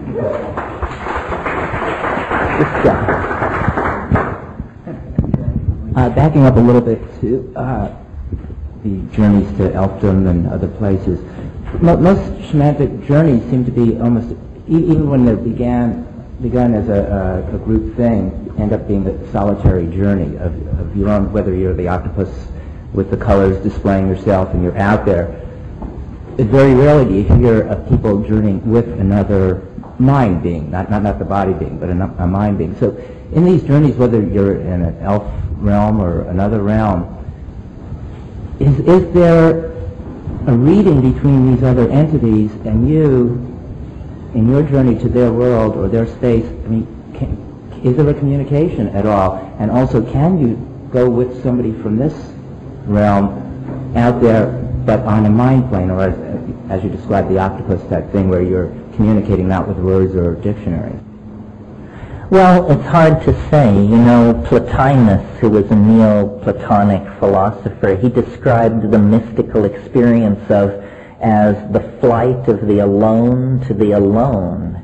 And there certainly is an element in the psychedelic thing of its being so large a dimension that when you go into it, you not only see things that you have never seen before, and not only do you see things that no one else has seen before, but you see things which no one else will ever see again. So I tend to, and this is just my personal preference, and I'm a double Scorpio and a number of different things that push me in this direction, but I really like to do the deep work alone and then try to bring it back, and this is the proper domain for sharing and community. We know that the psychedelic, that behind 5 grams of psilocybin lies a psychedelic world, but how can we create a psychedelic world here and now on Zip? And the answer is by becoming ever more psychedelic ourselves. And so it's a tremendous empowerment for eccentricity. And basically my whole career is based on eccentricity. One of the most fearful questions to come my way is when I'm riding on airplanes to some situation like this, and someone sits down beside me and says, "So what do you do?" And I usually, I try to escape. I say, and this is always a horribly weak thing, I say, "Oh, I write books." And then they say, "Oh, well, what do you write books about?" And then we move into the realm of pure lie. I usually say, "Travel." So, I think if you have, to return to your question, if you have an extraordinary heart connection with someone, you can voyage together a certain distance. But this is a unique kind of thing, and probably many a relationship has experienced unnecessary strain because somebody thought they had that kind of connection, and then when they got out into the incoming psychic surf, they discovered one person forgot their tanks back on the beach. Yeah. I need to clarify this. You said earlier, and I heard you say before, that behind 5 milligrams of one thing or 500 of another, there is a little green elf or something else. Is that a consistent picture for you? Not that the experience would not be new in terms of the communication, but is that consistent? Do you yourself find that same image or that same level of mushroom at that point? But then secondly, in terms of the people that you communicate with who do measured quantities and who do it similarly, say Rupert Sheldrake, have other people, have other individuals communicated that they see those same type of creatures, for lack of a better word? Right, that's kind of what I was also getting at. Is you mentioned one thing about the urge that you visit these places and you hear them saying about the urgency of your coming there and being there, and that's a big thing. I feel that it's an important thing. So once you're there, and you have to have you're looking for a common denominator of communication there, and the urgency of finding something there. That's kind of also I'd like to find out. Well, the answer is, if you send 10 people to Paris, and then you interview them about their experience of Paris, one of them stayed with the wife of the prime minister, somebody else stayed in a bordello on the wrong side of town, their notions of Paris are rather different. However, if you interview them closely enough, you can tell that this must have been the same place in some sense. For me, the DMT experience is remarkably consistent. It always is this dome, underground, filled with these self-transforming elf machine creatures. And then when I talk to other people and interview them about it, what I've come away with is the notion that an archetype is like a series of concentric circles. And to the degree that you reach the center of the circle, the accounts become more and more consistent. For instance, and in thinking along those lines, what I've come to see about, for instance, DMT, is that it has an archetype. And the archetype is, and God knows why, the circus. DMT is the archetype of the circus. So you give it to someone who is not psychedelically sophisticated, and you give them a low dose. Then they come back. Then you say, what was it like? This is a direct quote from a woman a couple of years ago. She said, it was the saddest carnival I've ever been to. She said, all the rides were closed.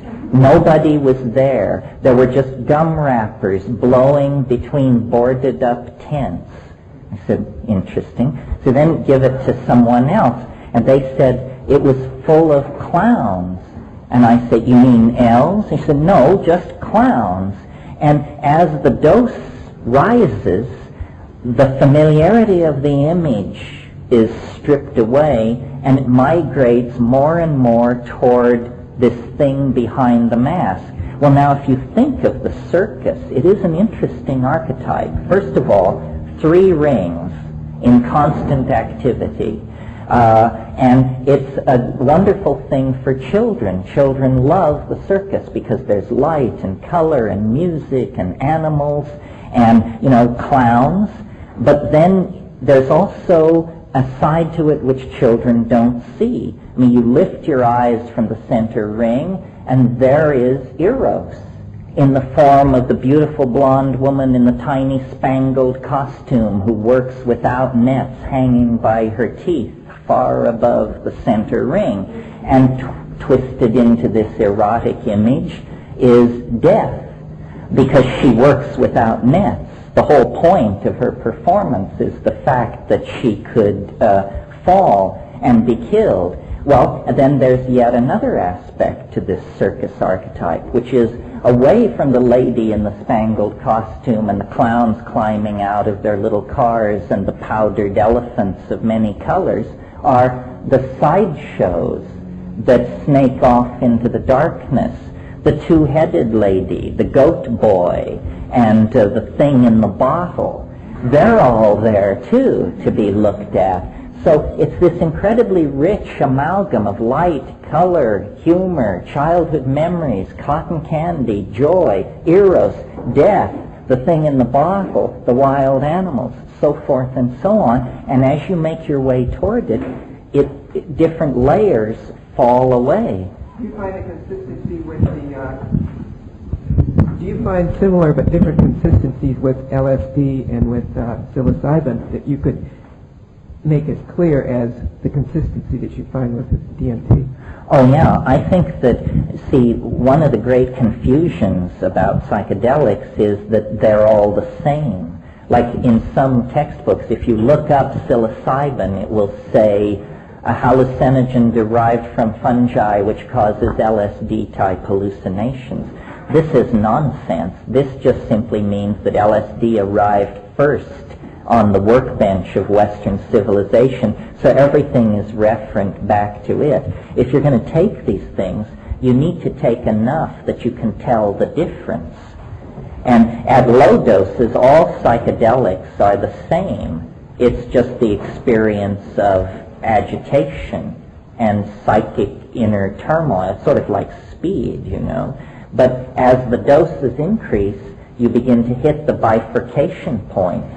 And these things have distinct personalities. For instance, DMT, the elf playroom reception area, that seems to define it.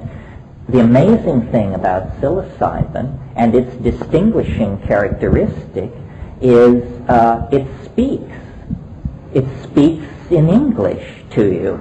It conversationally approaches you, and you talk to it in your mind. I mean, this is an amazing thing. If you've never experienced it, there's something out there for you. Try it. That's what was behind asking you that question, because I don't have any DMT experience. I've taken psilocybin just in the form of the mushrooms themselves in a botanical garden, and I don't have much other experience. And what happened was quite transformational in the long term, because it put me in touch with the plant world, but I didn't close my eyes. I had no other realm. It was the realm that was there in the garden. A communication, well, you said it last night, with the mind of that botanical area. The mind of that plant world that was there. It talked to me, it got translated into English, but it was kind of saying everybody should have very close to them a realm like this to be in, and people would be okay. Do everything you can to support that. That's the message. And for instance, you know, the mushroom has a personality. And like all personalities, it excludes some things and includes others. The mushroom personality is a radically eccentric personality. The mushroom talks about transforming the planet. It says, you know, I come from a distant part of the galaxy. I have 500 million years of galactic history in my databanks. I have seen 50,000 worlds come into existence and pass out of existence. I've seen ships the size of Australia depart for Andromeda. I've seen this, I've seen that. And it's willing to show you the newsreels of it. That kind of a, and it says, your world is ending. Put your furry paw into my hand, and together we will march out to the stars. It's this dun, dun, dun, dun. Well, so then you take a compound or a shamanic hallucinogen like ayahuasca. Chemically, this is very, very similar to DMT. Experientially, it could hardly be more different. Ayahuasca does not show you images of enormous machines in orbit around alien planets and that sort of thing. Ayahuasca, first of all, it doesn't speak. It shows. You become like the eye of a camera, flying through a world. And what it shows you, it's much more feminine.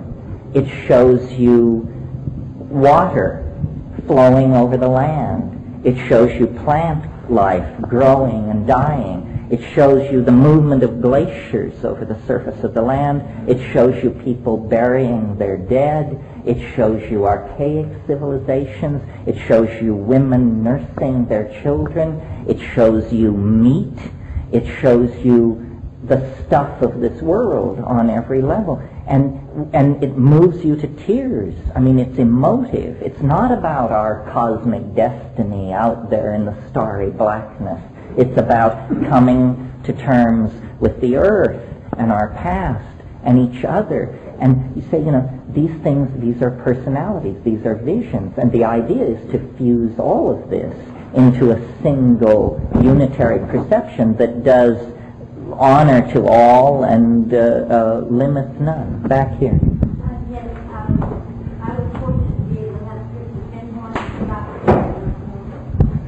well, there were people who were able to communicate with all types of plant life, and they see that each plant life has a beautiful message to bring. And they did talk about the mushrooms and saying that it does enhance the human immune system. Could you talk a little about that?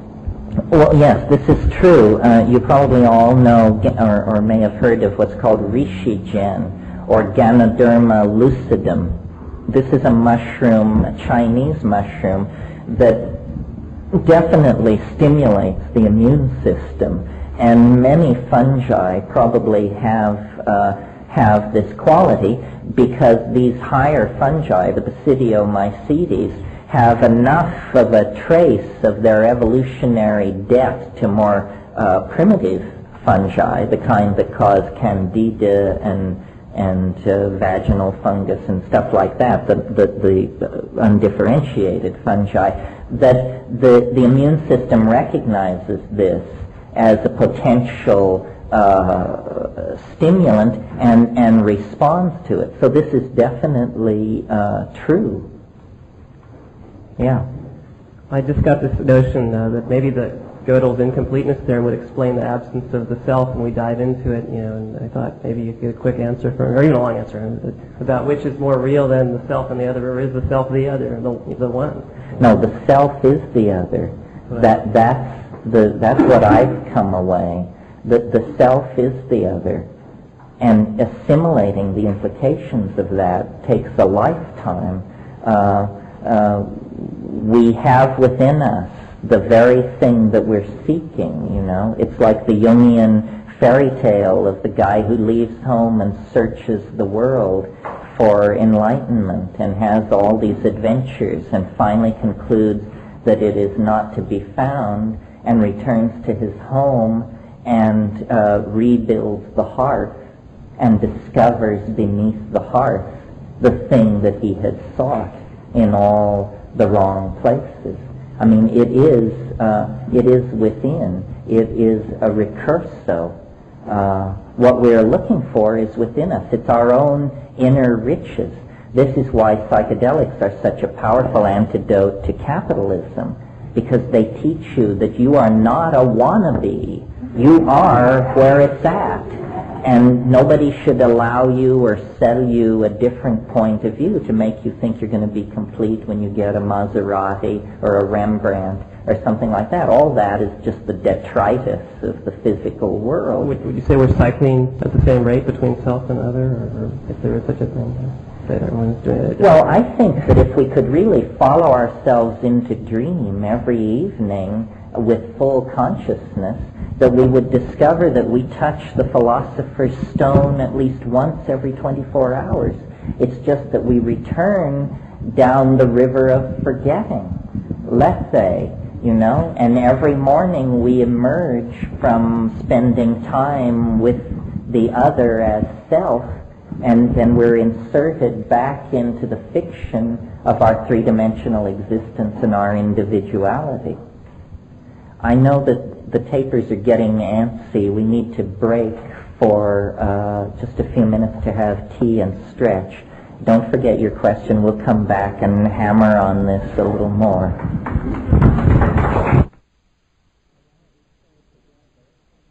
Okay, why don't we pull together?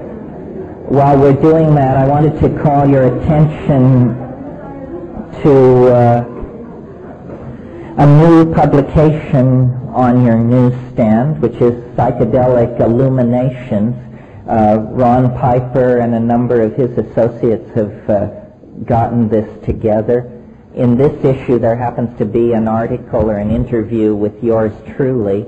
I don't know if there's anything in it we didn't cover today, but psychedelic publication is rare enough anyway, so it's called Psychedelic Illuminations. This is issue 3 of volume 1. It's still not too late to be the first on your block to subscribe to this publication, so watch for it. This is Ron.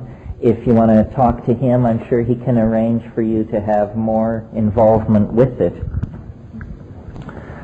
Okay, so we're into the final round here. Is there anybody who's really... Oh, there they are, the burning people. Yes.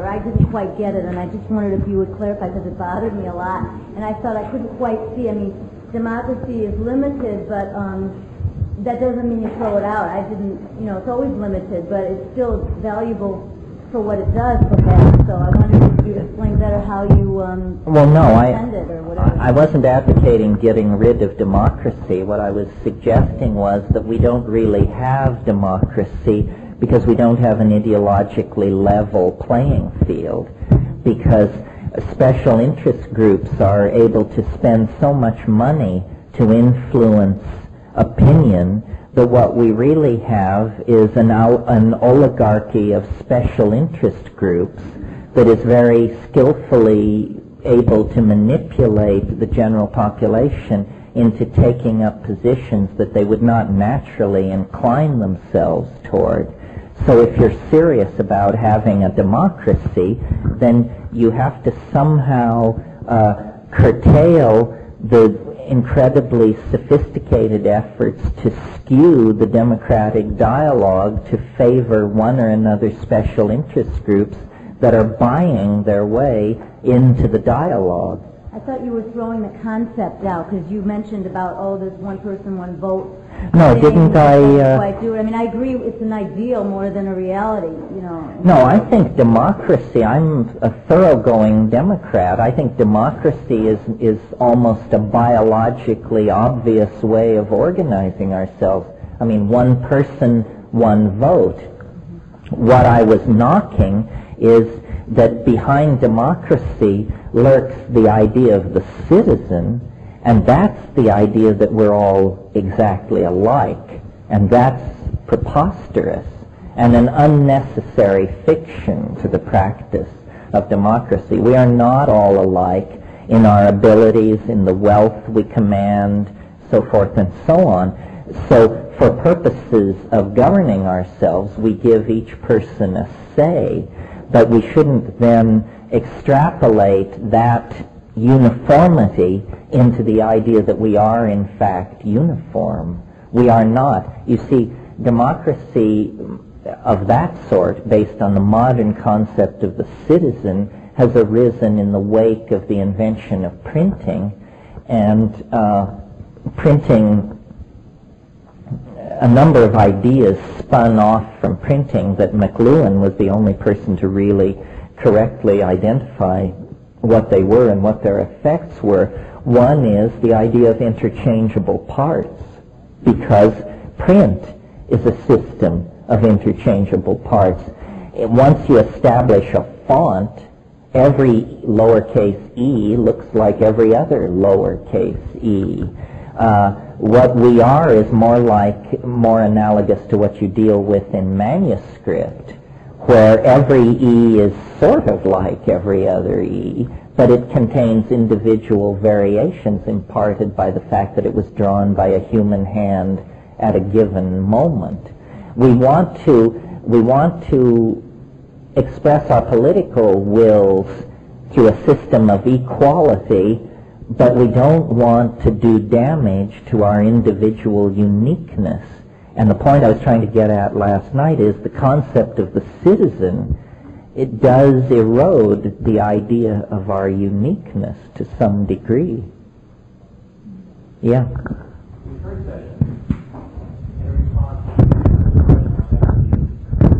You crafted an elegant response that basically said that the first molecule was pure, and every mutation after that became more complex. I like your comments on the rift that they found in Western Canada in recent scientific times. It's become a motherlode of soft, I don't know what the word is, of mammals, not mammals, but sea creatures that are incredibly more complex than anything found on the planet today, which is strongly suggests to the scientific community that we are devolving rather than evolving. Well, you're referring to the Burgess Shale and what's his name's book, Wonderful Life, right? Yeah. I sort of differ with your interpretation of it. It wasn't that these things were more complex than any life forms on the earth today. It was that they represented a large number of phyla, none of which exist on the earth today. So the point that was being made by the paleontologists is apparently we started out with many different phyla, and then it narrowed at some point into just a few phyla, which then re-radiated out into all the forms we possess today. So I think other people have brought this up, and it's a troubling example because it tends to throw a railroad tie against the onrushing of my rhetorical freight train. But that's the name of the game, folks. It probably is true that at an early point in the evolution of life, I mean, it's obviously now established, there were these many, many different phyla, and for unknown reasons, certain phyla became extinct, and then the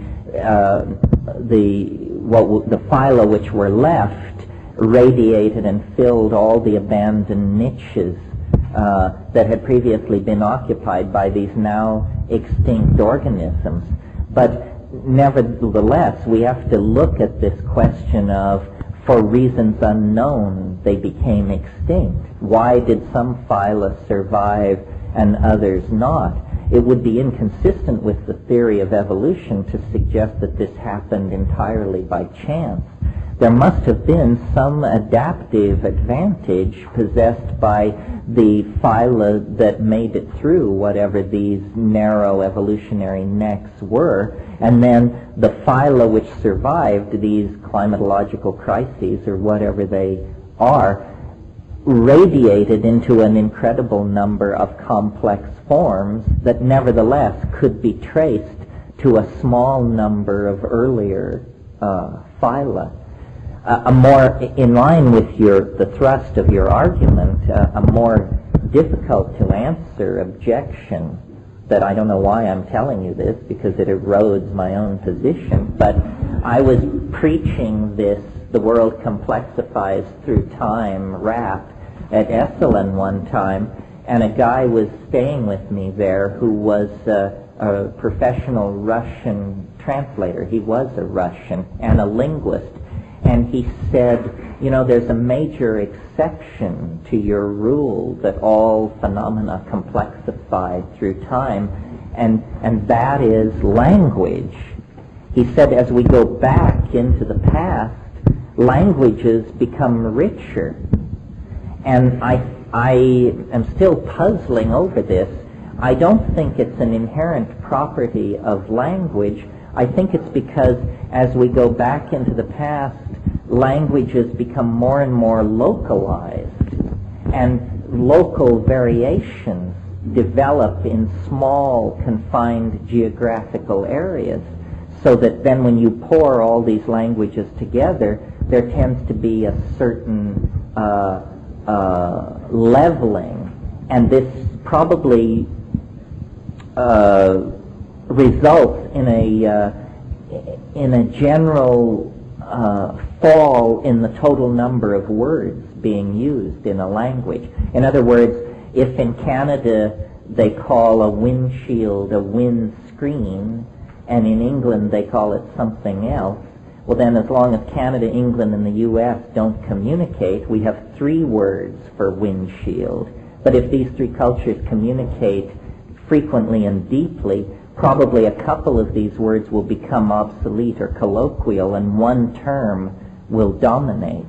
So language is not evolving in a vacuum. You have to look at the effects of modern transportation, migrations of people, and that sort of thing. I agree that this is not, this complexification through time thing has the characteristic of a general tendency, but it's not an ironclad natural law.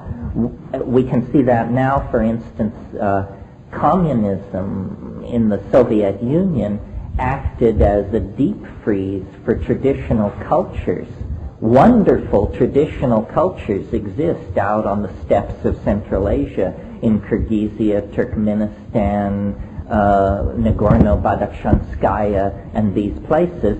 Well, these wonderful traditional cultures are probably now all trading in their colorful garb, vocabularies, and technologies for transistor radio subscriptions to Time magazine and Der Spiegel, and generally lining up with the global leveling of culture that we see in the 20th century. So these are complex issues, and you're right, it isn't entirely straightforward.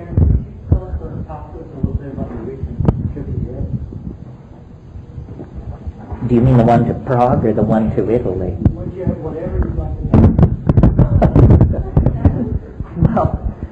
Well, I went to Prague to the ITA conference, International Transpersonal Association conference in June, and I had never realized till I went there. It was my second trip to Czechoslovakia. But, you know, as children we grew up with a wonderful story of an emerald green country farmed by happy munchkins and ruled from a beautiful capital city built around a splendiferous palace presided over by a wizard.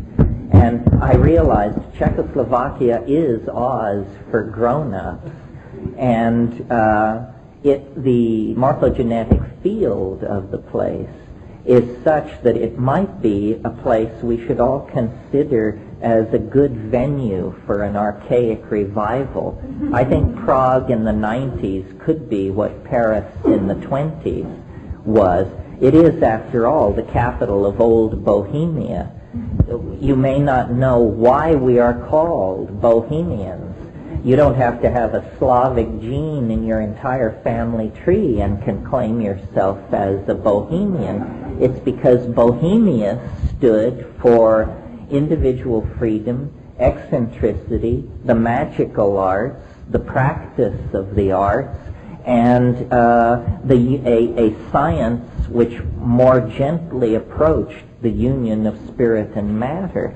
And this whole potential alchemical civilization based around Prague was destroyed by the 30 Years' War. If you're interested in all this, you should read Frances Yates' book, The Rosicrucian Enlightenment, in which she shows that at a certain point in Western history, there was the possibility of a Protestant alchemical revival in Central Europe that was bungled by a series of diplomatic and cultural misunderstandings and led instead to the 30 Years' War, which then, before the 30 Years' War, Europe was thoroughly medieval in its character, really, and at the end of the 30 Years' War, modernity was launched. I mean, the absolute power of kings had been replaced by parliaments and peoples, and Prague, when the people who won the 30 Years' War got down to redrawing the maps of Europe, they made sure that Prague fell on the wrong side of the language line and became a place that spoke a language spoken nowhere else in Europe, Czech, instead of the language that had been spoken there before the 30 Years' War by the court, which was Italian.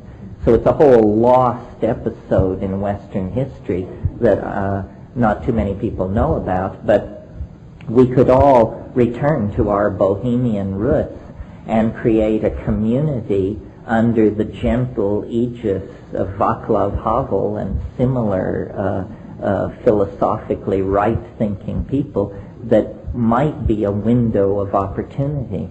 It's very important when you're trying to make social change that you find the proper resting place for your fulcrum, or a proper fulcrum for your lever.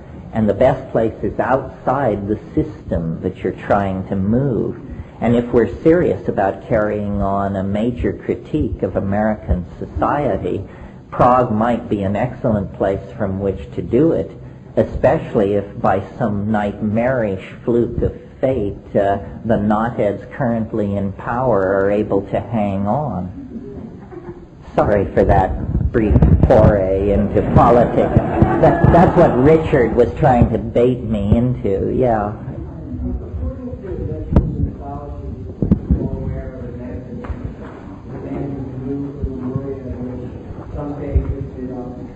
California, several miles above where we are today. In a place called Decker Canyon, there's a lost civilization with walls that surround the city and artifacts carved into the mountains that could not have possibly been from the Indians. The technology that they believe was a part of this lost civilization was from another world. Could you comment on what your feelings are in terms of our planet being colonized by extraterrestrials in terms of Atlantis and Lemuria, or the land of Nod?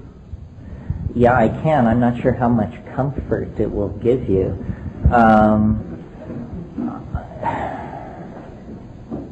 It seems to me an underwhelming proposition. In other words, if this happened, where is the evidence?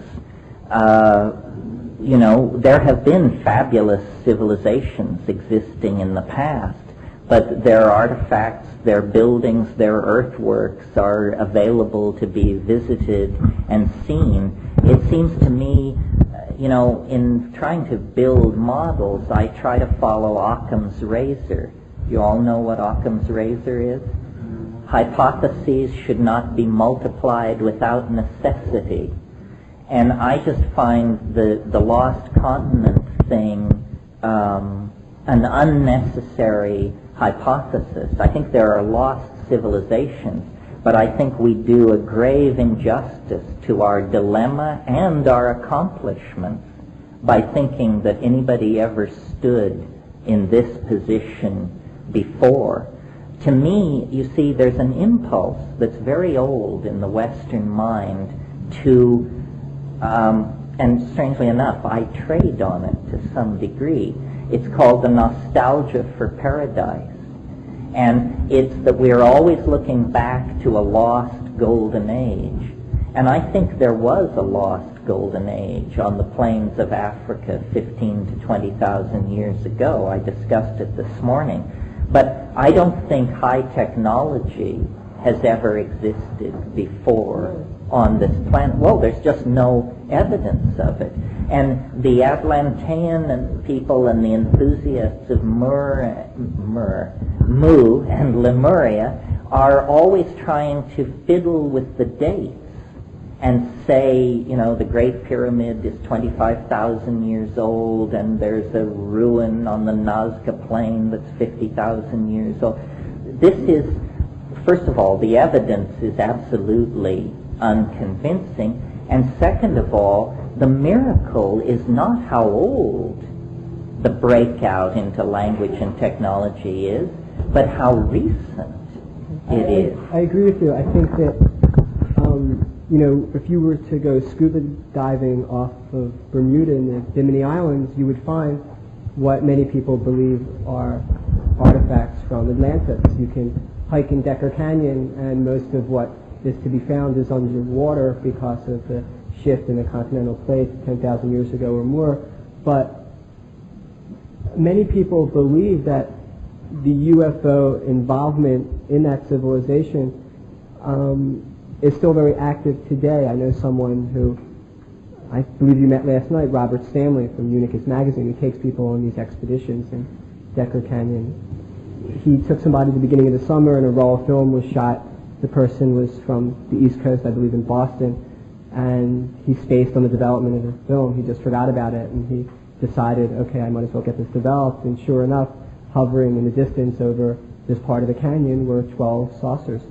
And it's a pretty obvious picture. I saw it last night for the first time. And I'm just curious because I think that a lot of us don't really deal with a lot of the information that's coming out right now because it's overwhelming. You know, it's almost like, wow. Well, I am prepared to be convinced, but I'm not willing to buy in without a fair amount of evidence. As far as UFOs are concerned, I've thought a lot about it. I've seen them far away, up close, and it's not what people say it is. And the problem, there are two phenomena. The UFO, who knows what that is, and then the UFO community. And my God, these people are much weirder than UFOs. I mean, the whole slew of them. And the whole problem with the UFO community is apparently these people have never heard about the rules of evidence. I mean, they're just full of revelation after revelation with absolutely zip to back it up. There are so many, I mean, you look at these UFO magazines.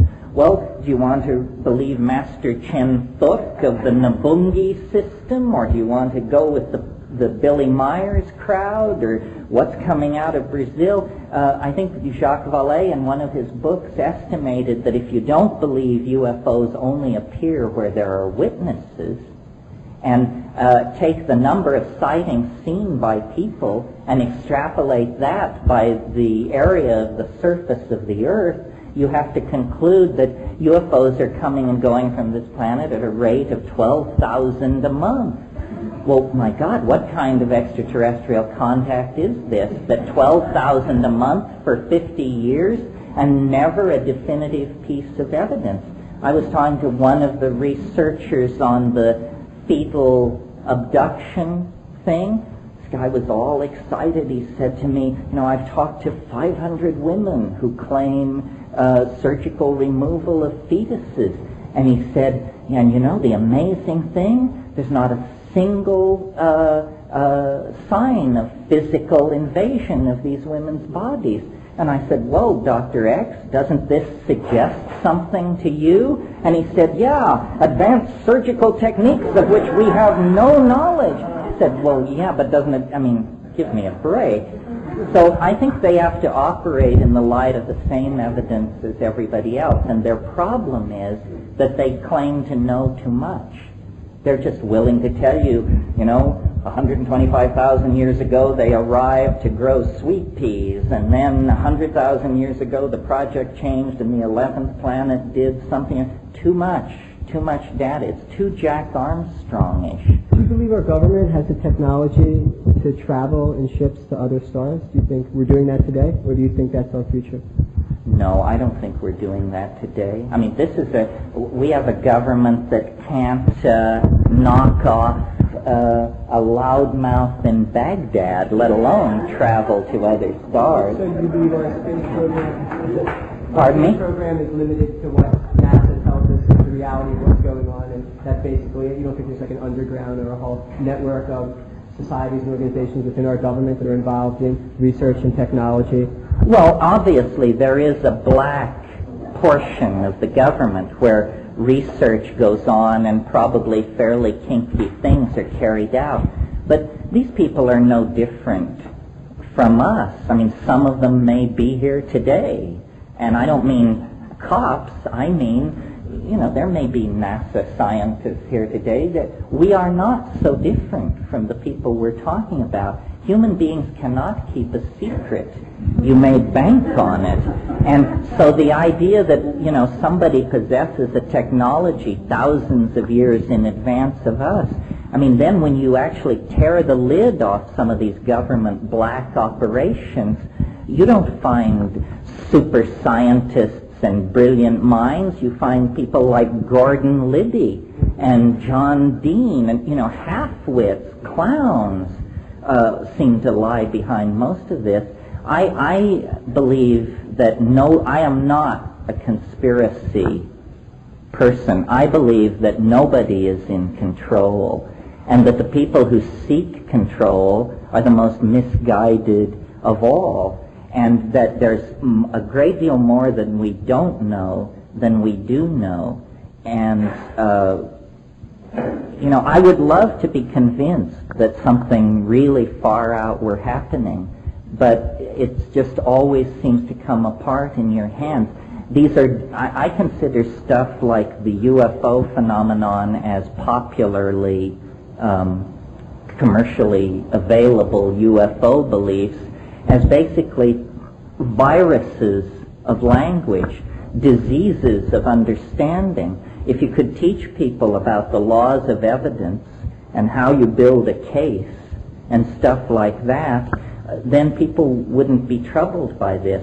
The same fuzzy thinking that permits people to believe in UFOs permits them to believe in the imminent expectation of the second coming, or, the face of Christ appearing on tortillas, and all of this stuff. Terence, may I stop here for a second?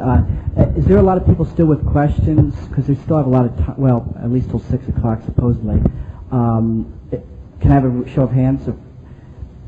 Okay, there's a few more, because we want to sort of limit the questions to one question per person and sort of one rebuttal from that so that everybody can get a fair share before we make a final.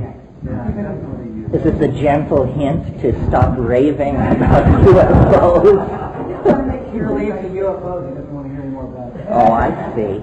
Well, I say to the UFO people the same thing, what can you show us? Drag it forth. Everything has to be judged on the same field. If you got something, spill it. But to claim, as I don't want to use names here, but stories like, well, we met the UFOs and they gave us a message for mankind, but when we got back to our car, our tape recorder had miraculously erased itself. Well, then be quiet. Don't tell anybody this. Don't you understand how lame that sounds to the doubter? It's not the believer you have to convince. They're a pushover. What are you going to do about your skeptics? That's the problem. Well, you want me to tell you a story? I was in the Amazon. I was in a state of considerable psychic turmoil, and I sat up all night. This is told, by the way, in the book True Hallucinations, which will be published next year.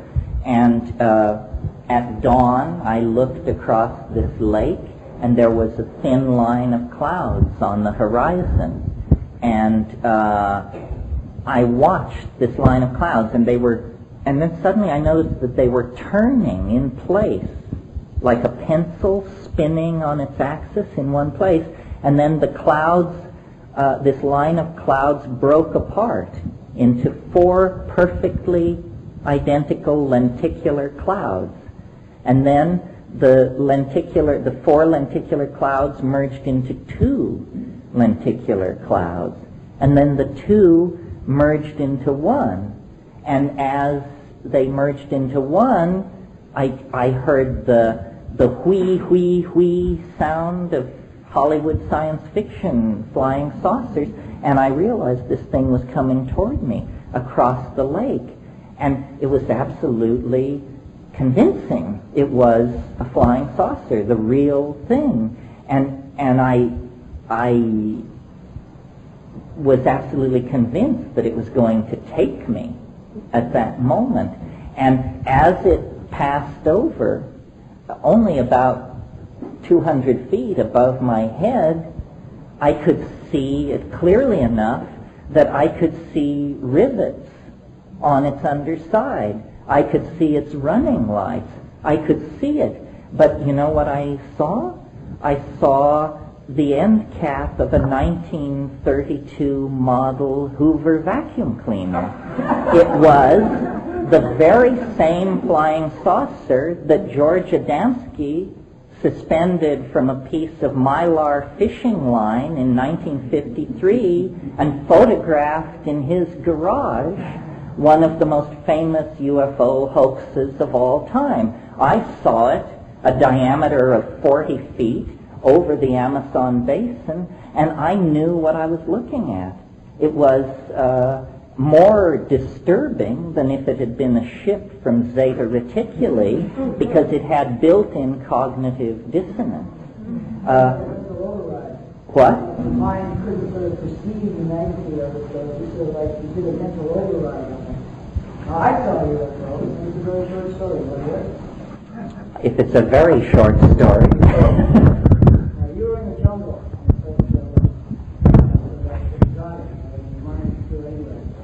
and I stopped from my home when I lived for 17 years, and I've been in the sky there all the time. You don't know where I was off. 12,000 a month is not an issue. Okay?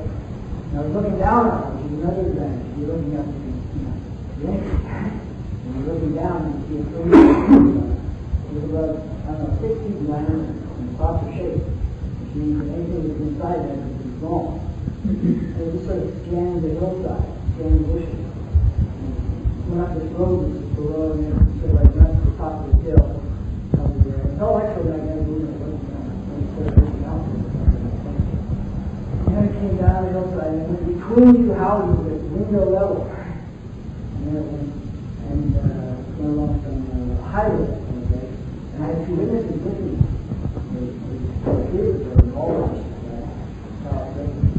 And a friend of mine who lived there was driving a car underneath the thing at this station. We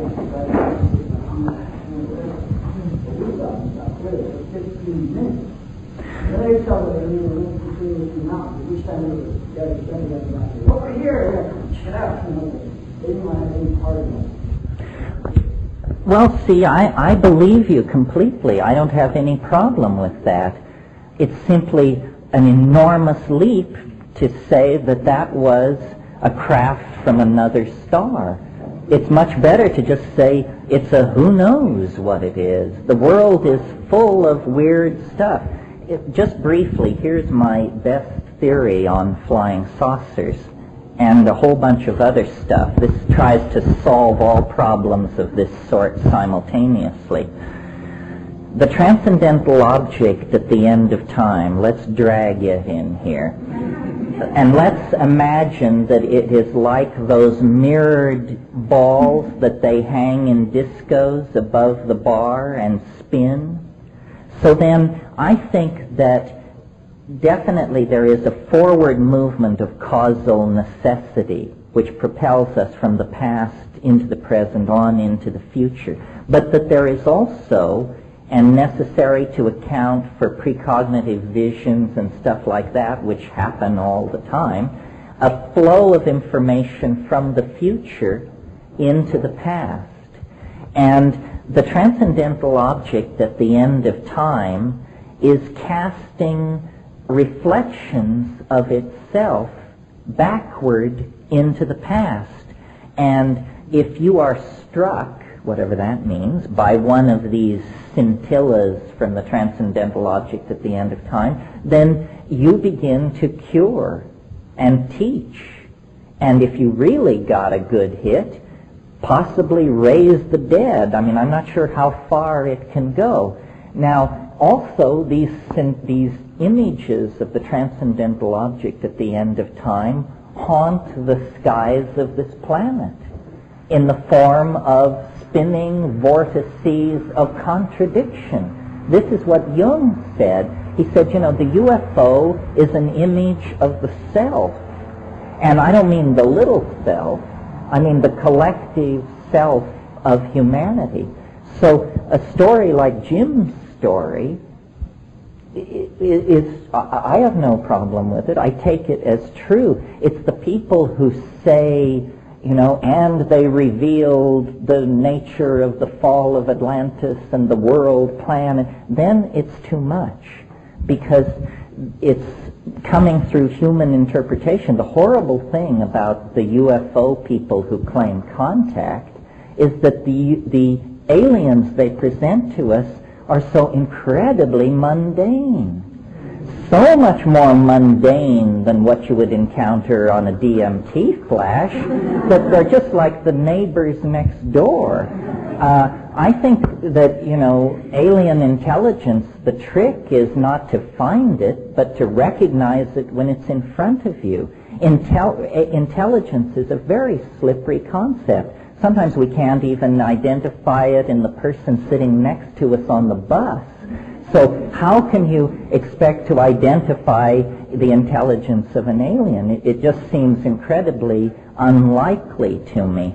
I think the world is a lot stranger than we suppose without evoking benevolent aliens who prefer vegetarian diets and who come from the stars. I mean, why do they so fit our preconception of what they would be?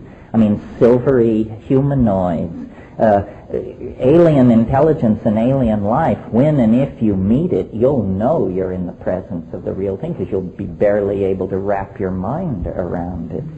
Yeah, I'm basically in agreement with you. And I was kind of pondering over the idea of my earlier question about, well, if we perceive these as being aliens, that's one thing. But what happens if, in fact, these humanoid creatures that we're defining are us, traveling back through time and being able to materialize through the future technology? Then we're talking about something different. I'm not saying that this is true. This is only, part of my own, speculation. Well, it's an attractive idea. Yeah, it raises exactly. problems, as I'm sure you're aware, the grandfather paradox and so forth and so on. But it's a possibility. I think it's more likely that these are emissaries from the land of the dead than from the Pleiades. And that since they speak English, since they look humanoid, since they seem to care about us and our technologies and so forth, they seem remarkably human. Well, maybe they're concerned about their own state of well-being. Maybe somehow it's related to the what's going on here now and what the outcome is going to be. Maybe that's going to somehow affect the way they are. We've seen it in Star Trek. The ideas. No, the ideas of people coming back from the future to there is a paradox obviously involved in this, so it's a lot of our imagination at work. But at the same time, in the same ideas, maybe there is a certain sense of reality about it. Maybe there is It could be a holographic projection out of the Gaian mind. It could be, a race of intelligent saurians that rose and fell before the asteroid impact that wiped out the dinosaur. It could be all and everything. The trick is to try and get some kind of evidentiary hold on it. Yeah.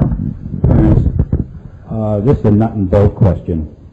But first I'd like to preface it by saying that I haven't used psychedelics in 20 years, and haven't used marijuana in 7, and have been considering return to the use of psychedelics. And when I stopped, the last experience which I had, it wasn't a terrifying experience and it wasn't a bad trip. It was similar, it presents similar insights that I have heard you mention and speak of. But there were times in which my psychedelic use left me rather shaken and terrified, dealing with fear of death and crossing over the line. But I have to say that my very first psychedelic experience was one which contained a death and rebirth experience. So I don't know why after that, but that's the nature of fear, I suppose. So the question is, it's a nut and bolt question. It's how does one proceed with the use of psychedelics after a long absence from it, and not make the mistakes and not run into the walls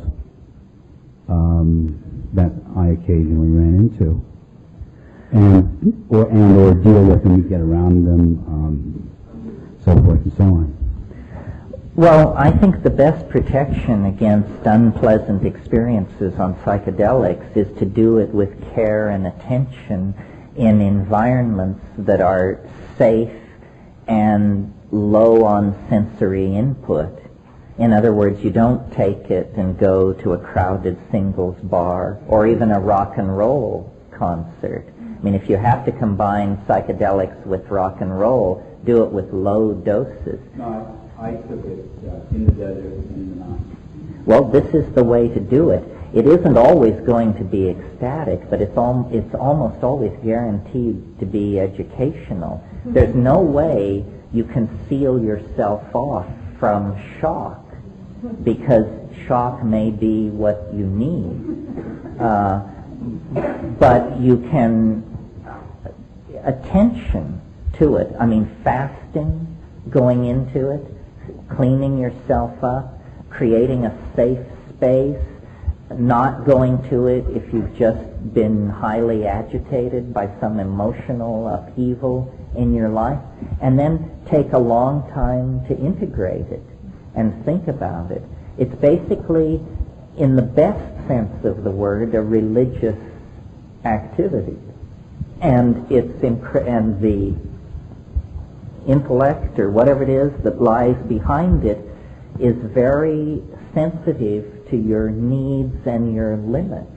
And unless you approach it with a cavalier attitude, it will usually be very gentle with you.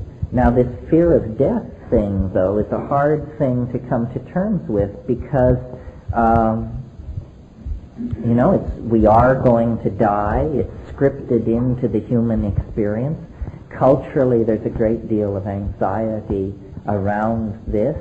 And basically, I think what one has to do is simply ride it out in terms of advice as to what you do once you are in the middle of an unpleasant revelation. You can sing your way through that. You can smoke cannabis to shake up the pieces on the board, and you can just wait and put up with it. The real issue, you see, around fear on psychedelics is a surrender issue. The ego plays a trick on you, because the ego begins to dissolve under the influence of the psychedelic, and the ego sends you the message, you are dying, This is its last, most desperate ploy to halt what is happening, because the ego is dying. And to the degree that you identify with the ego, you'll be driven into a state of panic. That joke about the Lone Ranger and Tonto are surrounded by Indians, and the Lone Ranger says, "Well, it looks like the end of the trail, partner." And Tonto says, or he says, "It looks like the end of the trail for us, partner." And Tonto says, "What mean us, pale-face?" A point and wish it luck, and it is, in fact, dissolved. And you can sing. It will respond to being sung to. I am terrified of psychedelics. I never take them without a sense of sickening dread pervading me. Because I figure, I stand up in front of people and preach this stuff, and if it wants to get me, it will really get me good. And what I say to it when I take it, I say, I am surrendering myself to you completely. Do what you will with me. Please don't hurt me. And if you must kill me, please do it quickly. And but I know people who have tried to order it around, heavy male dominator types who want to beat information out of it. And my God, they have bad trips so terrifying that they never come back to it again, because if it decides to turn on you, it has resources that would make your hair stand on end. So he does it gently, reverently, and with a great deal of attention. I have some messengers. I have some given to me, fresh, healed, 7 years ago on my birthday. I still have them. Were they still being good? Did you keep them in a dark, cold place? For 2 years, and then I moved on to a boat, and so, but they're in a dark place.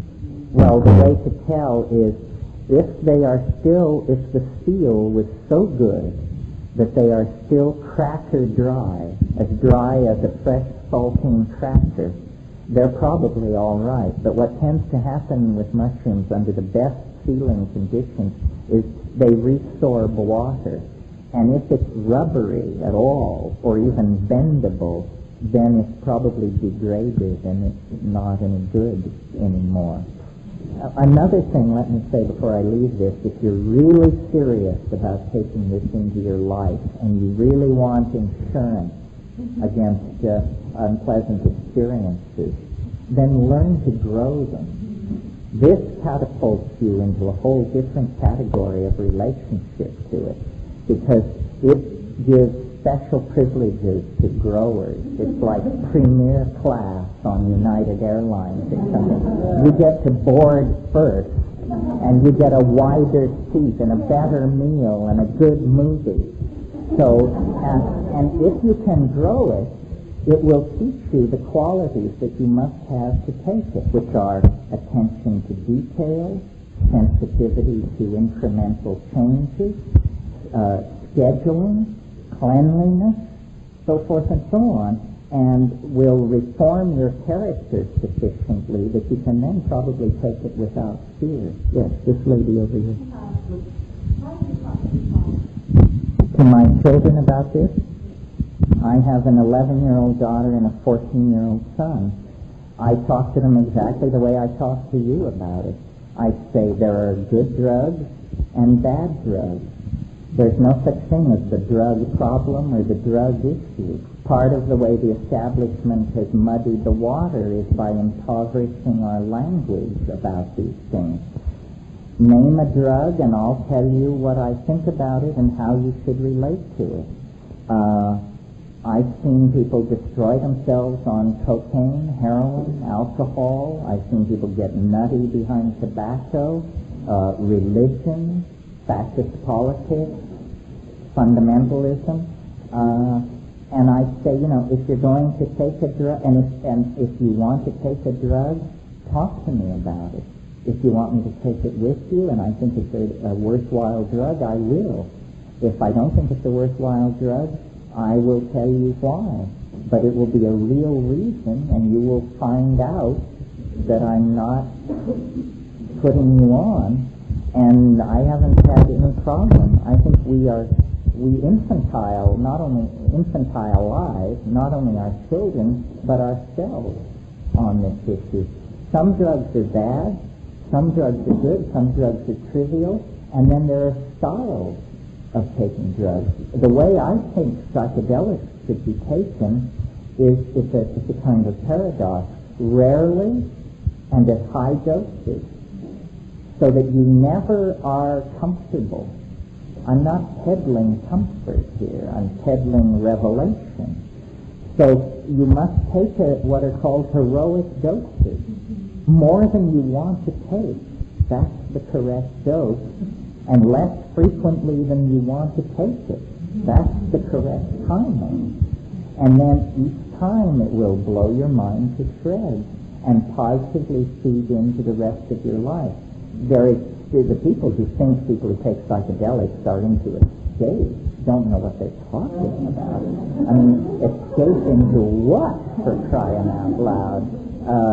I mean, the heavy narcosis is going on in front of the boob tube and imbibing, the daily newspaper and that kind of thing. So it's basically you've got to level with your kids, ever more so now because lying has become official policy. I mean, I can't believe the crap I see on television in these anti-drug ads. Marijuana is the gateway drug to hard drugs. Tobacco and alcohol are the gateway drugs to hard drugs. Don't let anybody cheat you. And so forth and so on. So it's a matter of informing ourselves and then informing our children and then teaching them how to do these things. It's a lot like sexuality. When nobody mentioned it, you learned in the gutter, and that usually meant that you got your girlfriend pregnant at age 19 and had a shotgun marriage and lived a life of agony and repression in the service of phony social values from that point on. We have to educate ourselves. Our sexuality, our psychedelic psychology, all the rest of it. You and I, not our children, have been tremendously infantilized by our government. I mean, think about the "Just Say No" slogan. What that means is, don't think about it, don't inform yourself, just say no. Behave, in other words, like an idiot. This is not serviceable. And, pardon me? Yeah, why ask why? The empowering of institutional ignorance. It's unconscionable. This is the kind of art. These people make such a strong argument for the legal regulation of advertising that they would do well to step back. They may find themselves in a situation that they find very uncomfortable. Yeah, I mean, freedom of speech is not freedom to subvert the human enterprise.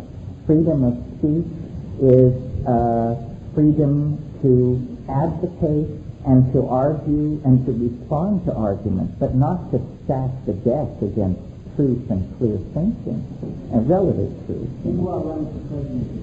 No. If nominated, I will not run. If elected, I will not serve. Hi, I'm a recovering alcoholic, and I've in sobriety used psychedelics several times. And being human and not being able to keep a secret, I told this to my sponsor in AA a couple weeks ago, and she's throwing a fit. Let's see, I don't feel that it's a problem or that it's taken away anything from sobriety. If anything, it's enhanced it.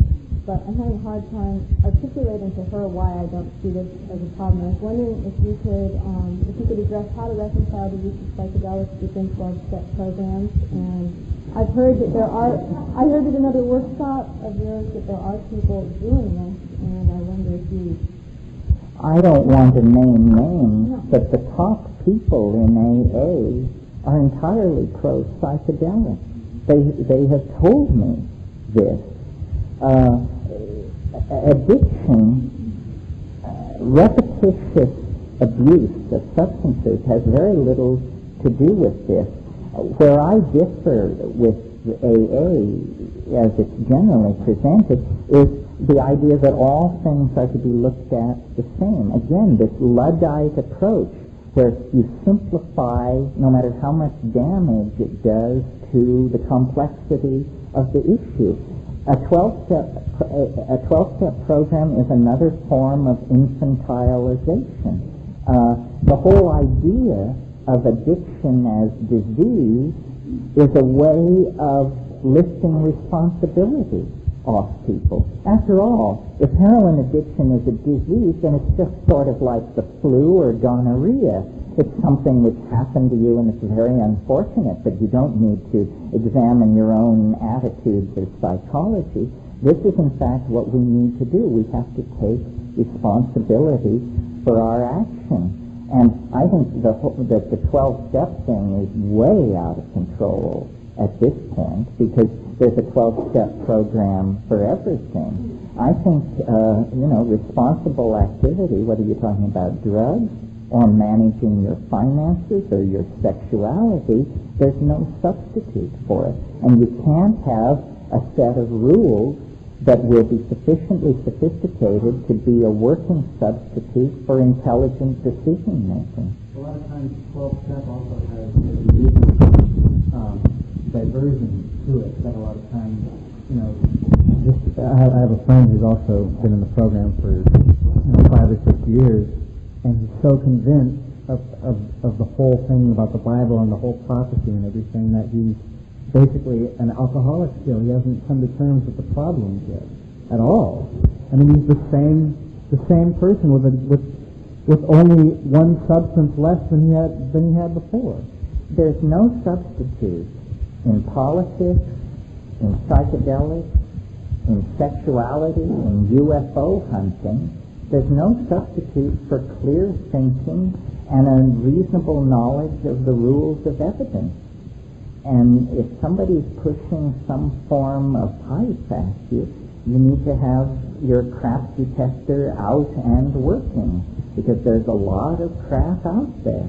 And some of it well-intentioned. It can be well-intentioned and still lead you down the primrose path. So what do you feel about this new discovery about genetic age controlling?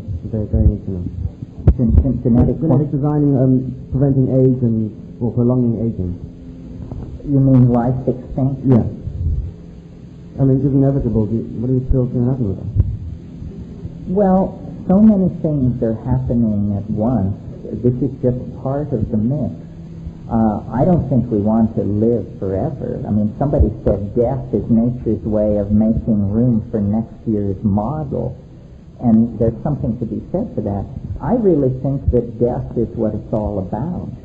And that the body is the placenta of the soul, and the purpose of life in three-dimensional space is to build up this invisible organ called the soul so that it can make a clean flight back to its point of origin once severed from biology. I don't think we could cling, to anything. Everything flows. This is here. Let me give you the one thing I've learned out of life and drugs and everything else. It's a hard truth. It's an illuminating truth. Heard correctly, it brings a smile to your lips and a tear to your eye. Nothing lasts. Nothing lasts. There are no exceptions to this. Your relationship to your lover does not last. The hatred of your enemies does not last. The wonderful home you worked so hard to create, it doesn't last. Your body doesn't last. Nothing lasts. Everything is in the process of being transformed and replaced by something else. You have to embrace that, or life will disappoint you, embitter you, and tear you to pieces. I like to make an analogy to surfing. The uninformed person thinks that when you enter the sea, you're safe near the shore. You're not safe near the shore. That's where the waves are breaking and creating the white water and the undertow. All surfers know that you have to swim out to where the waves are forming cleanly in deep water. And then you can catch the wave and ride it into the beach.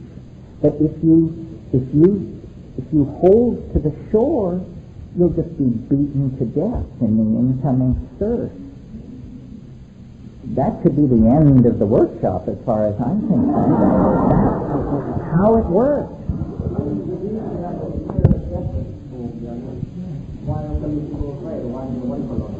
Well, because science has so thoroughly convinced us that the yawning grave is the end of the story. It's presented as the absolute terminus of your existence. When in fact, I believe, I think I said this last night, this is as dead as you can get. So the challenge is not how to face death. The challenge is how to come to terms gracefully with the prospect of eternity. The only thing the only exception to nothing ever lasts is maybe the spirit itself. Maybe that's the only thing that is eternal. But it is constantly transforming. Right, but on the deepest level of the pure spirit, that is probably something that has lived through all of time, beyond time. Maybe that's well, it's outside of time. Yes, you can exit time, and then you exist in eternity, yeah. Reincarnation? Again, the evidence is inconclusive. There is some evidence, stories, we all know them, but the idea that it happens to everyone seems an unnecessary hypothesis based on the idea that it happens to some people. I would like to think that we move on.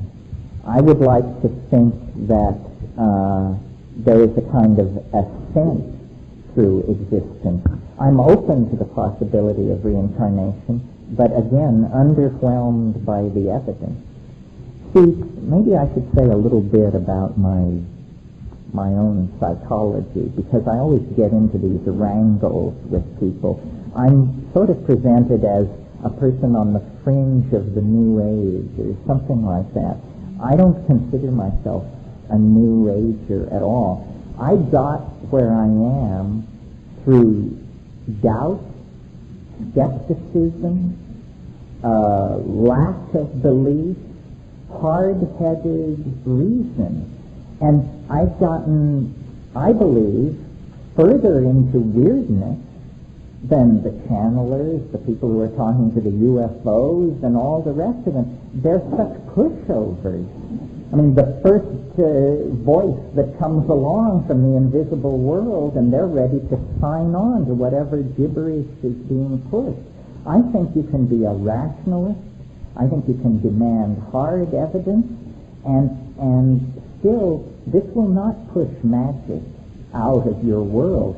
Real magic doesn't demand dewy-eyed believers offering sacrifice at its altar. Real magic is real. It exists for skeptics, not believers. So the technique is not to believe, is not to stay in your comfortable cultural situation and believe the first weird rap that comes down the pipe, or the second, or the third. The way to do it is to be hard-headed, rational, demanding, but explore edges. Push the edges. And also within the world. So if you hear that someone in India can raise the dead, fly to India. Put yourself in front of them and say, would you please raise the dead? And if they say, oh, I only do it on Tuesdays, or come back in April, or you're not ready, then you just put them in the fraud column. and this has always worked for me. I just say, you say you've got the whammy, what can you show me? I went to India. Don't get me started. It is a spiritual bargain basement of the sleaziest sort. I went to South America with the same question. What can you show me?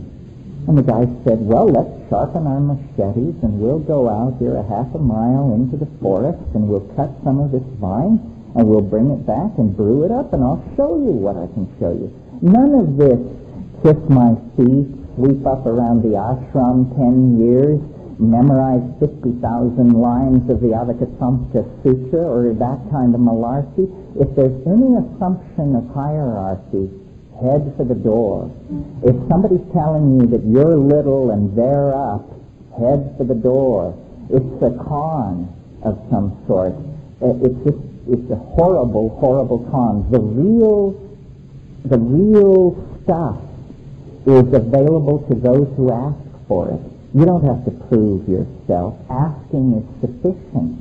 And none of these scams can compete with psychedelics. That's why they inveigh against it so furiously and tell you that it'll rend holes in your aura and all the rest of the malarkey that is brought against it. Give me a break. So the thing to do is explore edges, push hard, and then use your ordinary good sense to tell chips and shinola, and you will move much faster than the people who are worshipping at the feet of this or that beady-eyed weasel who set himself up with a non-profit foundation and a line of bunk that's being published by the devoted slaves and peddled in airports or whatever. That's just horrible, all that stuff. Horrible. In response to something that was said earlier, I've been fascinated with psychedelics since my first experience when I was 17, and I, have struggled with finding out about the mechanics of painting and growing mushrooms, and over the last couple of years I finally met with with relative success, and I just like to offer, if there's anybody who sincerely, it's a frustrating process when you first start. If there's anybody that, is seriously interested, I'd be glad to give them a little help. This is an incredibly generous offer. It's very hard to learn to grow mushrooms unless someone shows you how. My book that I wrote with my brother is the best we could do, but it's like reading the instructions for putting together an electric train or something, If somebody will just show you, it becomes transparent. So nobody has ever said this at any workshop I've ever been. If you're interested, do not let this gentleman slip through your fingers. That's a book that's available. I'm trying to think of the guy's name. Anything with Paul Stama? Yeah, the title of it's The Mushroom Cultivator. By Paul Stama. But even at that, there's no substitute for somebody at your elbow showing you how to do it. Thank you for twisting me off the anti-guru tirade. Have you ever met any of the fellows from your company here, from the tradition, and so on? Respect? Well, I make a differentiation. I'm not saying that the Hindu tradition or the yogic tradition is phony. I'm saying that we misconstrue its intent. What these traditional teachings deliver, if they are working right, is they deliver wisdom about how to live. That's what a great guru can teach you. And that's not what I'm trying to teach you. We're talking here about using psychedelics to blow ourselves into another dimension. This goes to the question hours ago about the role of psychedelics in the spiritual program of advancement. I don't claim that you will become a spiritually advanced person. I don't know what a spiritually advanced person is.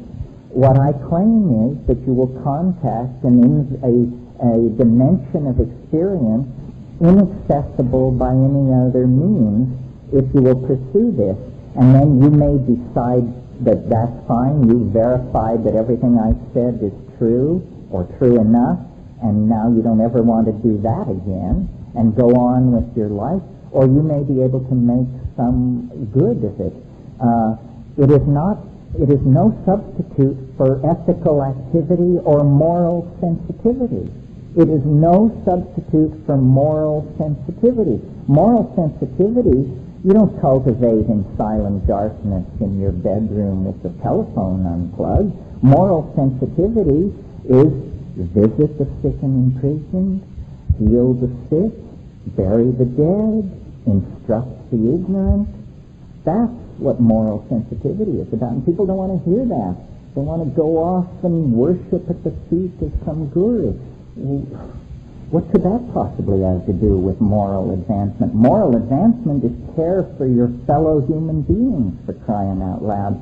It's far more Mother Teresa than Ramana Maharshi, as far as I'm concerned. Not to knock Ramana Maharshi, but, in the whole, you get this in the fascination with shamanism in the New Age. Shamanism in the Aboriginal context is primarily about curing the sick. That's what it's about. Not these wild, grandiose, technicolor scenarios. My God, you can read 14,000 pages of Carlos Castaneda and nobody ever cures anybody of anything. It's all happening in this other dimension. So it all comes down to pretty nitty-gritty, hands-on, here-and-now stuff. Yes? I noticed that after a hallucinogenic activity, and you're by yourself or you're seeing you're in nature, a sort of empathetic consciousness happens to where you're more in tune with the surroundings, the animals and the plants, as though they could interspeak to your consciousness and you can sort of with them. I wonder if anyone else experiences that, or if it's derived from just eating mushrooms and not the other one. It seems like a more organic, like a meshing of information that's coherent in everything that exists, that's alive, that you tap into, that feeds into you also, and you affect the surroundings somewhat. The animals and everything sort of are affected by your presence in being there. Well, this is what I call this reestablishing of a relationship to the Gaian mind. This is what the ego blocks us from, is this relationship to nature as though it were a kind of partner and a companion. The whole problem with the modern situation, earlier I defined it as ego, here's then a behavioral definition of it. Our problem is that we cannot feel the consequences of what we're doing. We can talk about the spread of AIDS, the ozone hole, the toxification of the ocean, but if we could emotionally connect with it and feel, we would have the political reformation we're waiting for later this evening. So, and what you're talking about, I think, is the feeling that comes when nature is suddenly perceived to be vibrant, alive, full of an intent to communicate, and caring of humanity. Women, I think, are closer to this than men, but in the context of our civilization, we're also screwed up that comparing the differences between men and women in regard to that hardly matters. We have to re-empower our emotions. We've gone way out of line in terms of the rational mind and have completely deadened our emotional receptors to the consequences of what we're doing. Yes.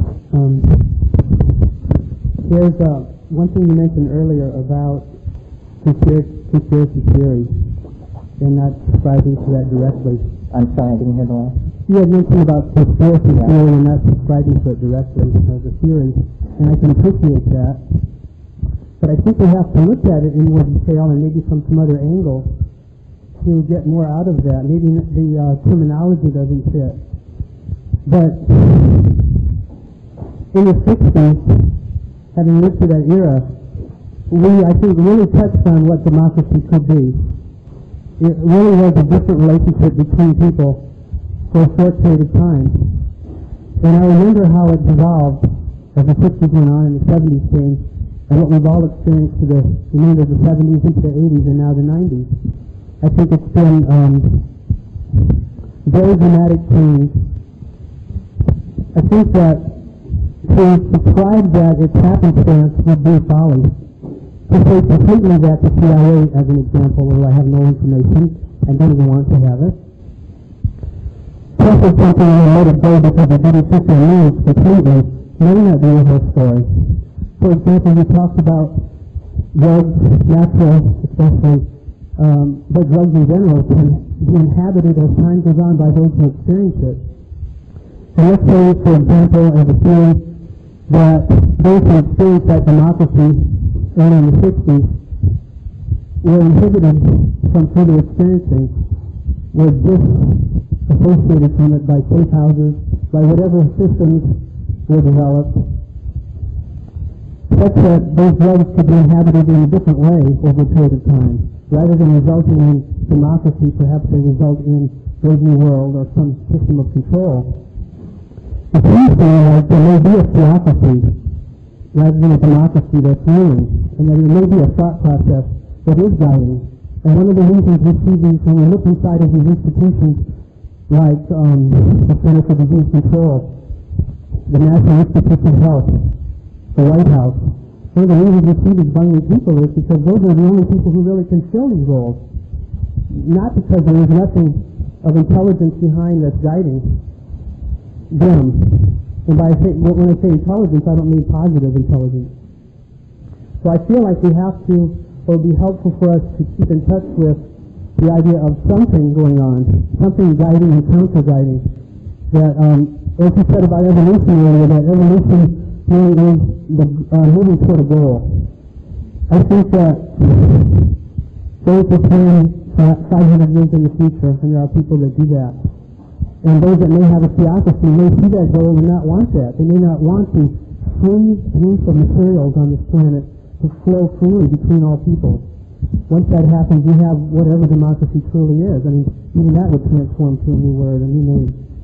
So I feel there is something going on. I feel that psychedelics do allow one to penetrate through the veils that are created. I think that's why they're detrimental. That's why they're a quote-unquote controlled substance. You know, in the medical schools and in the research field, the reason there's so much cowardice and fear is because people lose their jobs. Literally, they don't even know why they lost them. If you go to the UCLA Medical School library and read in some of the more technical journals on synthesis and other areas related to this, you will find in the corners of the book people's notes about what their experiences were. That's the source of information. That's where it's being spread. It's the only channel open. There are people all across this nation and elsewhere trying to do things. They have no avenue, and if they step out, they're cut off. Same way as in cancer therapy, the same way as in other areas where this powerful dynamic life that we are could emerge. I think it's a theocracy behind it, something that's known. So I just wanted to present Well, I think there are a lot of groups, let's say, that aspire to control society. I just don't think anybody is succeeding. I don't think that the world we're living in is the result of anybody's conscious agenda. To take LSD, for example, and again, I always go back to Occam's razor. The simplest explanation for what happened to the psychedelic revolution in the 60s is that it self-corrupted itself. It didn't require the CIA to ruin it. When you have a situation where a graduate student in biochemistry and his roommate with a trust fund can get together and pool their money and intelligence and over a long weekend produce 5 or 10 million hits of LSD in a small apartment, what you're going to get out of that is criminal syndicalism. pyramidal organizations for the purposes of making money. And that is clearly what destroyed LSD. I mean, I lived through it. The San Francisco Oracle and people like that were pleading, don't sell acid. Give it away. Give it away. As long as you give it away, it will be pure. And some people weren't interested in enlightenment. Some people wanted, houses in the hills and Maseratis. So it is our own nature that conspires against us, not the dreams of the CIA. I mean, don't forget, George Bush once ran the CIA, for God's sake. That's the level of competence that agency can get together. That's the first one of the CIA witnesses behind that, because I don't think we are that intelligent. So that doesn't mean there's an intelligence that exists that can do that. I think but why hypothesize it if there's no evidence for it?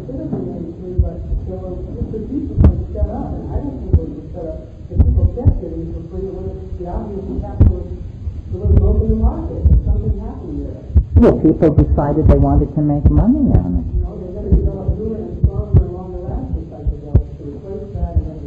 There was a constant move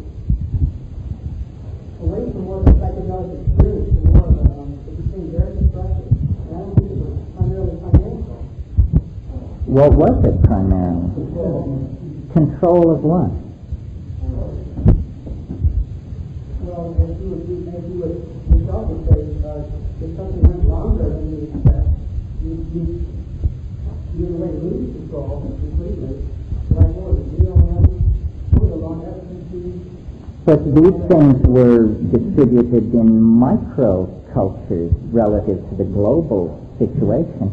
I mean, I don't deny that there are people who seek to subvert the natural development of the social agenda.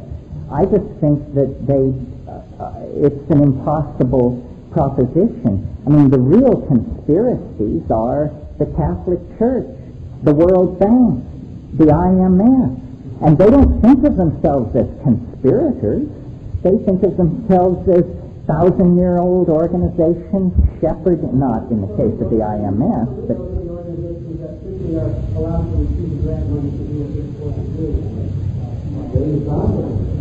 So what?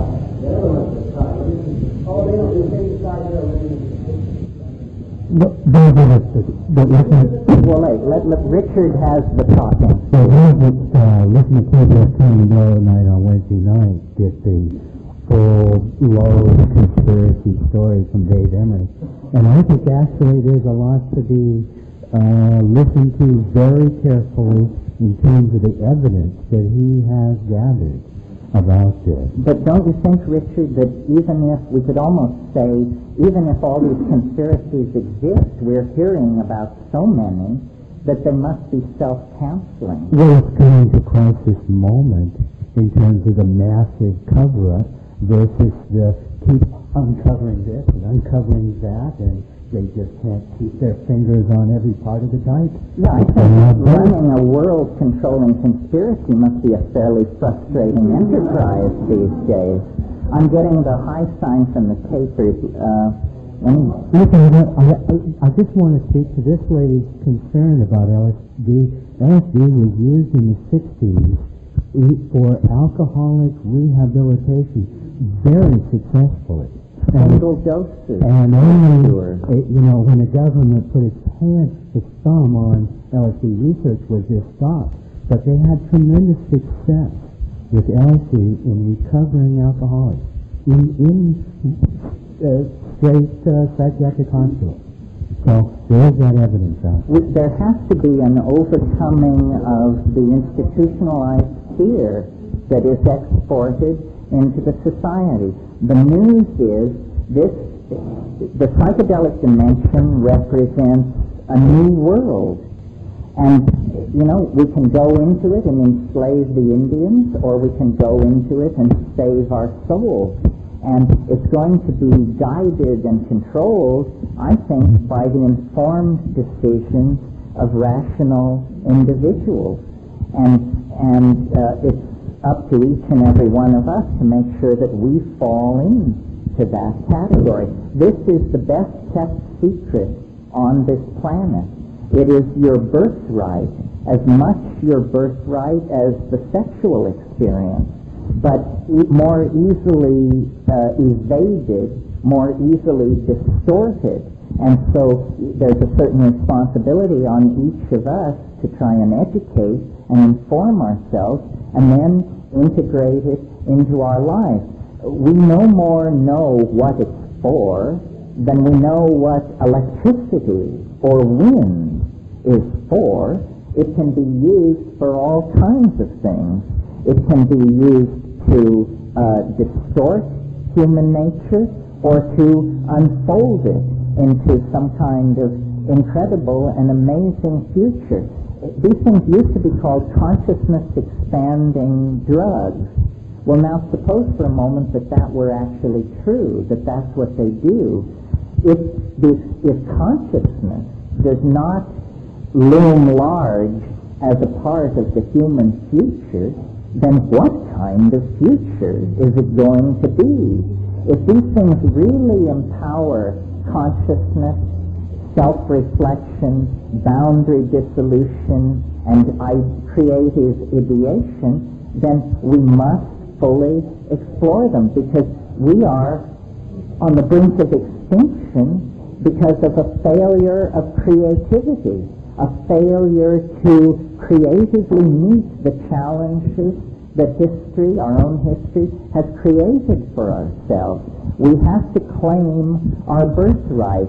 Nobody can take this away from you any more than they can take away your right to have sex or breathe air or drink water. And anybody who tells you that this is an item up for social manipulation and control is somehow serving a dominator agenda that diminishes and degrades every single member of the human family.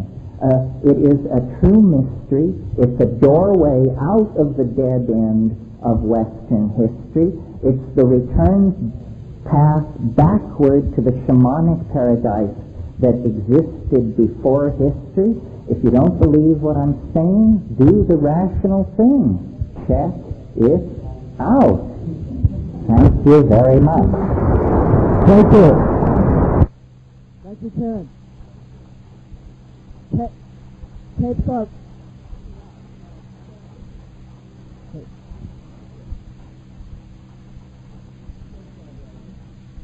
Tape's up.